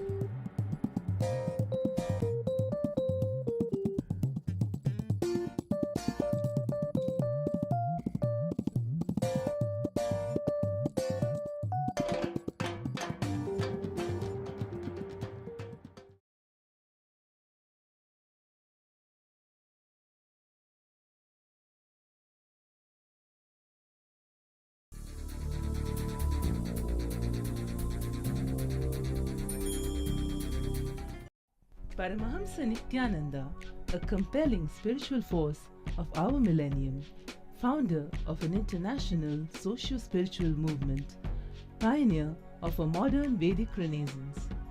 Born in the sacred town of Tiruvannamalai, a yogi by birth, fearless spiritual explorer, beacon of divine power, Paramahamsa Nityananda is today an inspiration for millions on the path. All that I see, all that I hear, I offer to you. Adept in ancient mystical yogic sciences, researcher of the science of spirituality, guru for enlightenment. Every year, Paramahamsa Nityananda shares with over 1 crore people worldwide the treasures of his wisdom, the joy of his laughter, and the incomparable power of his initiation. Now, Paramahamsa Nityananda reveals the deeper secrets of life, science of life. Join us every day for an unforgettable spiritual experience.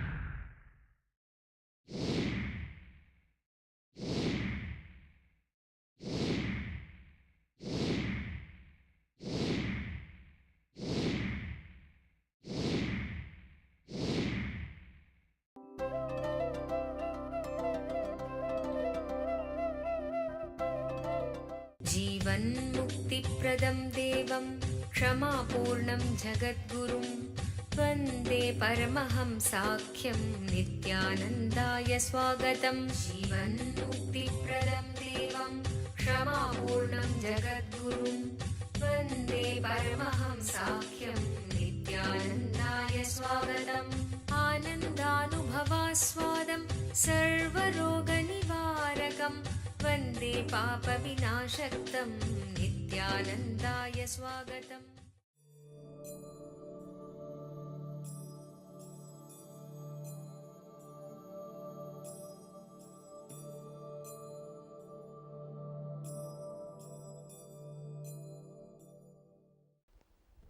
Importance of feeling connection. How the feeling connection to something which is higher than you nullifies all the constant harassment you go through from your body and mind. Please understand. Just before the satsang I was reading a question from a devotee. The person is telling, Swamiji, after all, a physical pain is so solid, it constantly reminds itself, it is so strong.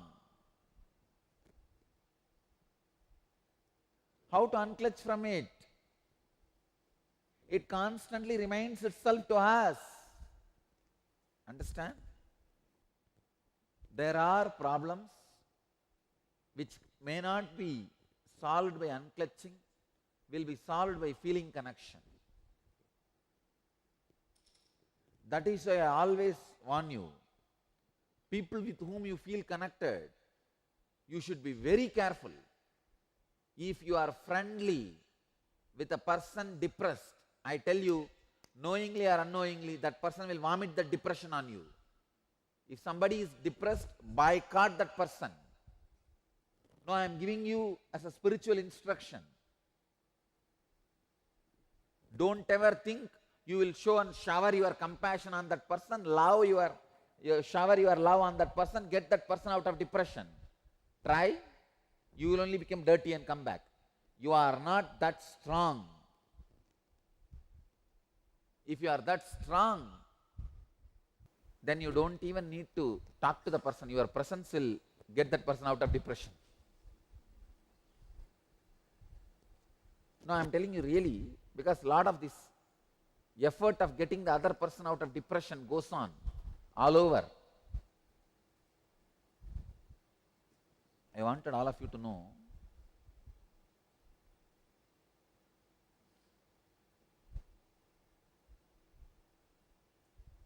the problems which you can't heal, the pains which you can't get out by unclutching, get out only by feeling connection with something higher than you, either God or Guru, and ensure that you don't have feeling connection,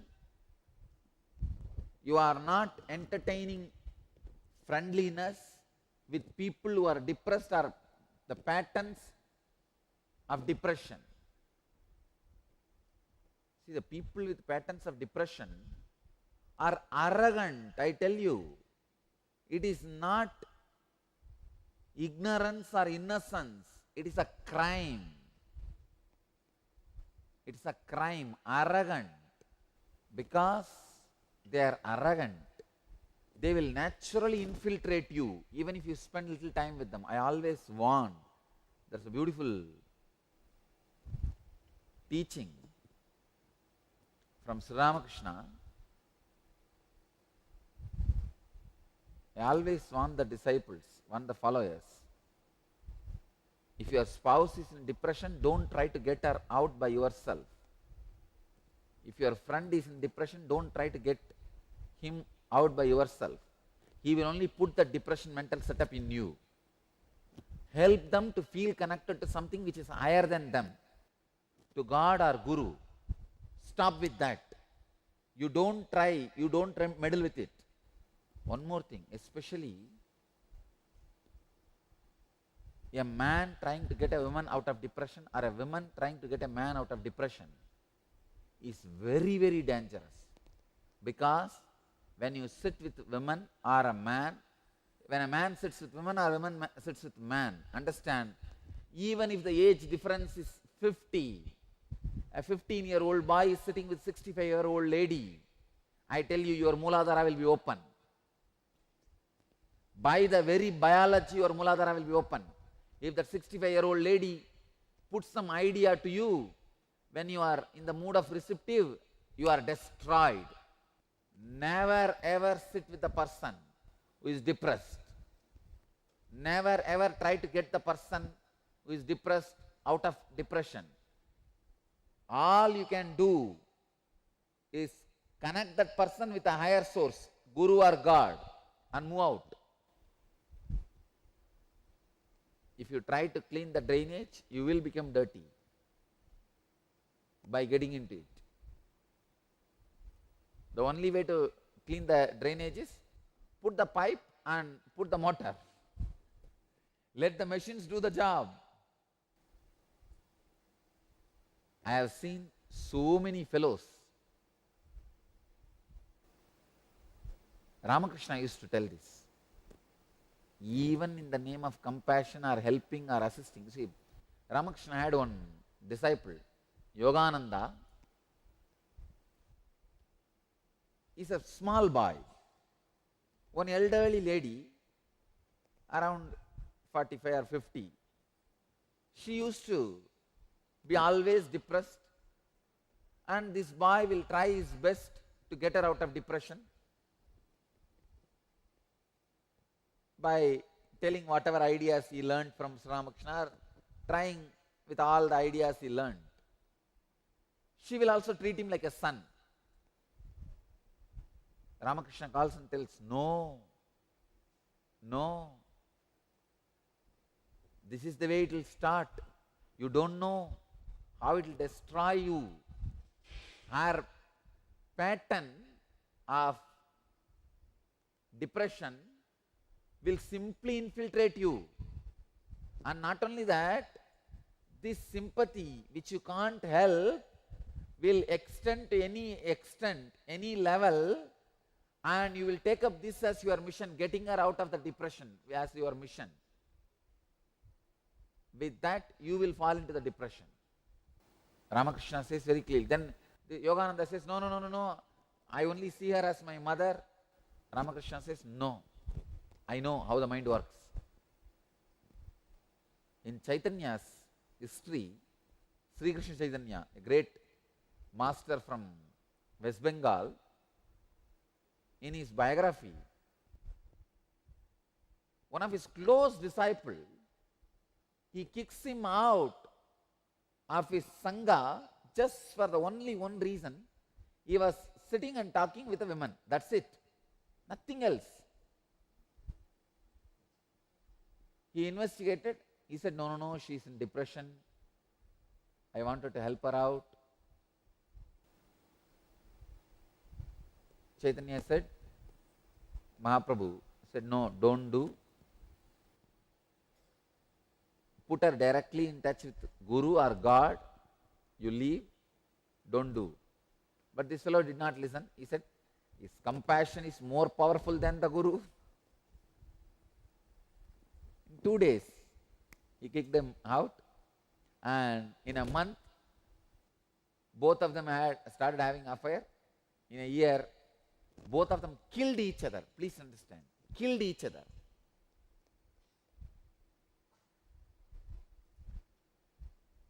She gave poison to him, and without knowing he has taken the poisoned food, he has murdered her. She gave poisoned food to him. He ate, but he did not know he ate the poisoned food. He was waiting to kill her. He killed her, then he died.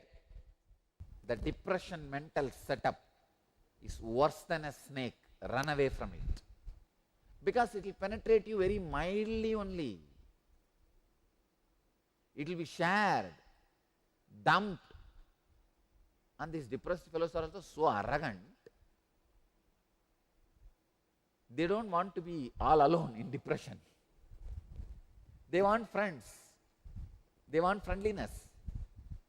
They want more and more support for their depression. What will be the reason for the depression? Especially in spiritual communities. Fighting with Sangha, fighting with Master, fighting with Dharma. That's all. Fighting with Buddha, Dhamma, Sangha. That's all. That's the only reason for depression. Arrogance. You will justify your fight. You will justify it in a very logical way, humble, arrogant way. I know it is my arrogance, it is my ego. Then why it should be all only one solution for everybody? Why can't we have a different solution for different people? When you know you are arrogant and depressed, get out. What right you have to judge the methods used by the Master? Understand, depressed fellow is not just sick fellow, is a sin fellow.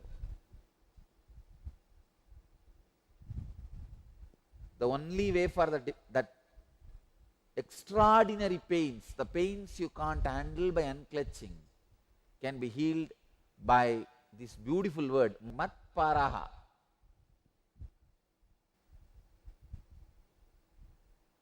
Bhagavan is using this word as a technique. He spoke about unclenching in last few verses. Now he is telling whatever can't be healed by the unclenching, the only way is matparaha. Tani sarvani samyamya yukta asida matparaha vashehi yasyendriyani tasya prajna pratishtita. Whether you believe it or not, whether you want to understand or not, you are a person, you are an individual soul reflecting pure consciousness. And you have to get up, that's all. You have to wake up, that's all. Let you all achieve, experience, live, express, radiate and share the eternal bliss. Nityananda. Thank you.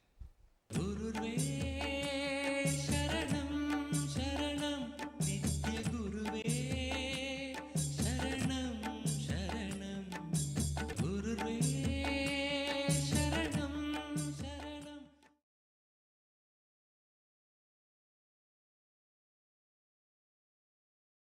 Welcome to Inner Awakening, the most powerful personal transformation retreat you could ever experience. In just 21 days, thousands are already experiencing the shortest route to constantly high energy levels, visible anti-aging, healing of chronic diseases, fulfilling relationships, and higher states of consciousness.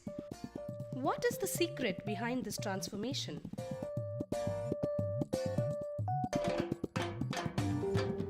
Kundalini means the inner potential energy. Once it is awakened, opens the different doors for the conscious experience in you. I can say which is a master key for all extraordinary spiritual experiences.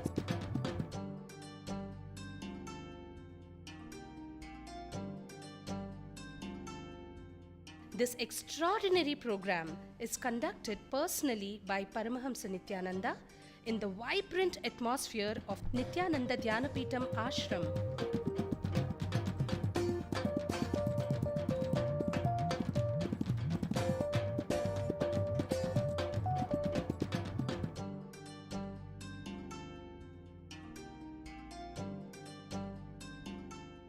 Open yourself to the benefits of Nitya Yoga and practical meditation.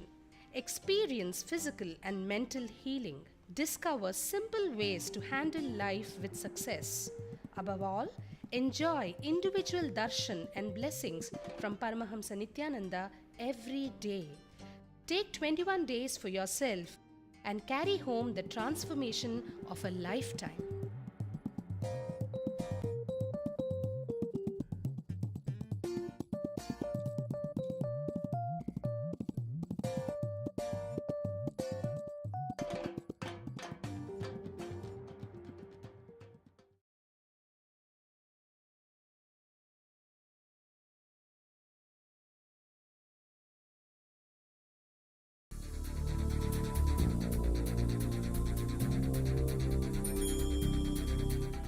Paramahamsa Nityananda, a compelling spiritual force of our millennium, founder of an international socio-spiritual movement, pioneer of a modern Vedic renaissance.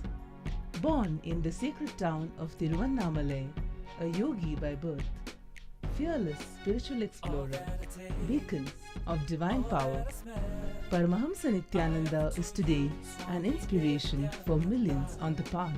All that I see, all that I hear, I offer to you. Adept in ancient mystical yogic sciences, researcher of the science of spirituality, guru for enlightenment. Every year, Paramahamsa Nityananda shares with over 1 crore people worldwide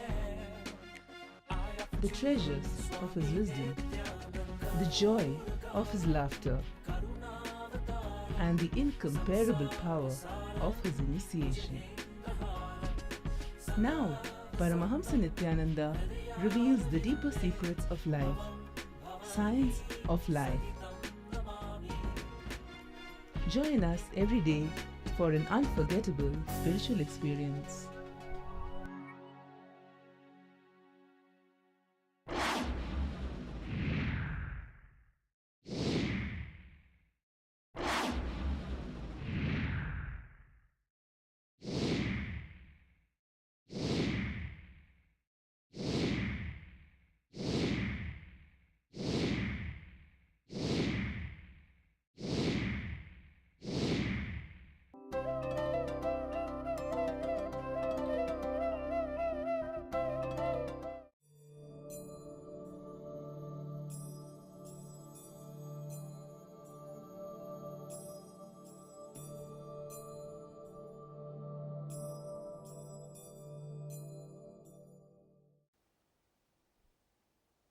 Let me explain exactly what is Karmasu Kauchalam.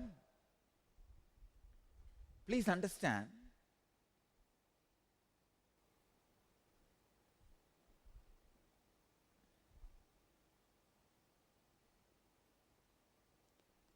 the solidified emotion,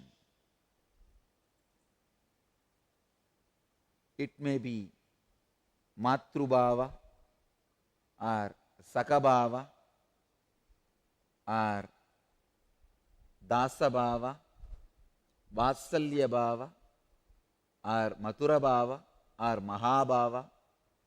The solidified emotion is Bhava Samadhi. But when that solidified emotion is no more separate from you, becomes part of your very existence, consciousness, that is what I call Karmasu Kauchalam. Means, see, what is solidified emotion? If you are in Bhava Samadhi, means you will see everything as Devi. If you are in Bhava Samadhi with Krishna, you will see everything as Krishna. So much of sweetness will be there by the remembrance of Krishna. When that sweetness becomes part of your action, without even remembering Krishna, just by your action, if you are going through that same intense sweetness, that is what is called Karmasu Kauchalam. Efficiency in action.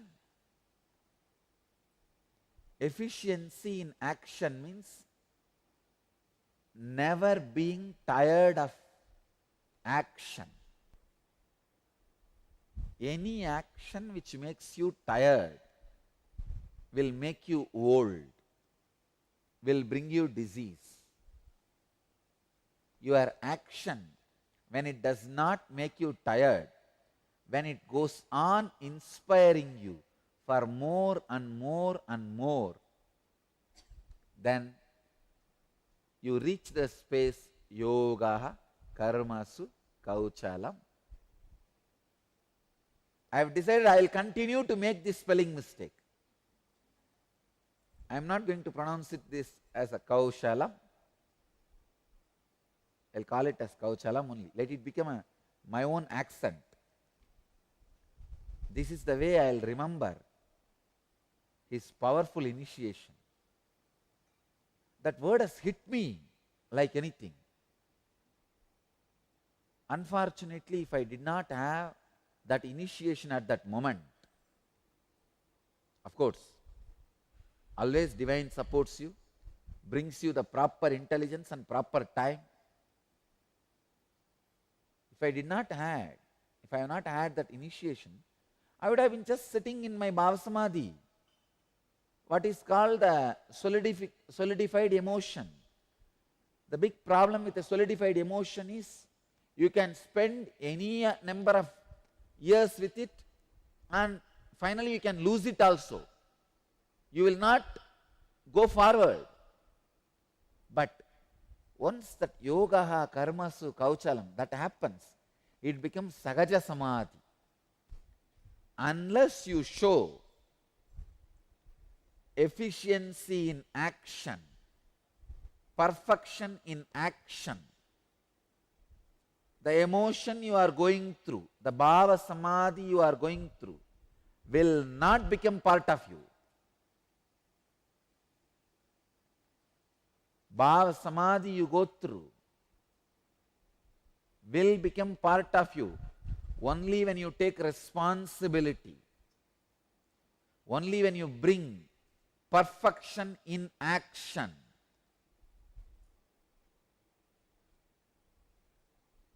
Joy in action. Next question is from Richa from Bangalore. Swamiji, can you please explain what you mean by efficiency? Richa, efficiency means efficiency. Efficiency means the action should have its effect on outer world and the inner world. It should be like a double-edged sword. The action should be creating desired result outside and desired result inside. That is what I mean by the word efficiency. If I have to give an example, morning you get up and do yoga. The action of doing yoga should create the desired result in the outer world, means the body becoming healthy. And same way it should create the desired result in the inner world, creating a positive pattern or a positive mental setup, which is purpose of yoga. So all action, same way, if you are creating a relationship, it should create the friendly relationship and it should bring the happiness and fulfillment which you are supposed to have in your inner space through that relationship.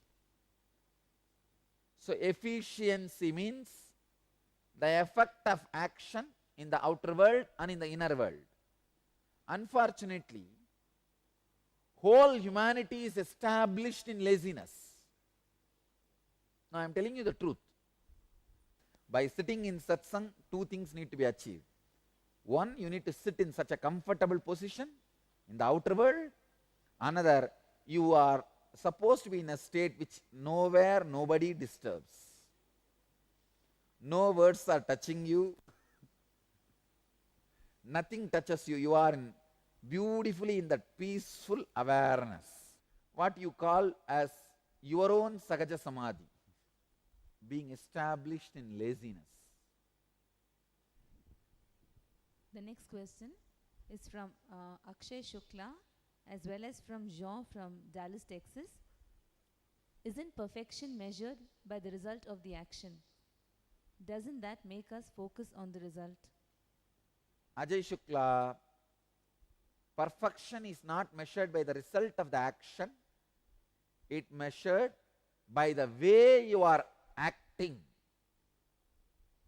Understand?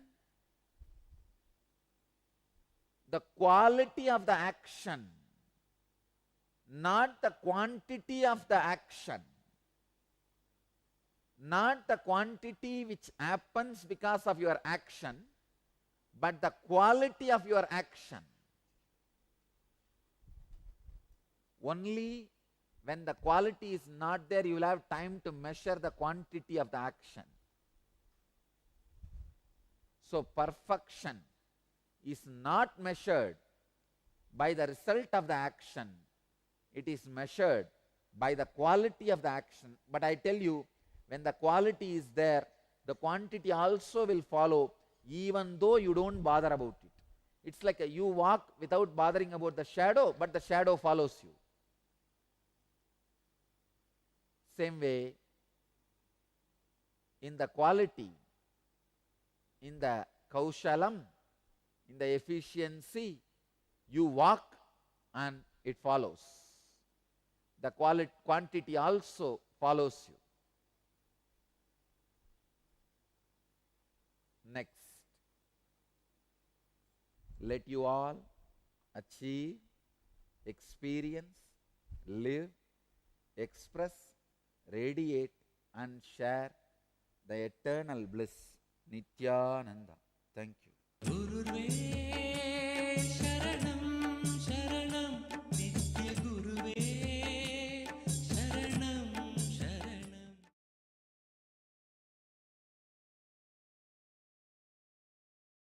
Welcome to Inner Awakening, the most powerful personal transformation retreat you could ever experience. In just 21 days, thousands are already experiencing the shortest route to constantly high energy levels, visible anti-aging, healing of chronic diseases, fulfilling relationships, and higher states of consciousness. What is the secret behind this transformation?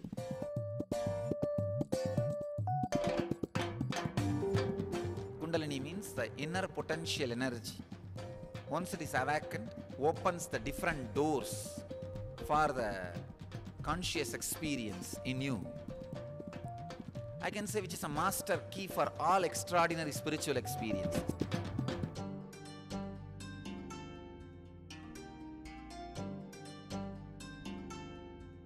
This extraordinary program is conducted personally by Paramahamsa Nityananda in the vibrant atmosphere of Nityananda Dhyanapitham Ashram.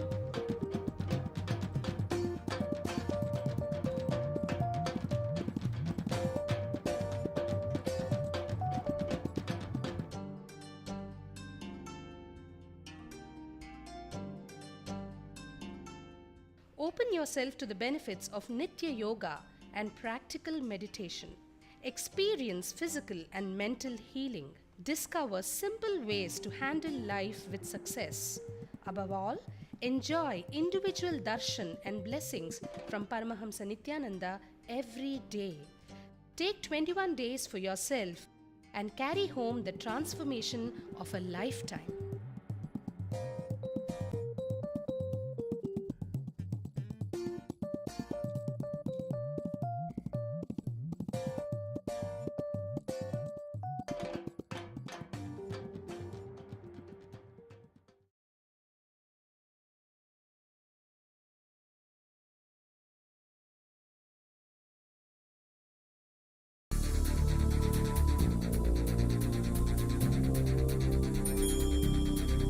Paramahamsa Nityananda, a compelling spiritual force of our millennium, founder of an international socio-spiritual movement, pioneer of a modern Vedic renaissance. Born in the sacred town of Tiruvannamalai, a yogi by birth, fearless spiritual explorer, beacon of divine power, Paramahamsa Nityananda is today an inspiration for millions on the path. All that I see, all that I hear, I offer to you. Adept in ancient mystical yogic sciences, researcher of the science of spirituality, guru for enlightenment. Every year, Paramahamsa Nityananda shares with over 1 crore people worldwide the treasures of his wisdom, the joy of his laughter, and the incomparable power of his initiation. Now, Paramahamsa Nityananda reveals the deeper secrets of life, science of life. Join us every day for an unforgettable spiritual experience.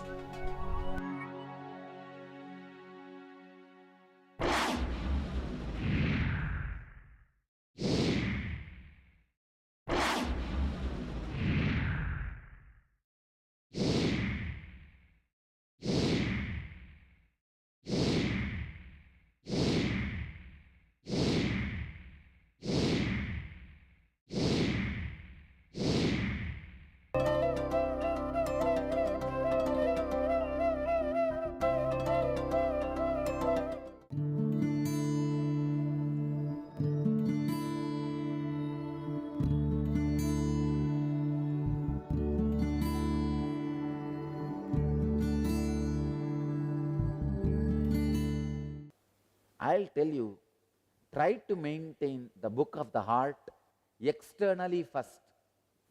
Maybe you can maintain in a notebook by writing, or you can maintain in your computer or laptop or in your cell phone or BlackBerry by typing. But maintain book of the heart outside.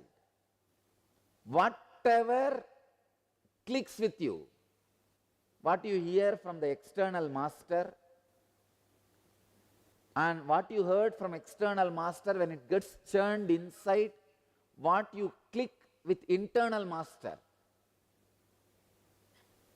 As I said, if you get one click from external master, and if it goes on getting churned inside, you will have at least 100 click from internal master. Then even the one you got is forgotten. Forget about making more clicks inside. I tell you, enlightenment itself is nothing but getting subtle and subtle and subtle clicks, that's all. First 10,000 clicks you get about enlightenment will not work on you. It will only hit the grass plane of you. I can give you very clearly numbers of enlightenment. Decide first 10,000 click which you get from the master, external. When I say master, not only from my form, even the book you read, my books you read, or my discourses you listen, in any way you get from the external guru. First 10,000 clicks will not function on you. It is like a rain on the buffalo. Skin is too thick. So make this as a decision. At least 10,000 click which you get directly from me. Don't copy from somebody else's book. Your eyes or your ears should have picked it up. 10,000 click. Go on penning down, penning down, penning down. It will not touch you immediately. Then after 10,000, whatever clicks, by the time you would have achieved certain sensitivity, certain sense of subtlety. In that subtlety, whatever click hits, that only becomes satori or samadhi. For 10,000 hours, if the rain falls on the buffalo, only then the skin will give little way and the buffalo will feel little cold. It will start sneezing. Try to maintain book of heart. You can maintain in your cell phone, nothing wrong. But don't keep in the form of hints. No, you will forget. Keep a full, complete sentence. For example, I am giving the instruction this. Maintain book of heart. Don't try to have a book of heart. No. Maintain the book of heart. Full sentence. Which makes meaning for you completely. Whenever you read again, keep the book of heart. I used to keep. It was hard work in the initial level. Whatever I hear from Annamalai Swamigal, I will write in my own hand. This idea of book of heart was imparted on me, given to me by Annamalai Swamigal. Annamalai Swamigal's book of heart is still with us. We have in our archives. I can say he appreciated. I think I started writing even before I met him, in a very casual way, but he appreciated and gave me the clarity that is a spiritual practice, what I was doing without even knowing it as a spiritual practice. Whatever click I get from the external master.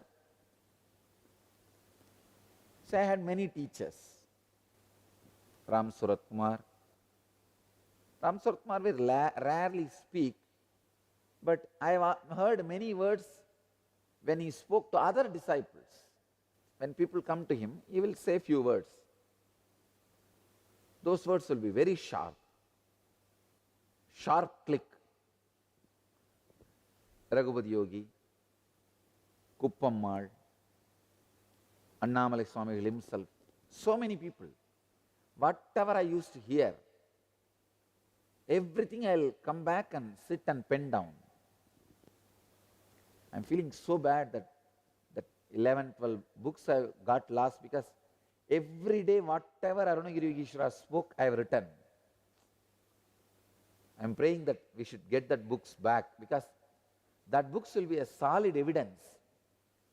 I had Arunagiri Yogeshwara's Darshan, and my whole relationship with Arunagiri Yogeshwara is beautifully described in that, how I felt with him. So the words which he gives, based on that itself, when I come back and write, from that itself you can see the relationship getting matured. We have one of my diary we have retrieved. In that we have a description of my relationship with one Siddha. One Siddha who lived in Tiruvannamala, who did not move out of this small 3 feet by 3 feet. He always sat only in that place. It's called Adimudi Chittar. He had the darshan of Arunachaleshwara. Still his samadhi is there next to our ashram. My relationship with him is very clearly, very nicely described. My experiences with him is described in the diary which we got, one diary, some 3-4 days of recording. Anyhow, whatever I heard from Arunagiri Yogeshwara, I will pen down. And whatever I read, clicked with me, I will pen down. When I am writing every day, thinking, writing all these ideas, so many will click with me internally, that internal Guru's teachings. I will pen down that also. In the initial level, you should be doing this, keeping the book of heart. For the external success, accounts is very important. For the internal success, enlightenment, book of the heart is very, very important. I am not saying you should read it every day, no. Just maintain it. You will see how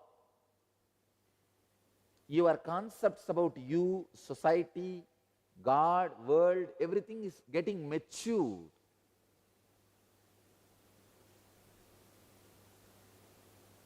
Your ideas will grow, matured.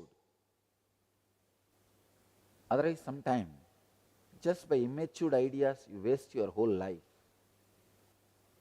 You will see how your ideas are getting matured. If you know how your ideas are getting matured, you will understand you are really growing. You will have so much of confidence. You are really growing. Only when you have the book of heart, you will get the habit of constantly referring to it in your heart. See, only when you start penning down externally, you will slowly digest it, internalize it. That will become part of you. You will pen down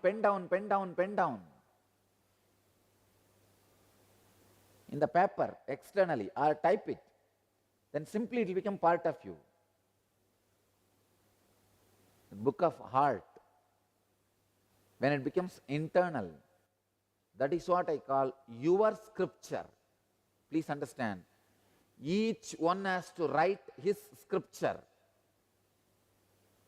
My scripture cannot be useful completely for you. Your scripture cannot be useful completely for your disciples if you become enlightened. Even if you become enlightened, your scripture cannot be 100% useful for your disciple. I can say, my scripture can be useful for you, maybe 90%, because we are in same time zone, same period. But the last 10%, which is crucial, you only have to write for yourself. Same way for your disciple. If you become enlightened, for your disciple also, only 90% of your book of art will be useful for him. The remaining crucial 10%, he has to write. I don't know why these 10 volumes got lost, 10, 11 volumes. I don't know. Maybe it is too secret and too sacred, which cannot be revealed to a common man. It got lost. My personal, intimate experiences with Arunagiri Yogeshwara, everything I have penned down. How I felt with him, how he reciprocated. I still remember, I went and read out whatever I wrote to him. He picked up that book and read. There were some spelling mistakes. He himself corrected it. His handwriting is there. What to do? It's unfortunate. Somewhere we lost it. And knowing this, next time onwards I started making more spelling mistakes. Purposely, so that he will correct it with his own handwriting. And there's a signature of him in that book. We'll get it, we'll get it. I'm just consoling myself. Because that would have been such a great asset for all you guys. You see, I don't need that book now. Already that book has become my internal part, internal scripture. It has become book of art for me. But it can be a very big use for all of you.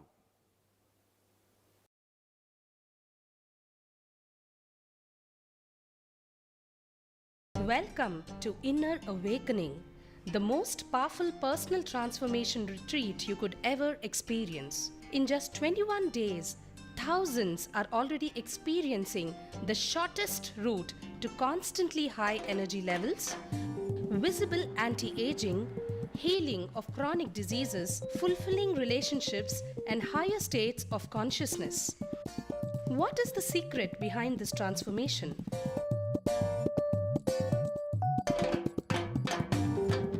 Kundalini means the inner potential energy. Once it is awakened, opens the different doors for the conscious experience in you. I can say which is a master key for all extraordinary spiritual experiences.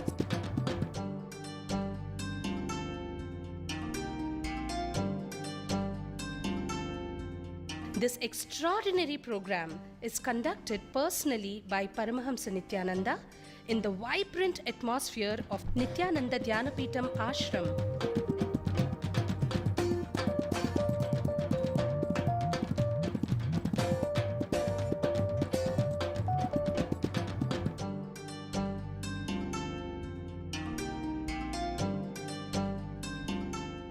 Open yourself to the benefits of Nitya Yoga and practical meditation. Experience physical and mental healing. Discover simple ways to handle life with success. Above all, enjoy individual darshan and blessings from Paramahamsa Nityananda every day. Take 21 days for yourself and carry home the transformation of a lifetime.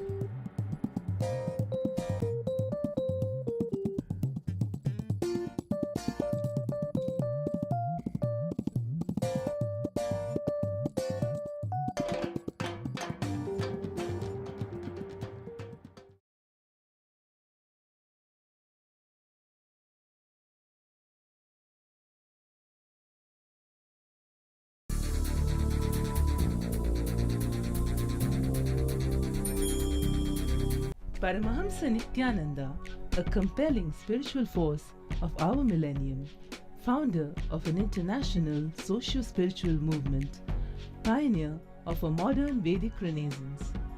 Born in the sacred town of Tiruvannamalai, a yogi by birth, fearless spiritual explorer, beacon of divine power, Paramahamsa Nityananda is today an inspiration for millions on the path. All that I see, all that I hear, I offer to you. Adept in ancient mystical yogic sciences, researcher of the science of spirituality, guru for enlightenment. Every year, Paramahamsa Nityananda shares with over 1 crore people worldwide the treasures of his wisdom, the joy of his laughter, and the incomparable power of his initiation. Now, Paramahamsa Nityananda reveals the deeper secrets of life, science of life. Join us every day for an unforgettable spiritual experience.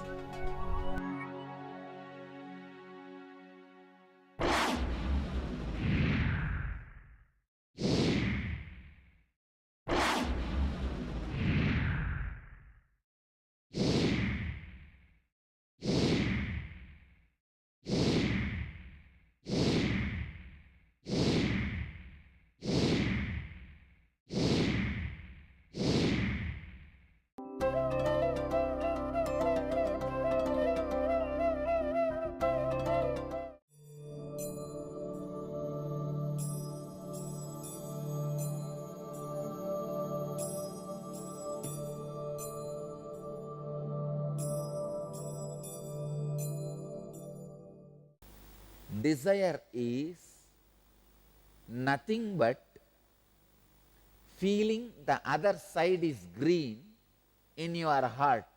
See, you, the individual consciousness, whatever you claim yourself as yourself, that identity, you are established in yourself. Unfortunately, instead of looking your own side and realizing it is green, you look at the other side. Looking at the other side is desire. Looking at the other side is desire. Feeling the other side is green is greed. When man renounces the feeling the other side is green, the desire to look at the other side, he delights himself through his natural temperament.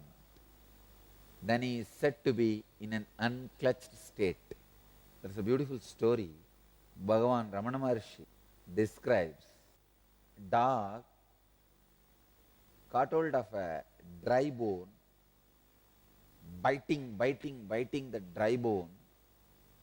That fellow did not get any flesh or blood out of that bone, but that bone has poked into the teeth of the dog. From his own teeth, blood has started coming. From his own gums, blood has started coming. The dog was tasting the blood which was coming from his own gum, but he was thinking the blood is coming from the dry bone. Exactly. From anywhere you think joy is coming, from anywhere, whether it is from a celebration or from a person or from an object, from anywhere you think joy is coming, all that place, person, object, all of them are just dry bone. It is you who put the joy on it forcibly and try to squeeze the joy out of the dry bone forcibly. You first superimpose joy on Diwali day, then you try to squeeze the day to get the joy out of it. You try to superimpose joy on some person, maybe your wife or husband or a son or daughter or father, mother, brother. Please understand, all human beings, when I say all, I mean all of you fellows are cunning fellows. Never ever think you feel responsible or love for anybody. Don't tell me a lie. I have heard enough of these lies. You force your joy on them and try to squeeze them to get your joy back. In this struggle, the to and fro movement, you call it as, I feel responsible for them, I love them. Hell with your love. Hell with your feeling responsible. All cheating game. I tell you, in the whole world, there is no such thing as relationship exists. Either it is social convenience or legal compulsion. There is no relationship. See, ultimately you force your joy on them, you project, and you try to squeeze. I have seen in my village, Tiruvannamalai, they'll squeeze the sugar can and take a juice, and out of that juice they'll make jaggery. My grandfather's land, farmhouse, every vacation we will all go there, and after they do the harvesting of sugar cane, they will have a two roller, and end of the roller there will be one stick and two bulls will be tied in that, and that fellows will go on be rotating, rounding, drrr, drrr, drrr, and the sugar cans will be sent between the rollers and the juice will come on side. Then they will boil the juice and make jaggery. Exactly, you are doing the same thing. All relationships or whatever you call as relationships, you put all of them into that roller. Like a sugar can squeezing, you squeeze.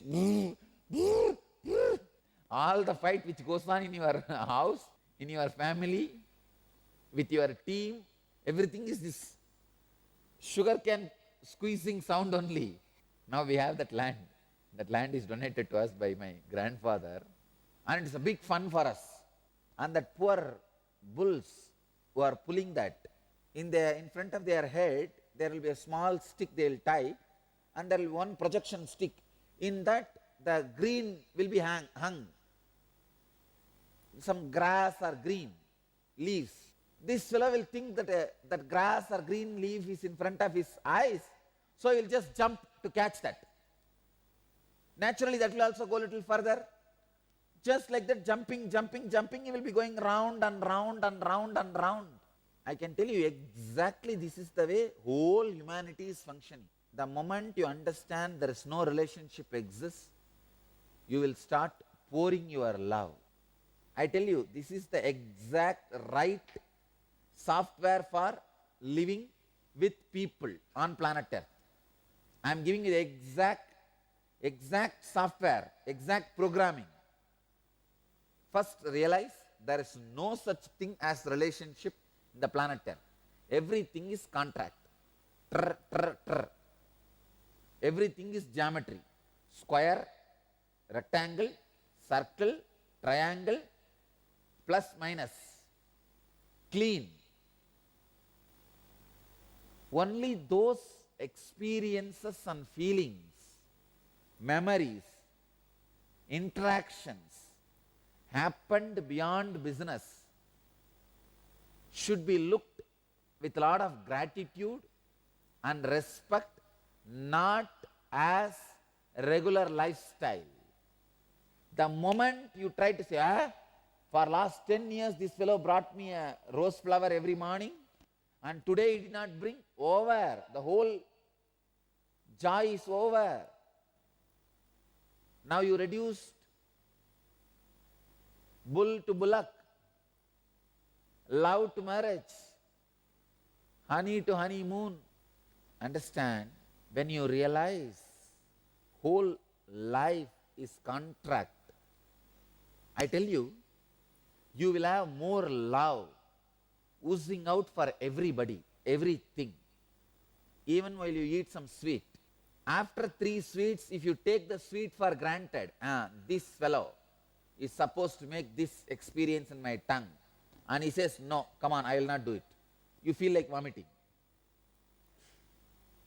Go for 5th or 6th sweet, you will go for vomiting. You will feel like vomiting.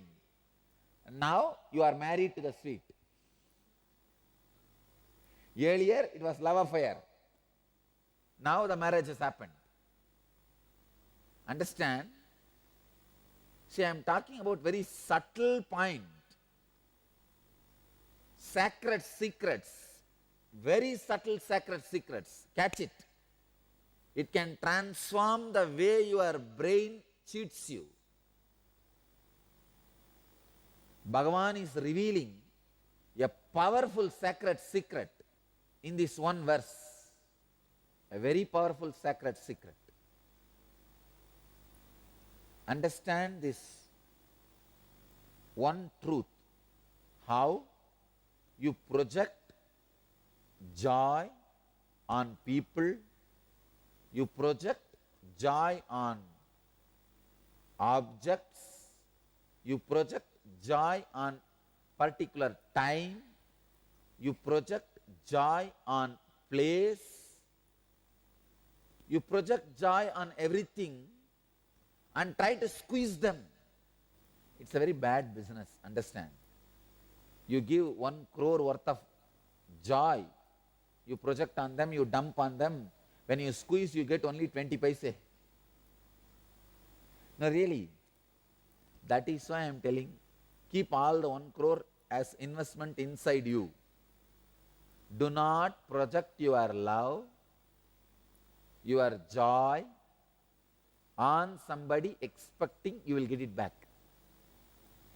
See, if you give it without any expectation, or you are very clear, life is business. But here I am showing my love, I somehow feel that there were some moments, these guys had such a sacred, sweet feelings with me. So I am reciprocating that. Or I don't even bother whether they had it or not. I am having it. I feel like sharing it. Over.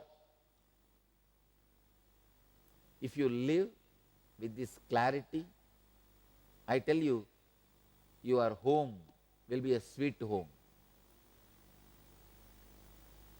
Grihastha, an ideal householder life is realizing there is no relationship.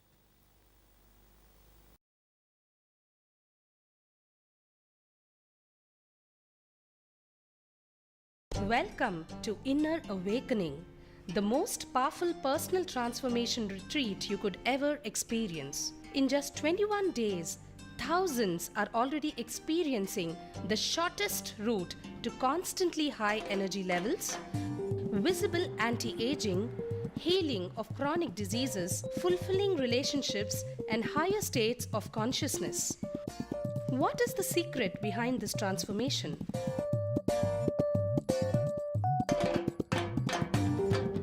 Kundalini means the inner potential energy. Once it is awakened, opens the different doors for the conscious experience in you.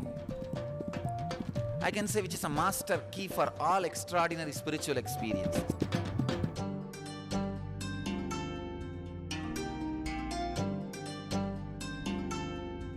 This extraordinary program is conducted personally by Paramahamsa Nityananda in the vibrant atmosphere of Nityananda Dhyanapitham Ashram.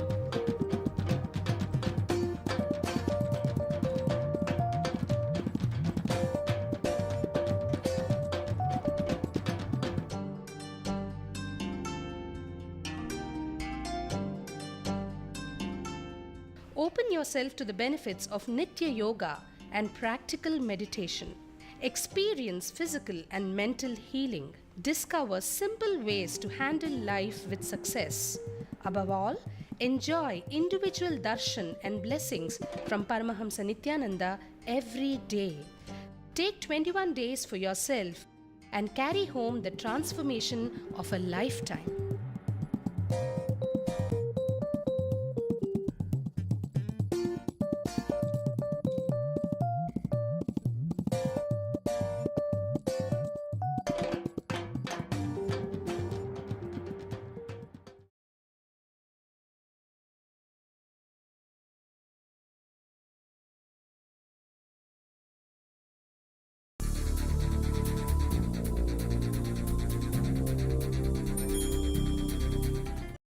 Paramahamsa Nityananda, a compelling spiritual force of our millennium, founder of an international socio-spiritual movement, pioneer of a modern Vedic renaissance. Born in the sacred town of Tiruvannamalai, a yogi by birth, fearless spiritual explorer, beacon of divine power, Paramahamsa Nityananda is today an inspiration for millions on the path. All that I see, all that I hear, I offer to you. Adept in ancient mystical yogic sciences, researcher of the science of spirituality, guru for enlightenment. Every year, Paramahamsa Nityananda shares with over 1 crore people worldwide the treasures of his wisdom, the joy of his laughter, and the incomparable power of his initiation. Now, Paramahamsa Nityananda reveals the deeper secrets of life, science of life. Join us every day for an unforgettable spiritual experience.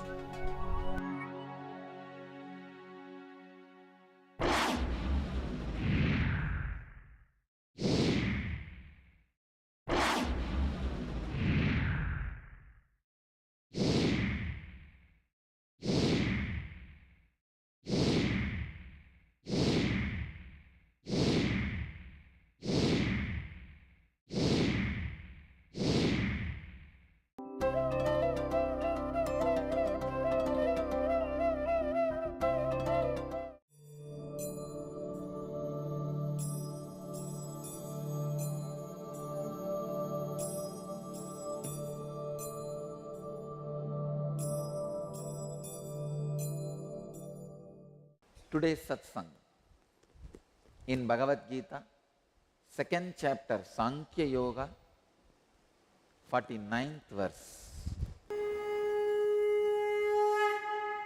दूरेण ह्यवरं कर्म बुद्धियोगा धनञ्जय बुद्धौ शरणमन्विच्छ कृपणाः फलहेतवः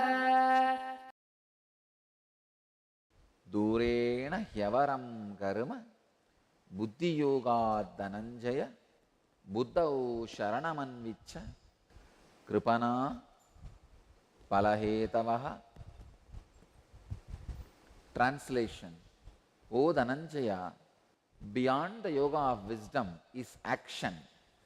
Wretched are those whose motive is the outcome. Surrender yourself to the wisdom. My own new translation: mere action is far inferior to the application of knowledge. O Dhananjaya, resort to inquiring. Pitiable indeed are those whose actions are motivated by the rewards.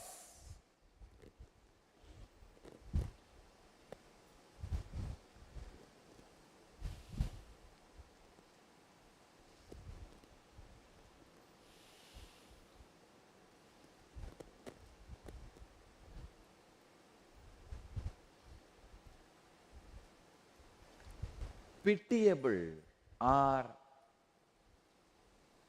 those whose actions are motivated by the rewards.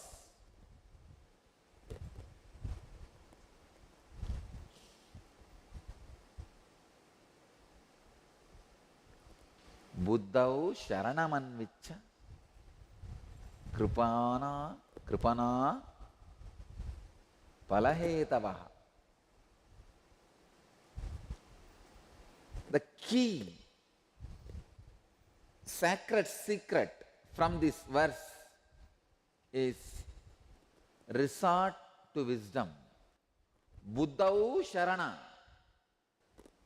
Surrender yourself to the wisdom. Pitiable indeed are those whose actions are motivated by the rewards. Please understand, it's like if a reason for your action is just fear and greed, then you are an engine running in crude oil. Engine running in crude oil will not run for long. Naturally you will collapse. Only engine running in refined diesel or petrol will run for a long time. If you are running by a refined petrol, you may not even be running, you may be flying. The fuel which runs your engine says a lot about the engine and the life of the engine, quality of the engine. Crude greed and fear, if that is going to be the inspiration running your engine, running your life, dangerous not only for you, all the people who are associated with you. Just like how an enlightened being, not only he does good for himself, all the people associated with him, for all the people, he showers auspiciousness. He is auspiciousness. He is life, light, energy, and auspiciousness. For all the people who are associated with him in any way. Same way, an ignorant person, an egoistic person, whose motive for action is fear or greed, for him,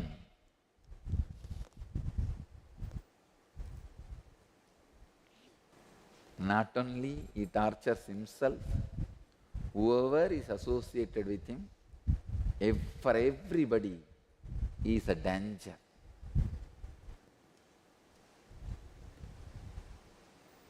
Buddhau Sharanamanvicha Kripana Balahetavaha.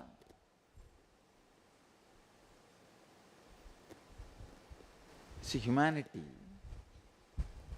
as different groups of people living together is humanity. Human society is different kinds of groups existing. There are some groups where everybody is trying to sacrifice for others. There are some groups where kind of a morality is maintained. If you give, we give. If you don't give, we don't give. There are some groups where everybody is swindling others. Everybody is trying to swallow others in legal way. It means pharmacist companies very legally produce medicines and circulate into the society, which will constantly be creating a side effect for which only their company medicine will work. It is swallowing people illegally. There's one more group. They don't care about law, morality, order, anything. Just swallow rakshasas, demons. Anything you see, come on, grab, swallow. Different level of human beings living together is human society. When you change your attitude, way of life, when you become more sensitive to the higher level of existence, higher form of existence, you automatically enter into that kind of society and live.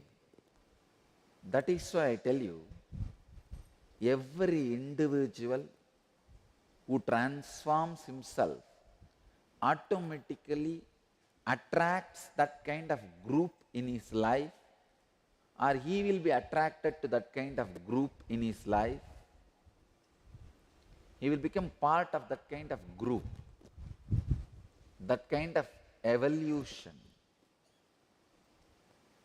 And I tell you, even if few people, handful of people, evolve to the level of sacrifice, enlightened society is possible.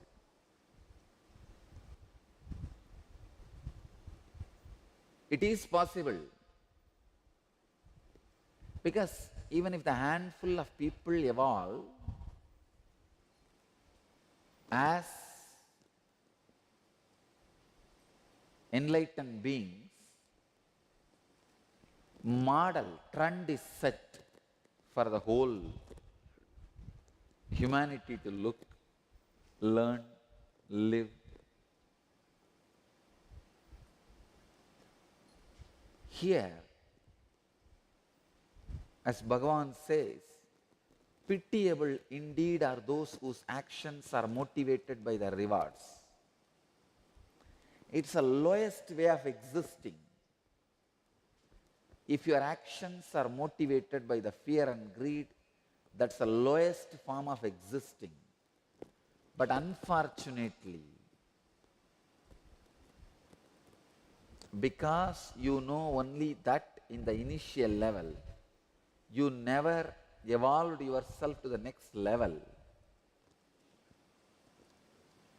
You always live in hell, literally hell. In nowhere in Bhagavad Gita, Bhagavan says, pitiable indeed.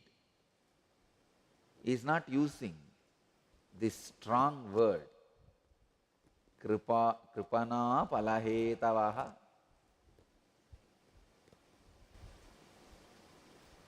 There is one more translation for this word. Wretched are those whose motive is the outcome. Nowhere Bhagavan is using such a strong word. Here he is using, I think he is sick and tired of this mental setup constantly, which runs only based on fear and greed. The society where sacrifice means, when I say sacrifice, please understand, I don't mean sacrificing your property, bed, luxury, lifestyle. No. Sacrificing your constantly changing identity. Not letting the laziness and parasite engrams on you. There are some engram patterns which are parasites. They will just suck your whole energy and destroy you. The parasite grows on a tree, how it sucks all the energy and kills the original tree. Same way, parasitical engrams are there which just sucks your life.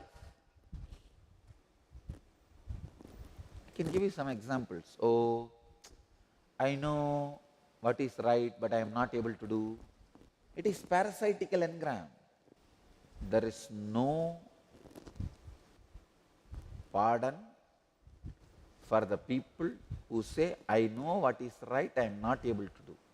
Nobody can pardon you. Because you can't pardon you. You will put yourself in hell constantly. That is the worst disrespect you will do for you and for others. what kind of a person you are, that kind of a persons only you attract in your life.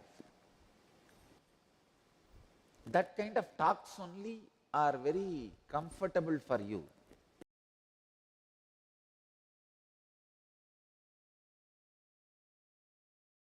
Welcome to Inner Awakening, the most powerful personal transformation retreat you could ever experience. In just 21 days, thousands are already experiencing the shortest route to constantly high energy levels, visible anti-aging, healing of chronic diseases, fulfilling relationships, and higher states of consciousness. What is the secret behind this transformation?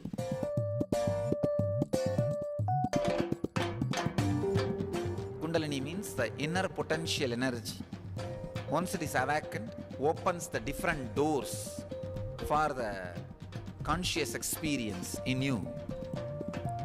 I can say which is a master key for all extraordinary spiritual experiences.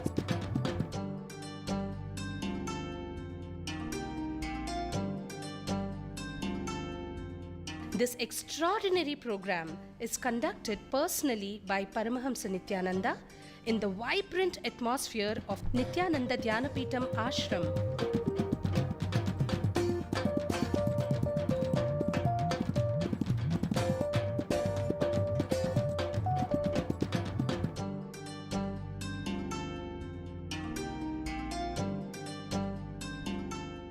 Open yourself to the benefits of Nitya Yoga and practical meditation.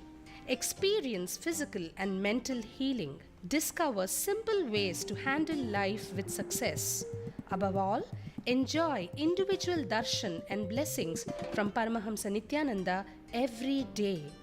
Take 21 days for yourself and carry home the transformation of a lifetime.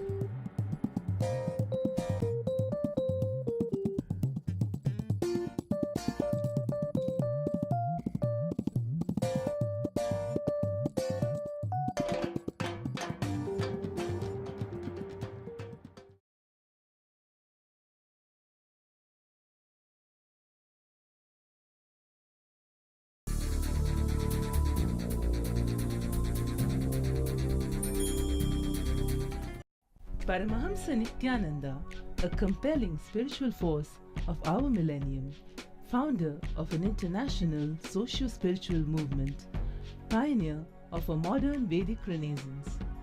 Born in the sacred town of Tiruvannamalai, a yogi by birth, fearless spiritual explorer, beacon of divine power, Paramahamsa Nityananda is today an inspiration for millions on the path. All that I see, all that I hear, I offer to you. Adept in ancient mystical yogic sciences, researcher of the science of spirituality, guru for enlightenment. Every year, Paramahamsa Nityananda shares with over 1 crore people worldwide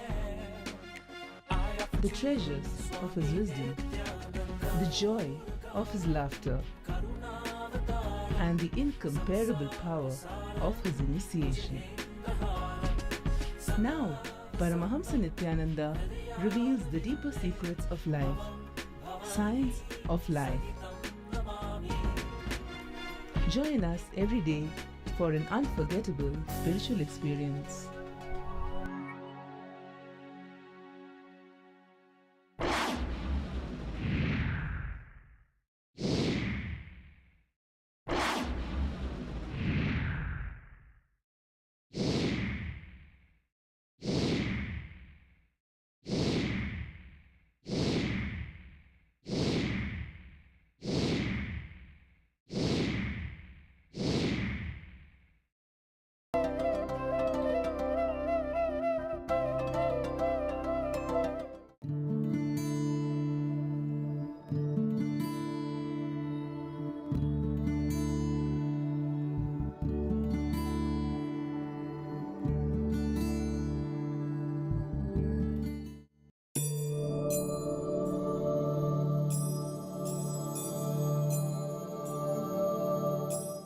This is a question, dear Swamiji.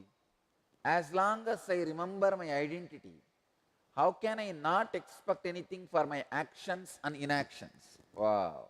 Understand how cancerous growth has happened in your identity. It is like your very identity is filled with this tumor of expecting. See, the very pattern with which you have built your identity is cancerous. It is cancerous. Be careful.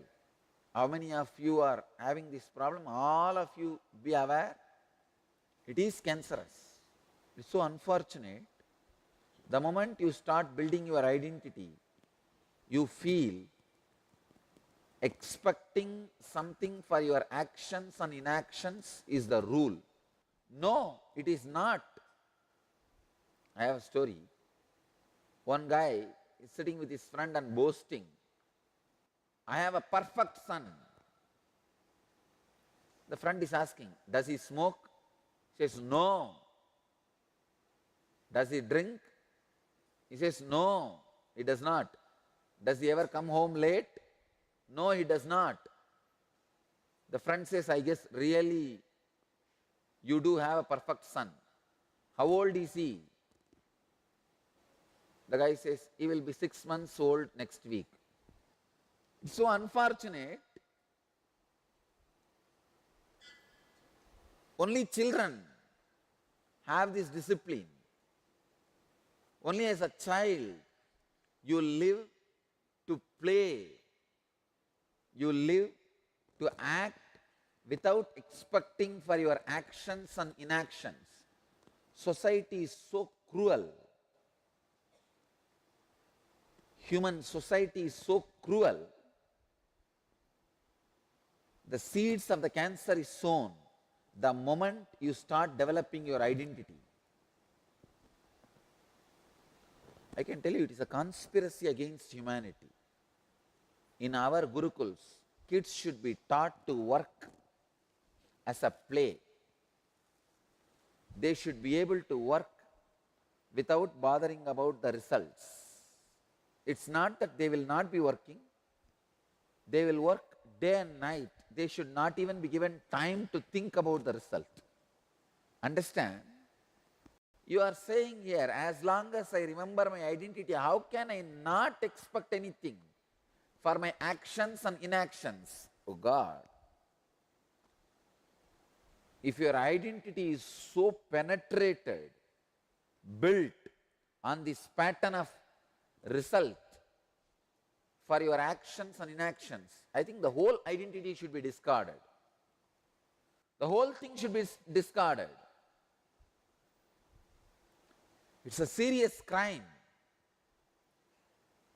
Then the very identity which you are carrying will be so violent, either towards others or towards yourself. I tell you, when there is an inbuilt expectation for your actions and inactions, it is so dangerous. It's difficult to live around you. Nobody can live around you. I tell you, even you cannot live around you happily. See, so many of us can't live around ourselves happily.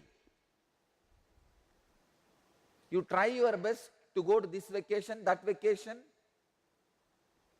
but all vacations, you carry yourself. What to do? The biggest suffering you are having in your life is you. That's the biggest luggage. I tell you,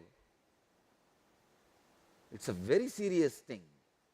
Somebody says, as long as I remember my identity, how can I not expect anything for my actions and inactions? It's like you are convinced only a 6-month-old baby can be disciplined. See, this guy is convinced. That's why he's bragging about his child not smoking, not drinking, not coming home late. Because he's only 6 months old. Same way, you are also convinced. How this guy feels, if you are grown up, you should be doing everything. So same way you start believing, If you have identity, you have to expect something for your actions and inactions. No, it is not required. Constantly expecting something for actions and inactions is a disease. Don't you understand? It takes away the very joy of living, very joy of action. I tell you from my biomemory, distress and eustress, both are dangerous. Your body cannot discriminate between distress or eustress. Means the stress you create by your failure is distress. The stress you go through by your success is eustress. Even if you achieve what you want, your body experiences certain stress. It is called eustress. It is so unfortunate. Your body cannot discriminate between distress and eustress. I tell you, both stress are not good for the system. Both stress create tremendous irritation, agitation, a resistance towards your existence. If you are feeling, by remembering your identity, you are not able to go beyond the expectation for your actions and inactions. Just be unknown to yourself. That's a solution. I am giving you a straight technique. Sit with yourself, decide, all ideas I know about me are imperfect. Let me wait for the complete idea to happen in me. All ideas I carry about me is imperfect.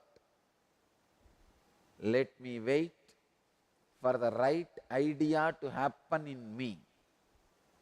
Sit with yourself.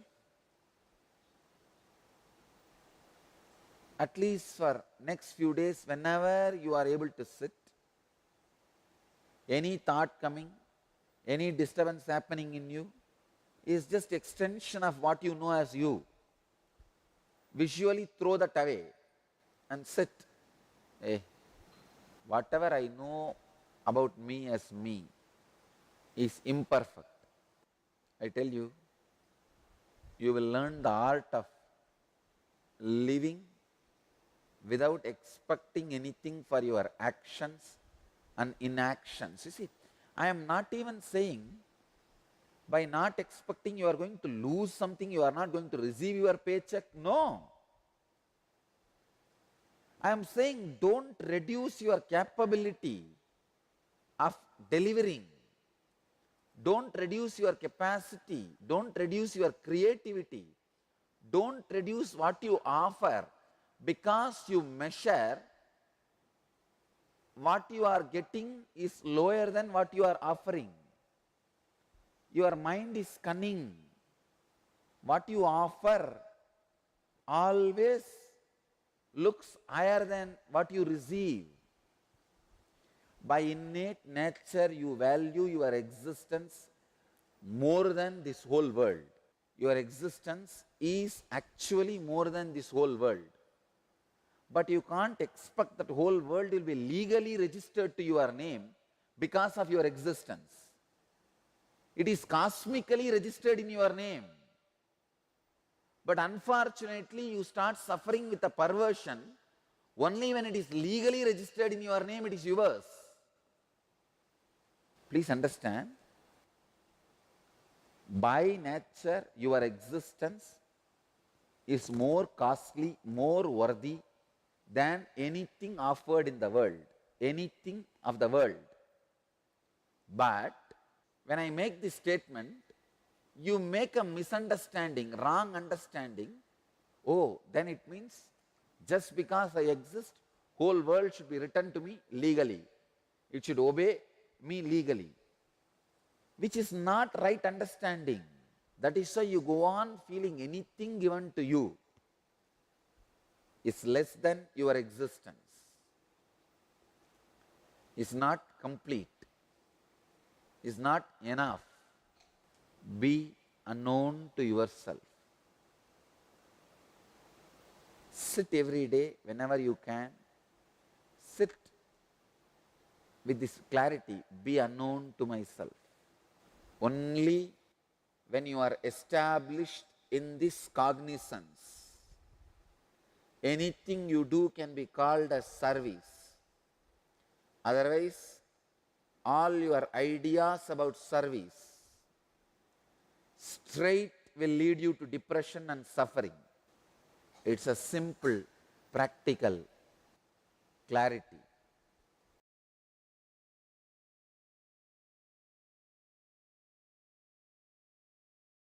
Welcome to Inner Awakening, the most powerful personal transformation retreat you could ever experience. In just 21 days, thousands are already experiencing the shortest route to constantly high energy levels, visible anti-aging, healing of chronic diseases, fulfilling relationships, and higher states of consciousness. What is the secret behind this transformation?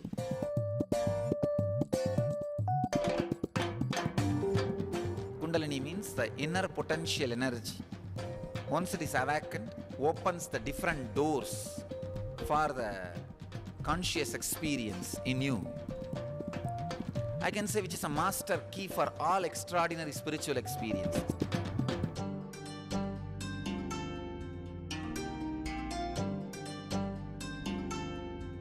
This extraordinary program is conducted personally by Paramahamsa Nityananda in the vibrant atmosphere of Nityananda Dhyanapitham Ashram.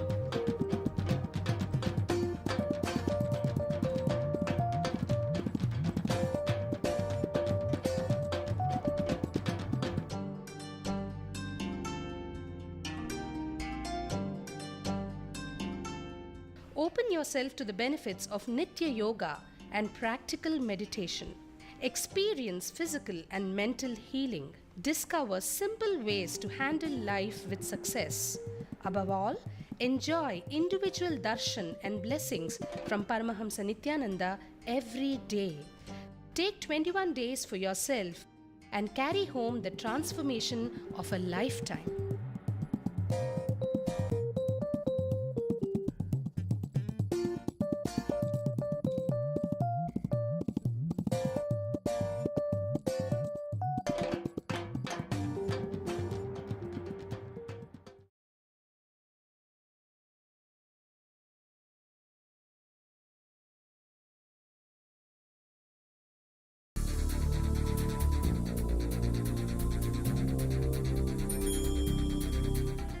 Paramahamsa Nityananda, a compelling spiritual force of our millennium, founder of an international socio-spiritual movement, pioneer of a modern Vedic renaissance. Born in the sacred town of Tiruvannamalai, a yogi by birth, fearless spiritual explorer, beacon of divine power, Paramahamsa Nityananda is today an inspiration for millions on the path. All that I see, all that I hear, I offer to you, Swami. Adept in ancient mystical yogic sciences, researcher of the science of spirituality, guru for enlightenment.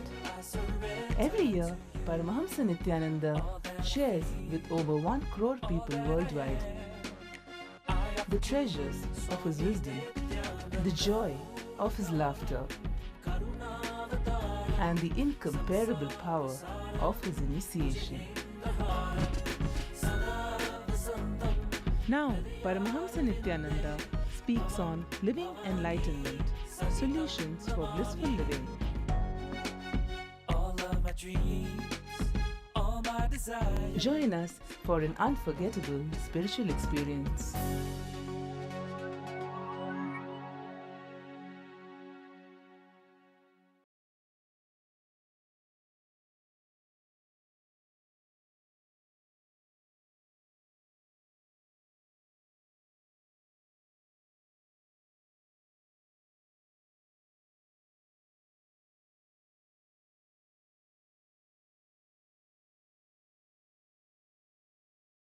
जनाः पर्युपासते तेषां नित्याभियुक्तानाम्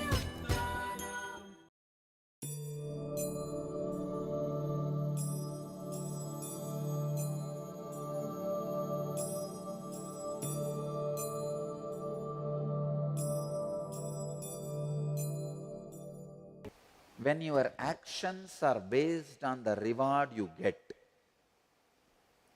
please understand, I'll give you the example. Every month you get $10,000 paid. So all your actions you perform for the 30 days, the final reward is $10,000. You are working for it. Your mind is such, within few days you will feel that reward is too low for your performance. Even suddenly if it rises to $100,000 per month, within next few days you will feel it is too low for your actions, too less reward. Mind by its nature constantly makes you feel all the reward you get is too less. Even if you get this whole world, you will feel it is too less for your very existence. You don't need to do anything. Just because you are here, you are breathing, you feel the whole world is supposed to be at your feet. That is the way mind works. It is so unfortunate. The next step is the most unfortunate thing. When you feel, feeling any reward you get is less than your performance. You are getting less than what you are offering to society. That is the first problem, disturbance. The second thing, immediately what happens?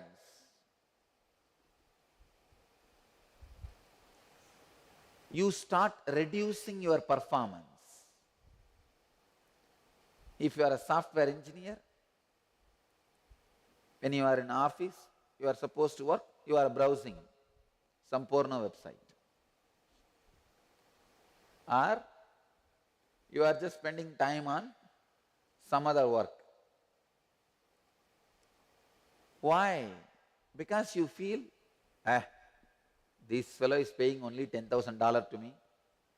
It's too less for what I am giving to this company, to this person. Let me reduce what I am giving. Your expression, your creativity, your expansion is reducing. You are not understanding. You are angry with your boss for paying you less, but you are punishing yourself by reducing your creativity, by putting you in more and more laziness, by reducing your expansion, your life. See, when you are performing less, you are getting into a pattern, setup. After you perform less continuously for 3-4 months, you will start believing that is your capacity. That is your capacity. So unfortunate. You are angry with your boss. You want to punish him, but you drink the poison. By you drinking the poison, you are not going to punish him. Don't be foolish.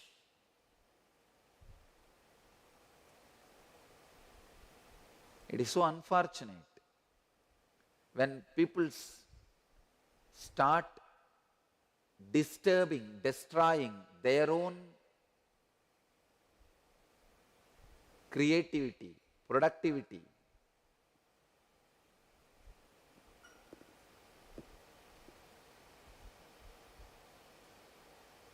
Just because they are angry with the person who is paying them back.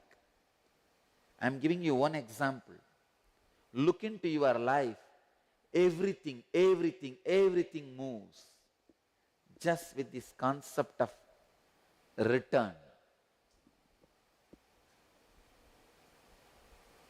It is so unfortunate.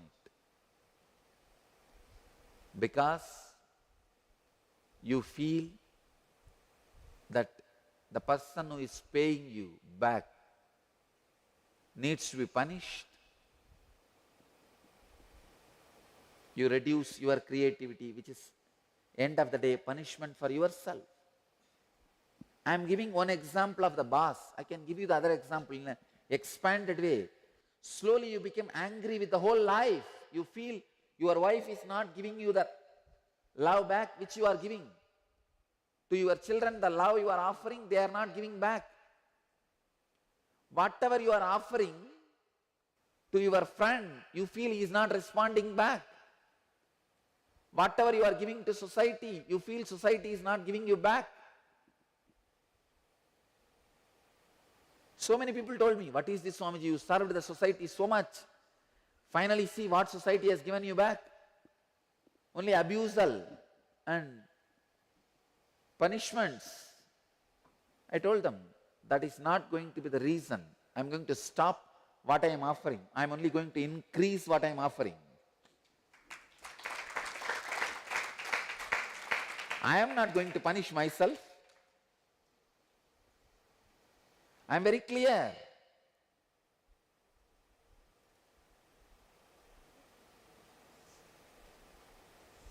Understand, when you are angry with the friends, angry with family, angry with your society, you stop radiating love. It is so unfortunate. When you stop radiating love, you are punishing yourself. You get into a mental setup, a trend, personality.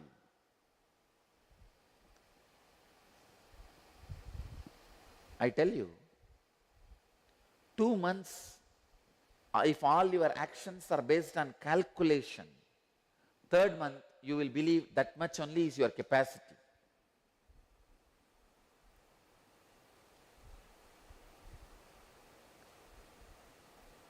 Just try for 2 months without planning or calculating how much you get it back. Go on giving love, courtesy, help, service. Decide. Please understand, 100% of you are in a frozen prison of this calculation of giving and taking. Functioning based on this calculation of what I received. I'll call that mental setup as the prison. This functioning is called prison. I tell you, break this prison, you will feel real freedom.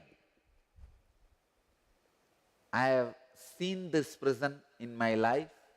I am not talking about outer world prison, the inner world prison. I have seen this in my life in young age. I still remember once Kuppammal, she had a book. The Kudartha Deepika is one of the beautiful commentary on Bhagavad Gita. The translation of that book in Tamil, published in 1917. Just yesterday, I came up with the book, but it's not the same copy, same print, same edition. The moment I picked up that book, I remembered, oh God. Because when she used to read and teach me, I never saw the year of publication. I know how the book looks and how it feels. I know it's an old book. It's a Tamil translation of Kudartha Deepika. She will read and explain. The one and only verse she explained and made me practice continuously and followed it up is this verse.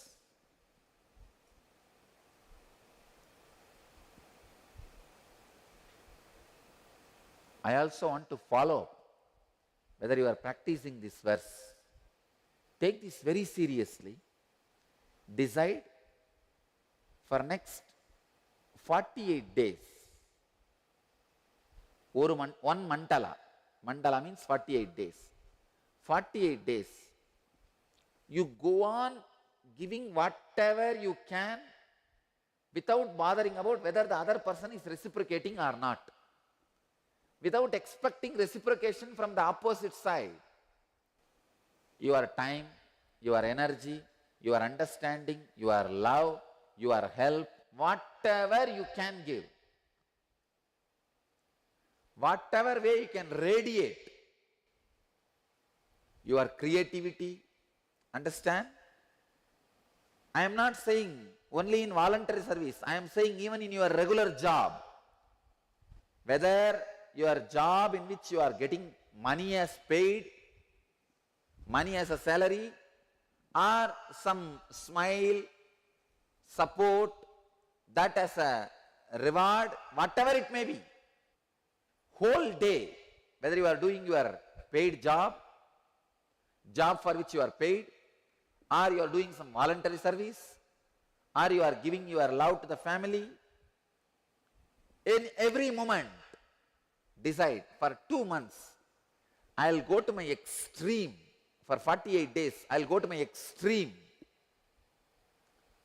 without bothering about how the other person is responding or reciprocating. I challenge. I'm really challenging you. In these 48 days, it is till 3rd December of 2011. In these 48 days, you will be at least 3 times more energetic, alive, intelligent than you are now. I can give you how to become 3 times better than you. Because you are caught with this one mental setup. See, this is what the first thing you learn in your life. How much you are given back, only give that much. It's a huge unconscious net where all the fishes which are souls are caught.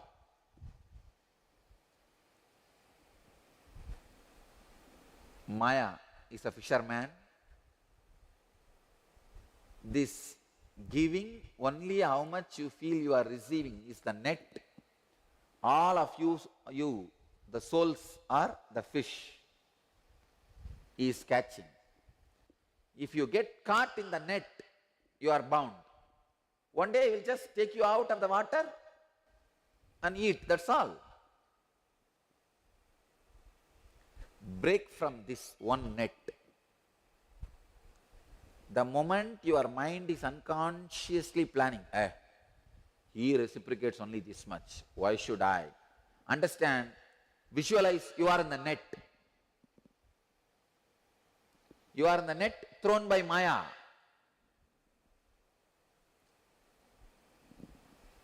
Bhagavan says beautifully, let your fight with non-performance be the standard of measure. You may then ask, how can I work? I need some inspiration to work. You are fighting with non-performance. You are fighting with the shrinking feeling. You are fighting with the laziness. You are fighting with the non-creativity. Be the source of inspiration for you to live. People always tell, no, if the reward is not the source of my reason for performance, why should I perform? If I should not expect result, why should I perform?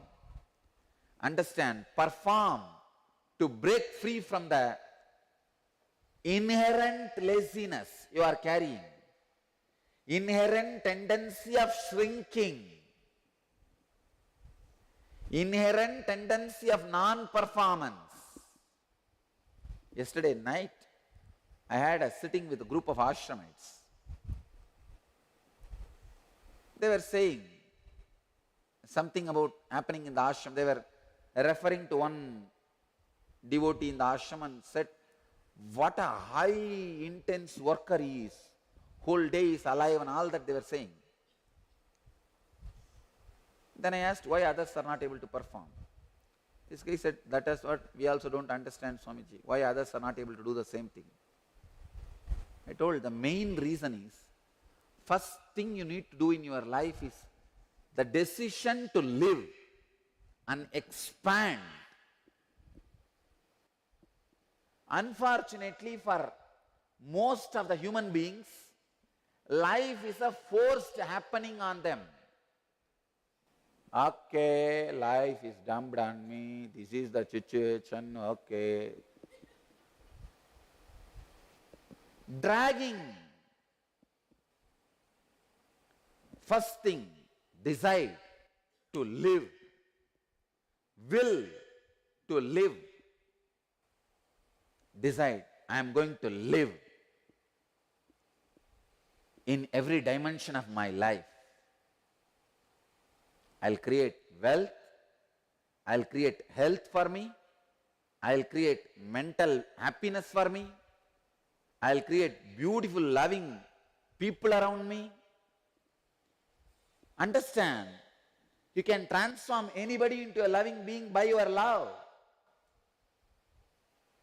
Love is like a phosphorus. The moment you put that on anything, it completely burns that. How phosphorus converts anything into its own.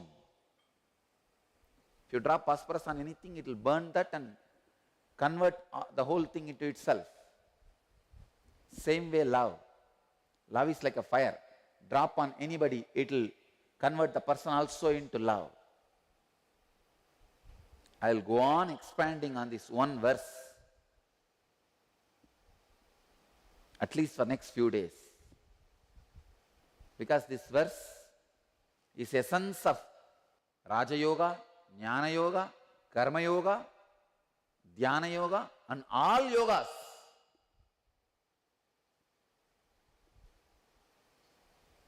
This verse is the essence of all yogas.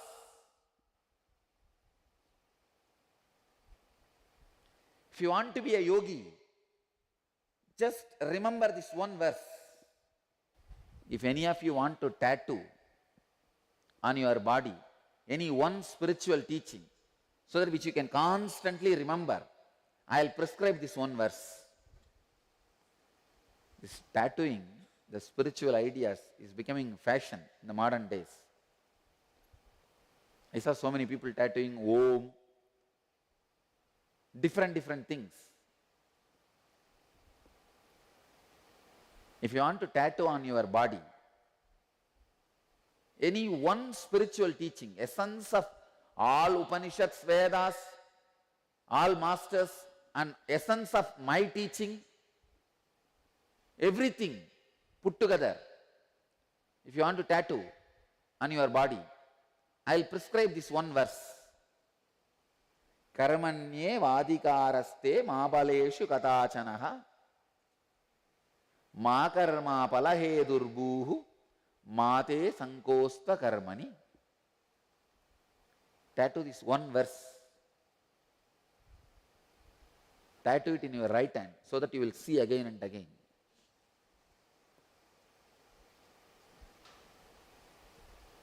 This one thing, if it becomes part of your life, you are liberated. Whether you do pranayama, whether you do yoga, whether you share your time with some people, whether you work in the office, whether you work out in the gym, or you share your love with your family, in every situation you are stopped, you are binding yourself, you are controlling yourself, you are lowering yourself just with the one idea, am I getting back? Am I getting back? Am I getting back? If you are working out 2 days, you see, wow, if the muscle is not happening, oh, then I am not getting back, let me reduce. Constantly, in every step, you lower yourself, you bind yourself. Whether it is your job, or it is your sadhana, or it is your love, whether it is in the line of physical health or mental health or relationship or creating wealth or your fulfillment, in every line, you stop with this one wrong mental setup, stopping because you feel you are not getting enough reward. Anything you get, you are going to feel you are not getting enough. Break from this one mental setup. I tell you, you will explode into enlightenment. Karmanye vatikaraste mabaleshu katachanaha ma karma palahe durbuhu mate sankostva karmani. Don't punish yourself because you are angry with the person who is paying you.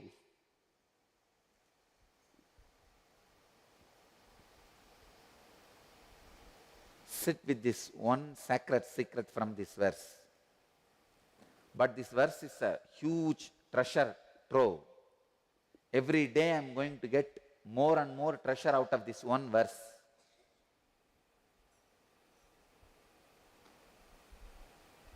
I am going to speak some more days on this same verse. Today, sit with this one truth.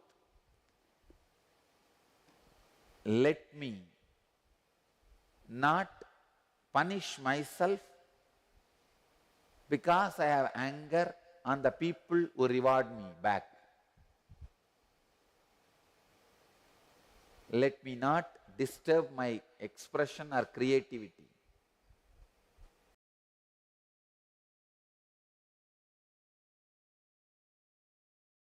Welcome to Inner Awakening, the most powerful personal transformation retreat you could ever experience. In just 21 days, thousands are already experiencing the shortest route to constantly high energy levels, visible anti-aging, healing of chronic diseases, fulfilling relationships, and higher states of consciousness.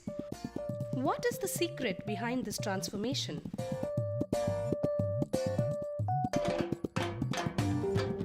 Kundalini means the inner potential energy. Once it is awakened, opens the different doors for the conscious experience in you. I can say which is a master key for all extraordinary spiritual experiences.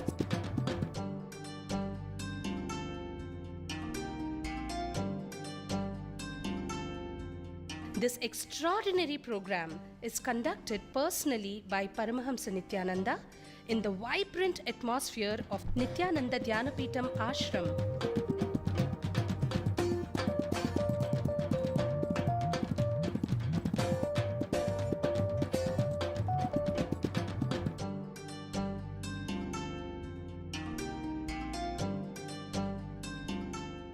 Open yourself to the benefits of Nitya Yoga and practical meditation. Experience physical and mental healing. Discover simple ways to handle life with success. Above all, enjoy individual darshan and blessings from Paramahamsa Nityananda every day. Take 21 days for yourself and carry home the transformation of a lifetime.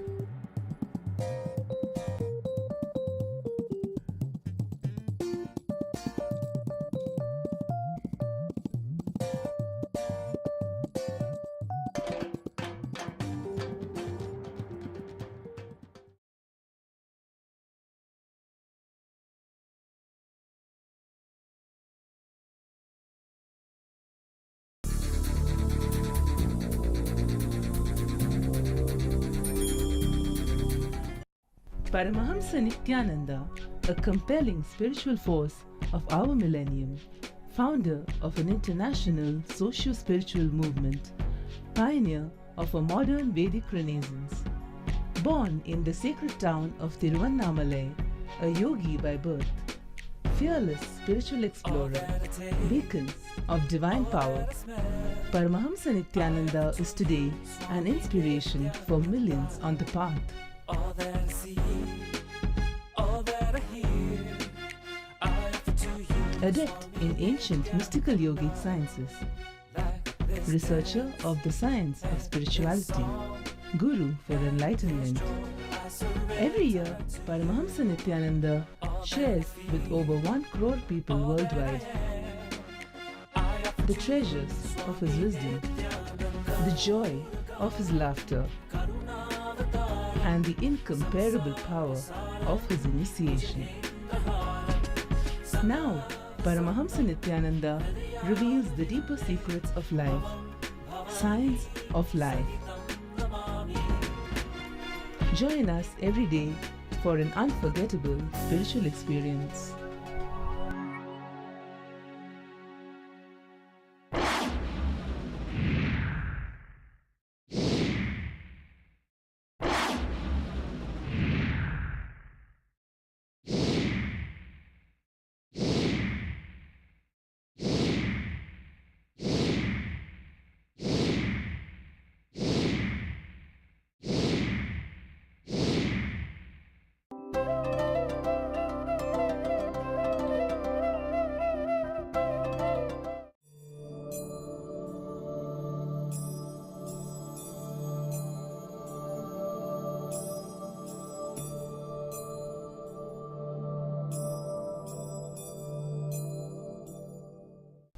Human being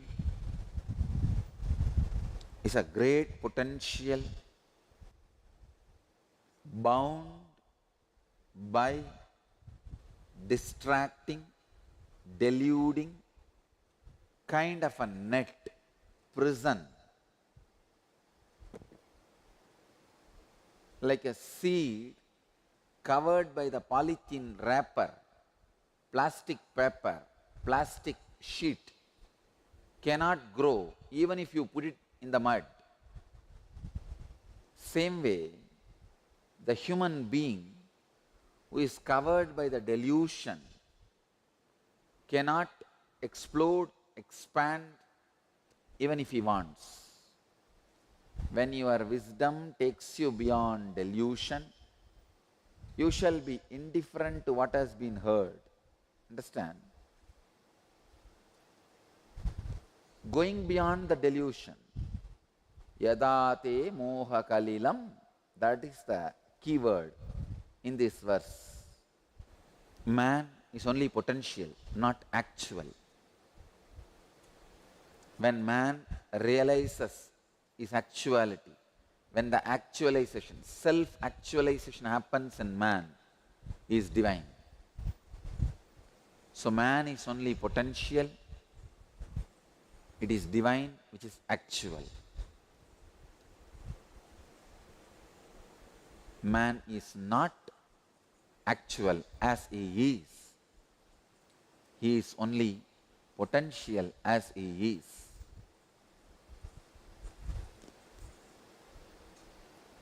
Every single cell of you is having a kind of a covering. The covering constantly represents mortality, delusion. Your cell is constantly struggling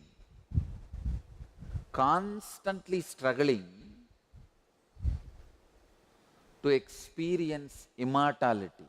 Understand? Every single cell you are having in your body, I can say body is a too small word, in you. When I say cell, the smallest unit.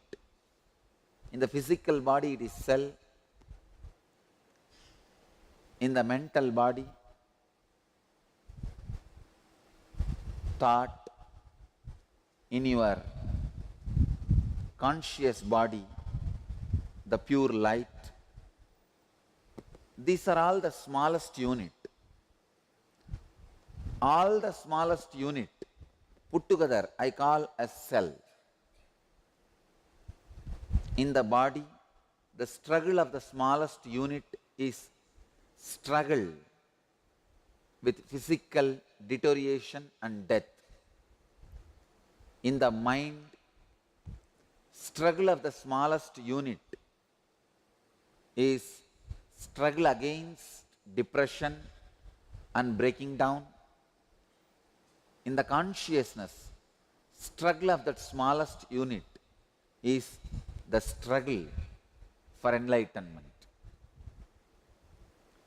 Even if you are struggling to get out of a headache or cough, understand, in a small way, you are struggling to get enlightened.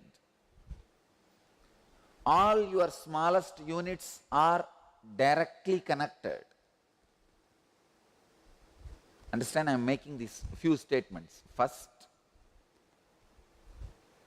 all your smallest units are covered by delusion.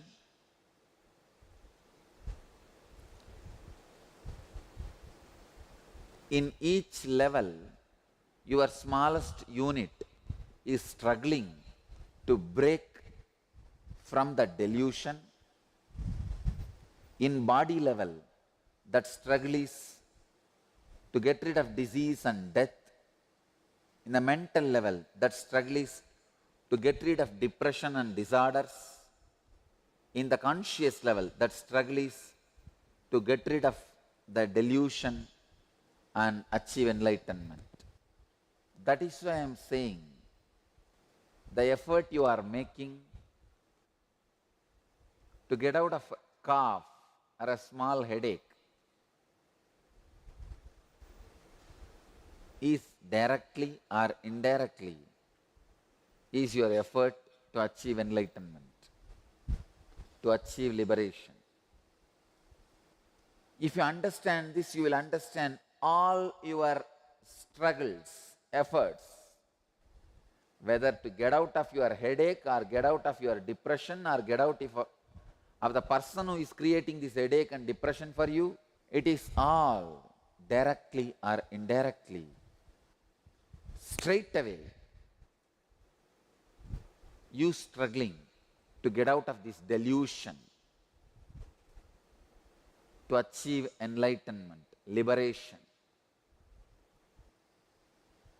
So understand, all your struggle is struggle to achieve enlightenment. Start struggling directly. You will not waste your time and energy in deluded, diverted attention or direction or decisions. When you think without achieving enlightenment, you can get out of depression, you always feel, then first let me do getting out of depression, then later on let me think about enlightenment. But you don't understand. Your struggle to get out of depression is rooted in the same unit where your struggle for enlightenment also happens. I can say in a way, your struggle to get out of depression is vibrating in the same field where the struggle to achieve enlightenment is happening.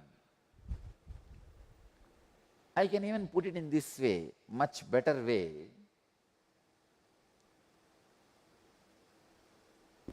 Your struggle to get out of depression, get out of headache, happens in the same smallest unit of you where the struggle to achieve enlightenment also happens.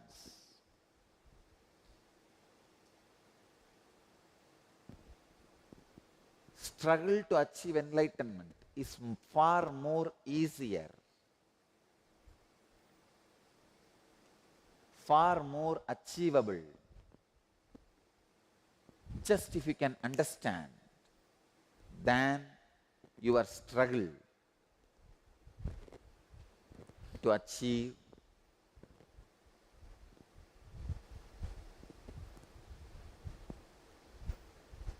freedom from a headache or depression. Essence, I wanted all of you to understand, run your life based on theologia mystica. Don't take pride saying you are a very practical person and you like this light spiritual ideas. No. Take pride in you are a person with depth. You are a personality with depth. Every struggle you go through straight to the ultimate purpose. Make your struggle to get out of a disease or depression as a struggle to achieve enlightenment. When you have this clarity, every time you fall sick, that period of sickness becomes tapas. Period of low mood becomes meditation. The process of digesting the medicine and coming out becomes process for enlightenment. Understand, whether you struggle to get out of physical disorders, mental disorders, or conscious disorders, yadate moha kalilam. When your wisdom takes you beyond delusion, your effort to take yourself beyond delusion is direct effort to achieve enlightenment. I have seen these hi-fi people, especially modern day youngsters, they take pride in saying, I go to this guru and understand a little bit about depression and anxiety, fear. I manage my life.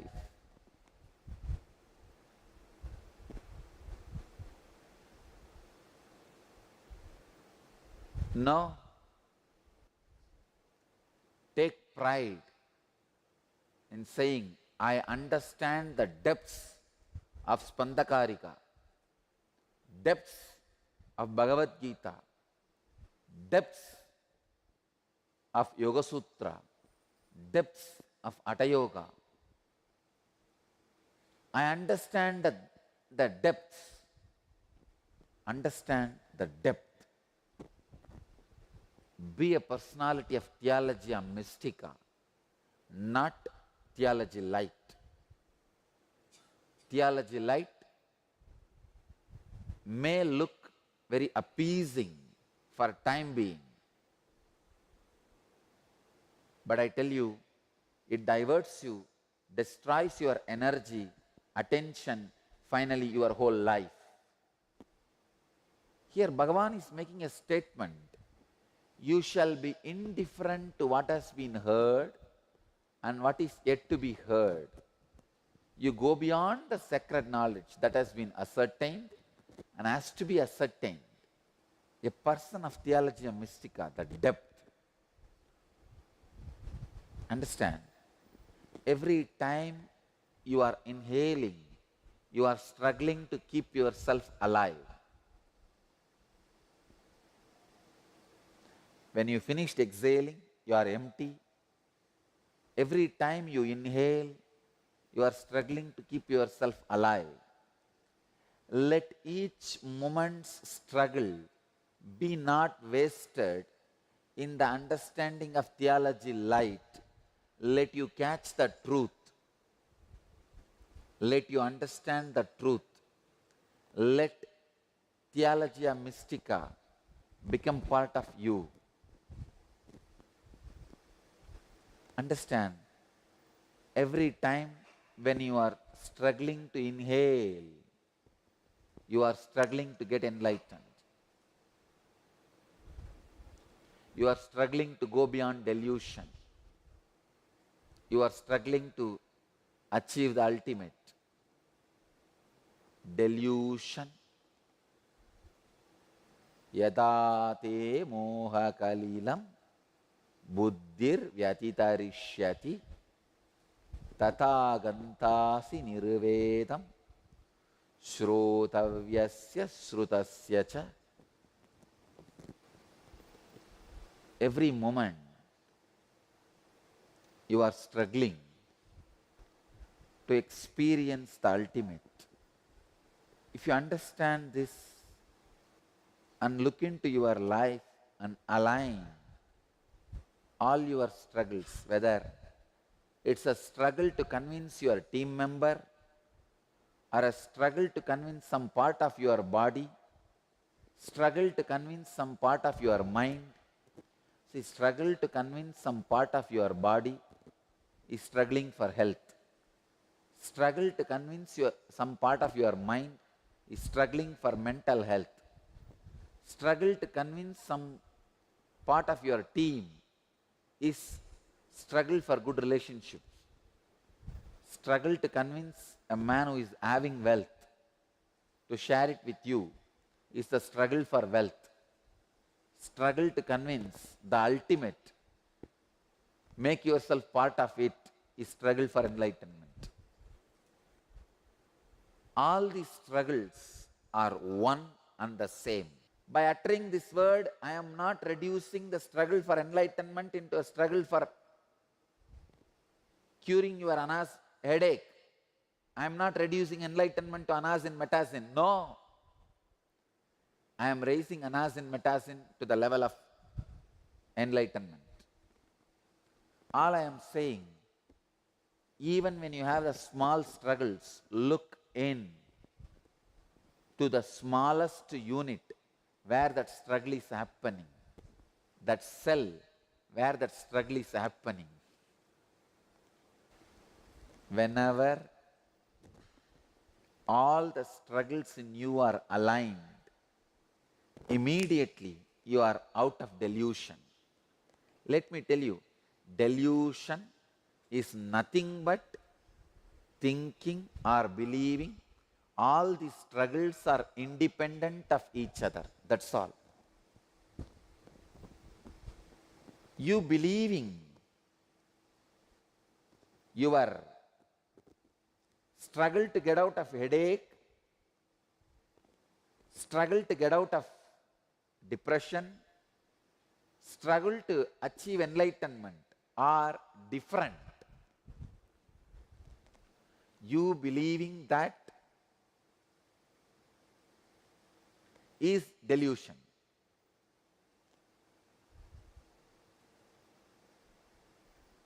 First thing, understand all your struggles are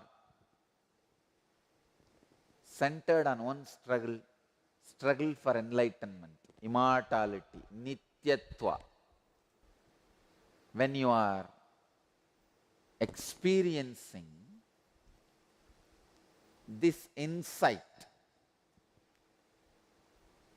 when you are out of infatuation to the small struggles, see, your infatuation to the struggle to get out of headache makes you forget your struggle to achieve enlightenment is same. You start getting infatuated to the smaller parts of your struggle. Small story. Two elderly couples were enjoying a friendly conversation when one of the men asked the other, Fred, how was the memory clinic you went to last month? Fred replied, outstanding. They taught us all the latest psychological techniques, visualization, association. Made a huge difference for me. The other guy said, that is great. What's the name of the clinic? Suddenly this guy, this Fred, went blank. He thought and thought but could not remember. Then a smile broke across his face and he asked, what do you call that flower with a long stem and thorns? The other guy replied, you mean a rose? That guy says, yes, that is it, that is it. Rose, what was the name of the clinic? He turned towards his wife and asked, Rose, What was the name of the clinic?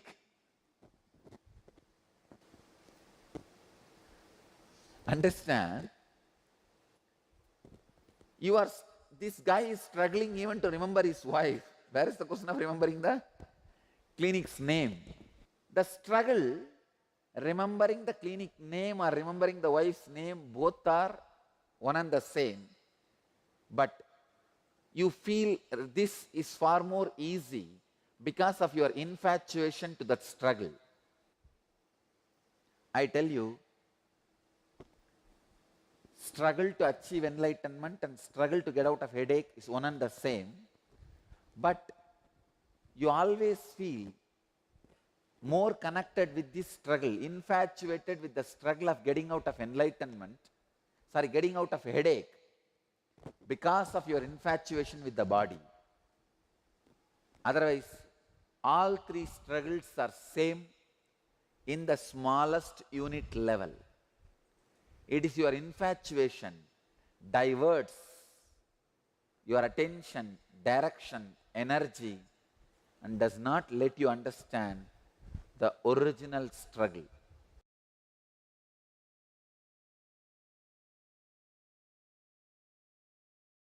Welcome to Inner Awakening, the most powerful personal transformation retreat you could ever experience. In just 21 days, thousands are already experiencing the shortest route to constantly high energy levels, visible anti-aging, healing of chronic diseases, fulfilling relationships, and higher states of consciousness. What is the secret behind this transformation?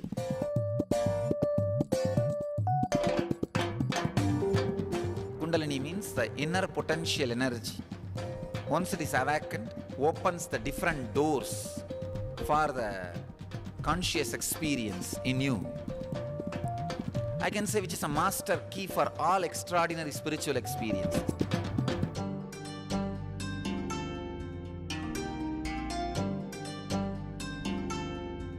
This extraordinary program is conducted personally by Paramahamsa Nityananda in the vibrant atmosphere of Nityananda Dhyanapitham Ashram.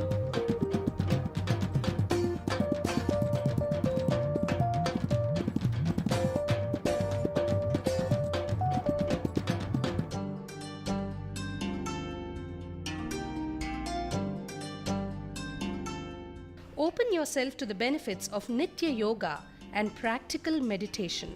Experience physical and mental healing. Discover simple ways to handle life with success. Above all, enjoy individual darshan and blessings from Paramahamsa Nityananda every day. Take 21 days for yourself and carry home the transformation of a lifetime.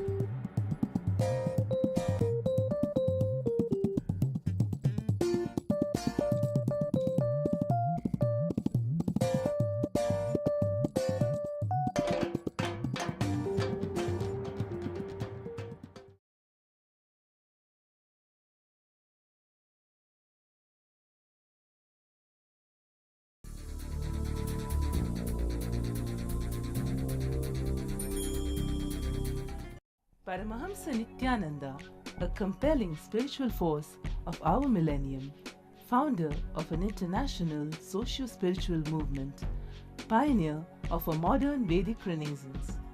Born in the sacred town of Tiruvannamalai, a yogi by birth, fearless spiritual explorer, beacon of divine power, Paramahamsa Nityananda is today an inspiration for millions on the path.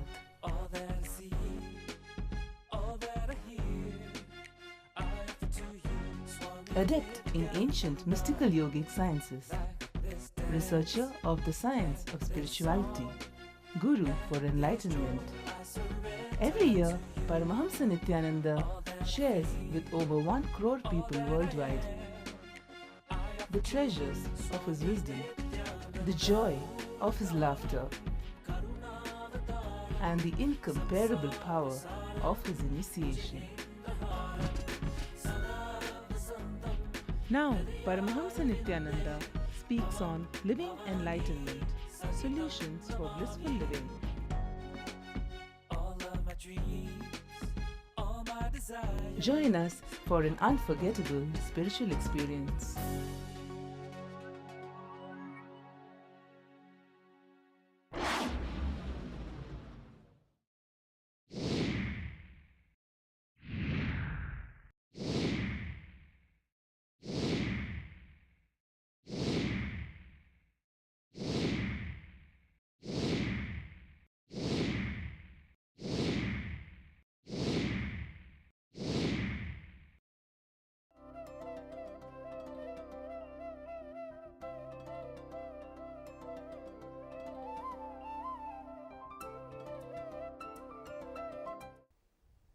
I'll expand on the same verse.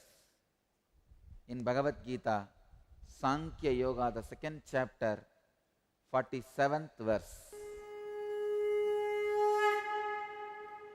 कर्मण्येवाधिकारस्ते मा फलेषु कदाचन मा कर्मफलहेतुर्भूः मा ते सङ्गोऽस्त्वकर्मणि कर्मण्येवाधिकारस्ते मा बलेषु कदाचनः मा कर्म बलहेतुर्भूः मा ते संगोस्त्वकर्मणि. Your jurisdiction is merely execution,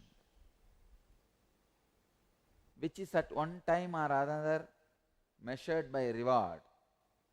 Let not the ground for the source of your action be reward.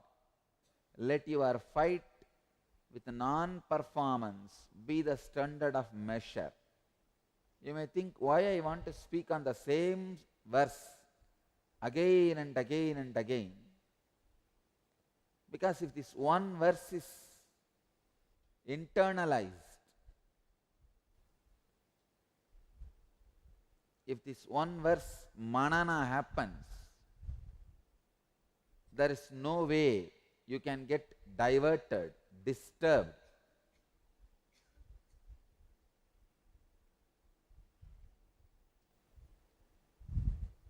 The extraordinary purity, extraordinary enlightenment. Please understand, I am using a word extraordinary enlightenment. You may think, then is there an ordinary enlightenment and extraordinary enlightenment? When I say extraordinary enlightenment, I mean enlightenment experience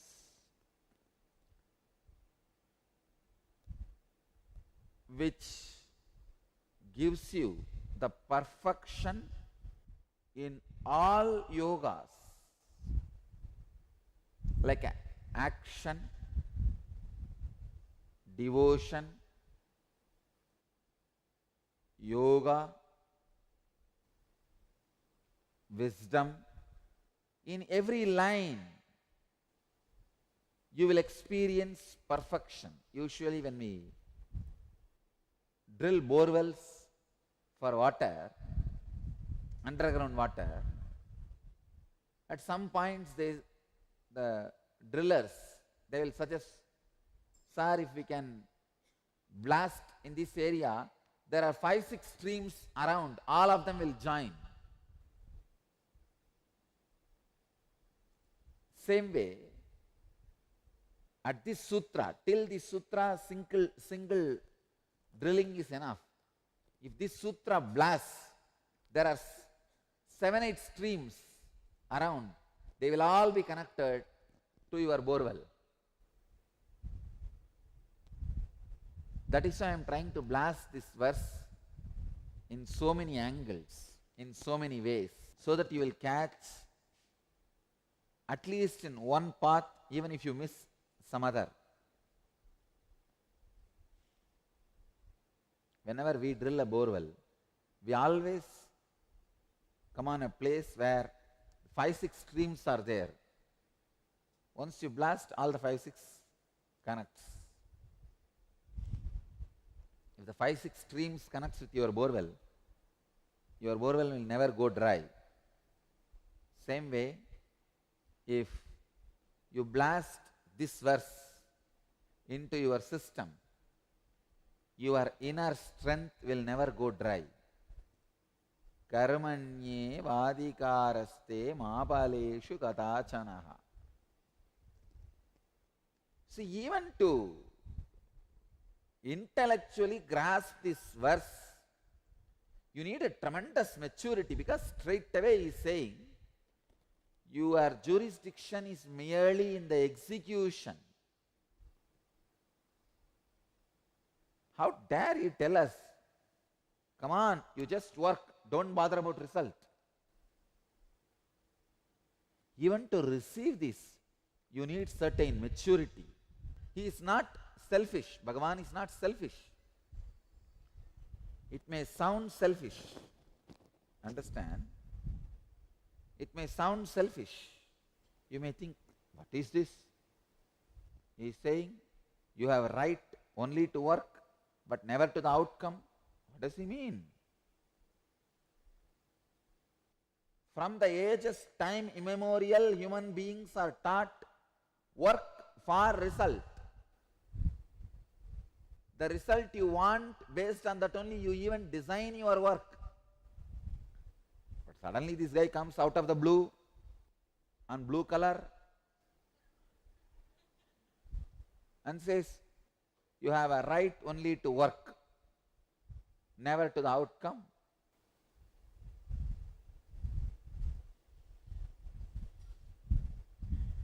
Even to understand, you need to be mature. He means 2-3 things. You are beyond any outcome, even if this whole universe is the outcome of your work, you are beyond that. See, this universe is the outcome of the work of God, but He is beyond that. He cannot be measured based on the outcome. He can be, see, you can assume His existence based on the outcome. You can't measure His greatness based on the outcome. Same way, your outcome cannot be the scale to measure your greatness. You are too big. Don't you understand? You are too big to be measured by the outcome. Unfortunately, mind goes on measuring. It goes on measuring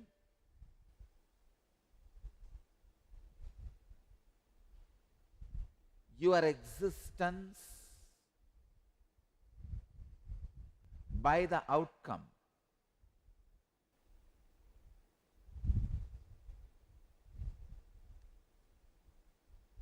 Your outcome can no way be the scale to measure your existence. Karmanye vadikaraste mapaleshu katachana ma karma balahe durbuhu mate sangostva karmani.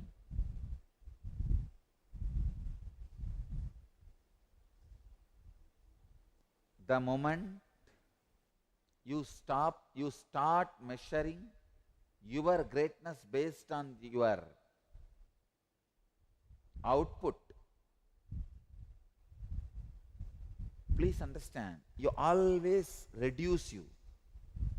It is disrespect to you. Your existence, your consciousness is beyond any of the outcome of you. So don't go on measuring your outcome and reduce the possibility of your conscious expression. For example, you start painting and somebody criticizes it or lower estimates. Then what you think? You think this will sell for 10,000 rupees. Somebody asks, 100 rupees is more than enough. That's all. your very inspiration, creativity for painting will disappear. I have seen thousands and thousands of creators are destroyed just by this one misunderstanding. I have seen singers destroyed. So many people destroy themselves in such a foolish way. It's almost like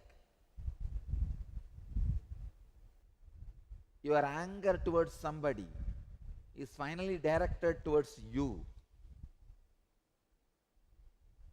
You are supposed to punish the fellow who underestimated your painting. What you are supposed to do? Paint in much better way and bring respect to it. Naturally, the fellow who underestimated will feel guilty or feel that he has done something wrong. It is by exploding you will teach a lesson to him, not by imploding. When you start shrinking your capabilities because your rewards are less, you are imploding, not exploding. Implosion is the punishment you are giving it to yourself. Instead of making the other person realize what he has done is wrong. Essence. Your jurisdiction is merely in the execution, which is at one time or another measured by the reward. Understand, if you are constantly expecting the reward, one day really you will feel the life is cheated. Life has cheated you. The fruit of the life should be life itself.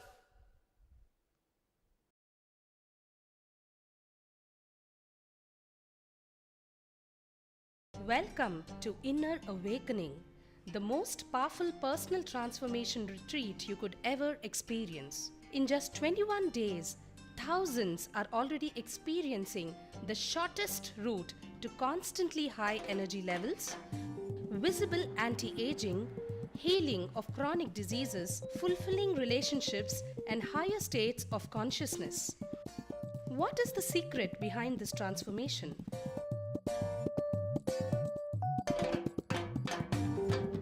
Kundalini means the inner potential energy. Once it is awakened, opens the different doors for the conscious experience in you. I can say which is a master key for all extraordinary spiritual experiences.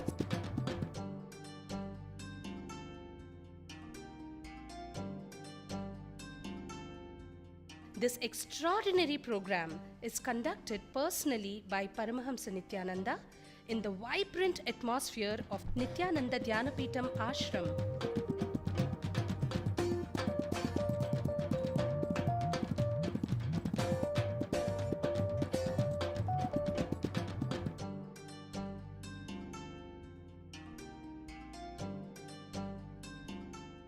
Open yourself to the benefits of Nitya Yoga and practical meditation. Experience physical and mental healing. Discover simple ways to handle life with success.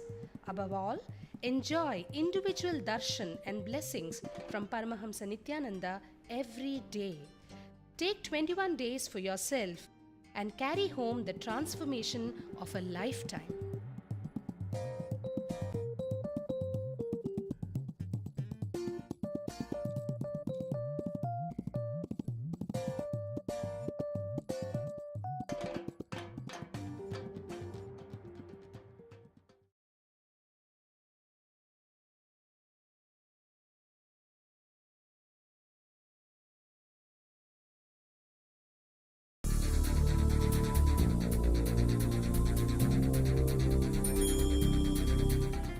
Paramahamsa Nityananda, a compelling spiritual force of our millennium, founder of an international socio-spiritual movement, pioneer of a modern Vedic Renaissance. Born in the sacred town of Tiruvannamalai, a yogi by birth, fearless spiritual explorer, beacon of divine power, Paramahamsa Nityananda is today an inspiration for millions on the path.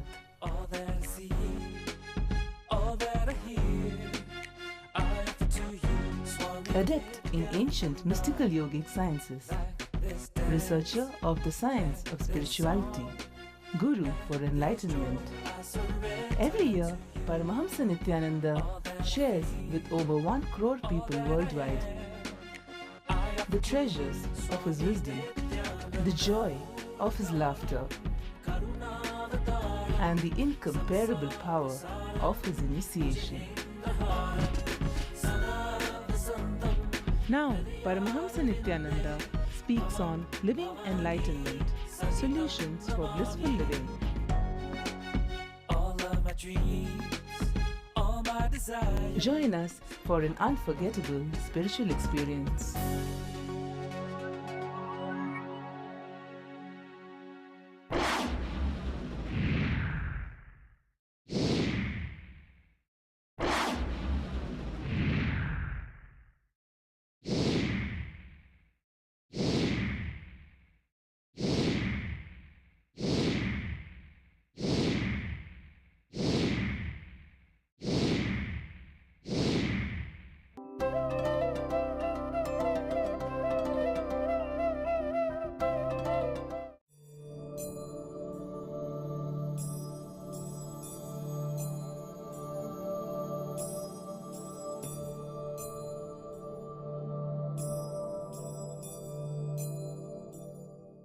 कर्मण्येवाधिकारस्ते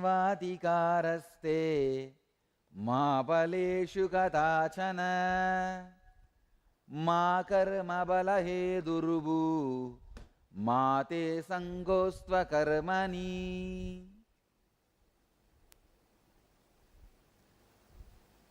You have a right only to work, but never to the outcome. Let not the outcome be your motive, but do not move into inaction. Your jurisdiction is merely in the execution, which is at one time or another measured by the reward. Let not the ground for the source of your action be the reward. Let your fight with non-performance be the standard of measure. Karmanye vadikaraste mabaleshu kadachanaha ma karma balahedurbuhu mate sangostva karmani. The sacred secret in this verse is Tyaga. Tyaga is wrongly translated in English as sacrifice. No.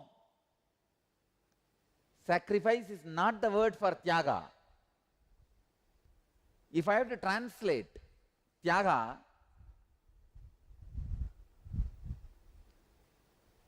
non-existence of constantly changing identity. Please understand. Non-existence of constantly changing identity. The moment you translate the word Tyaga into sacrifice, the whole sanctity is lost.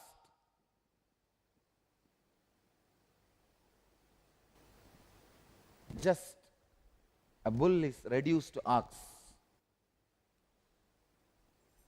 The whole truth is lost. The word sacrifice is a too poor word for Tyaga. See, the moment you use the word sacrifice, sacrifice is too easy, too cheap.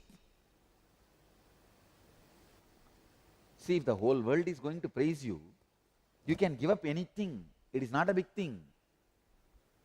I have seen in my own experience, I went to Kumbh Mela once, not after the mission, was started before that.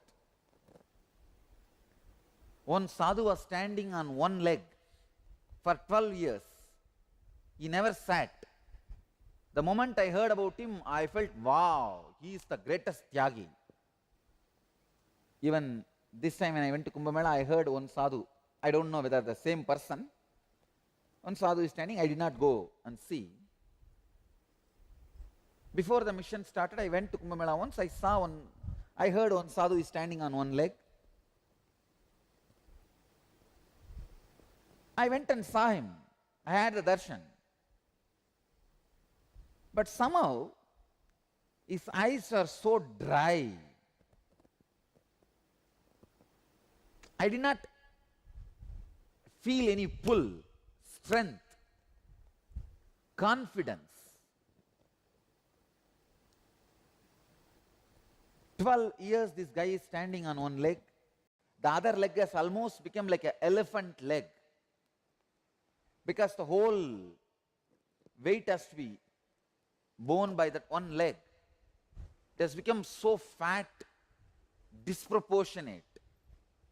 The leg which he has folded has become thin, emaciated. And another one thing, he has lifted one hand. He did not lower that right hand for last 12 years. He did not lower the right hand and right leg for last 12 years. Right leg he has folded, left leg he has put on the ground, and only the left hand he is using for eating or anything. The same way he is standing, eating, even sleeping. There is a small wooden piece hanging in front of him. He just hangs his body on it, rests his body on it and sleeps. I went with a lot of enthusiasm and inspiration to find something, some spirit, the experience, depth in him. The moment I looked into his eyes, I saw something is missing. Because I myself a tapasvi, I can very clearly smell the fragrance of tapas, which was missing.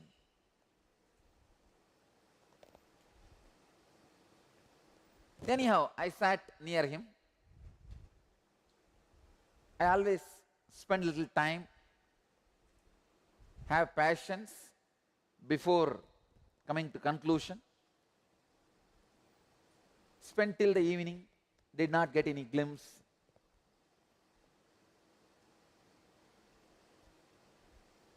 Night I just stayed next hut where that sadhu was standing.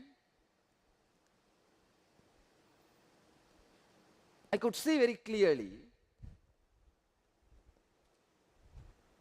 Once it became night, he started talking with his assistants who were taking care of him. Ordinary, mediocre, in a way little lower than mediocre. I was disillusioned. But I could not understand, how can somebody be able to stand on one leg without using one hand? Is it possible? Without a great inspiration or the spiritual depth, I could not digest. It was too strong, too blunt,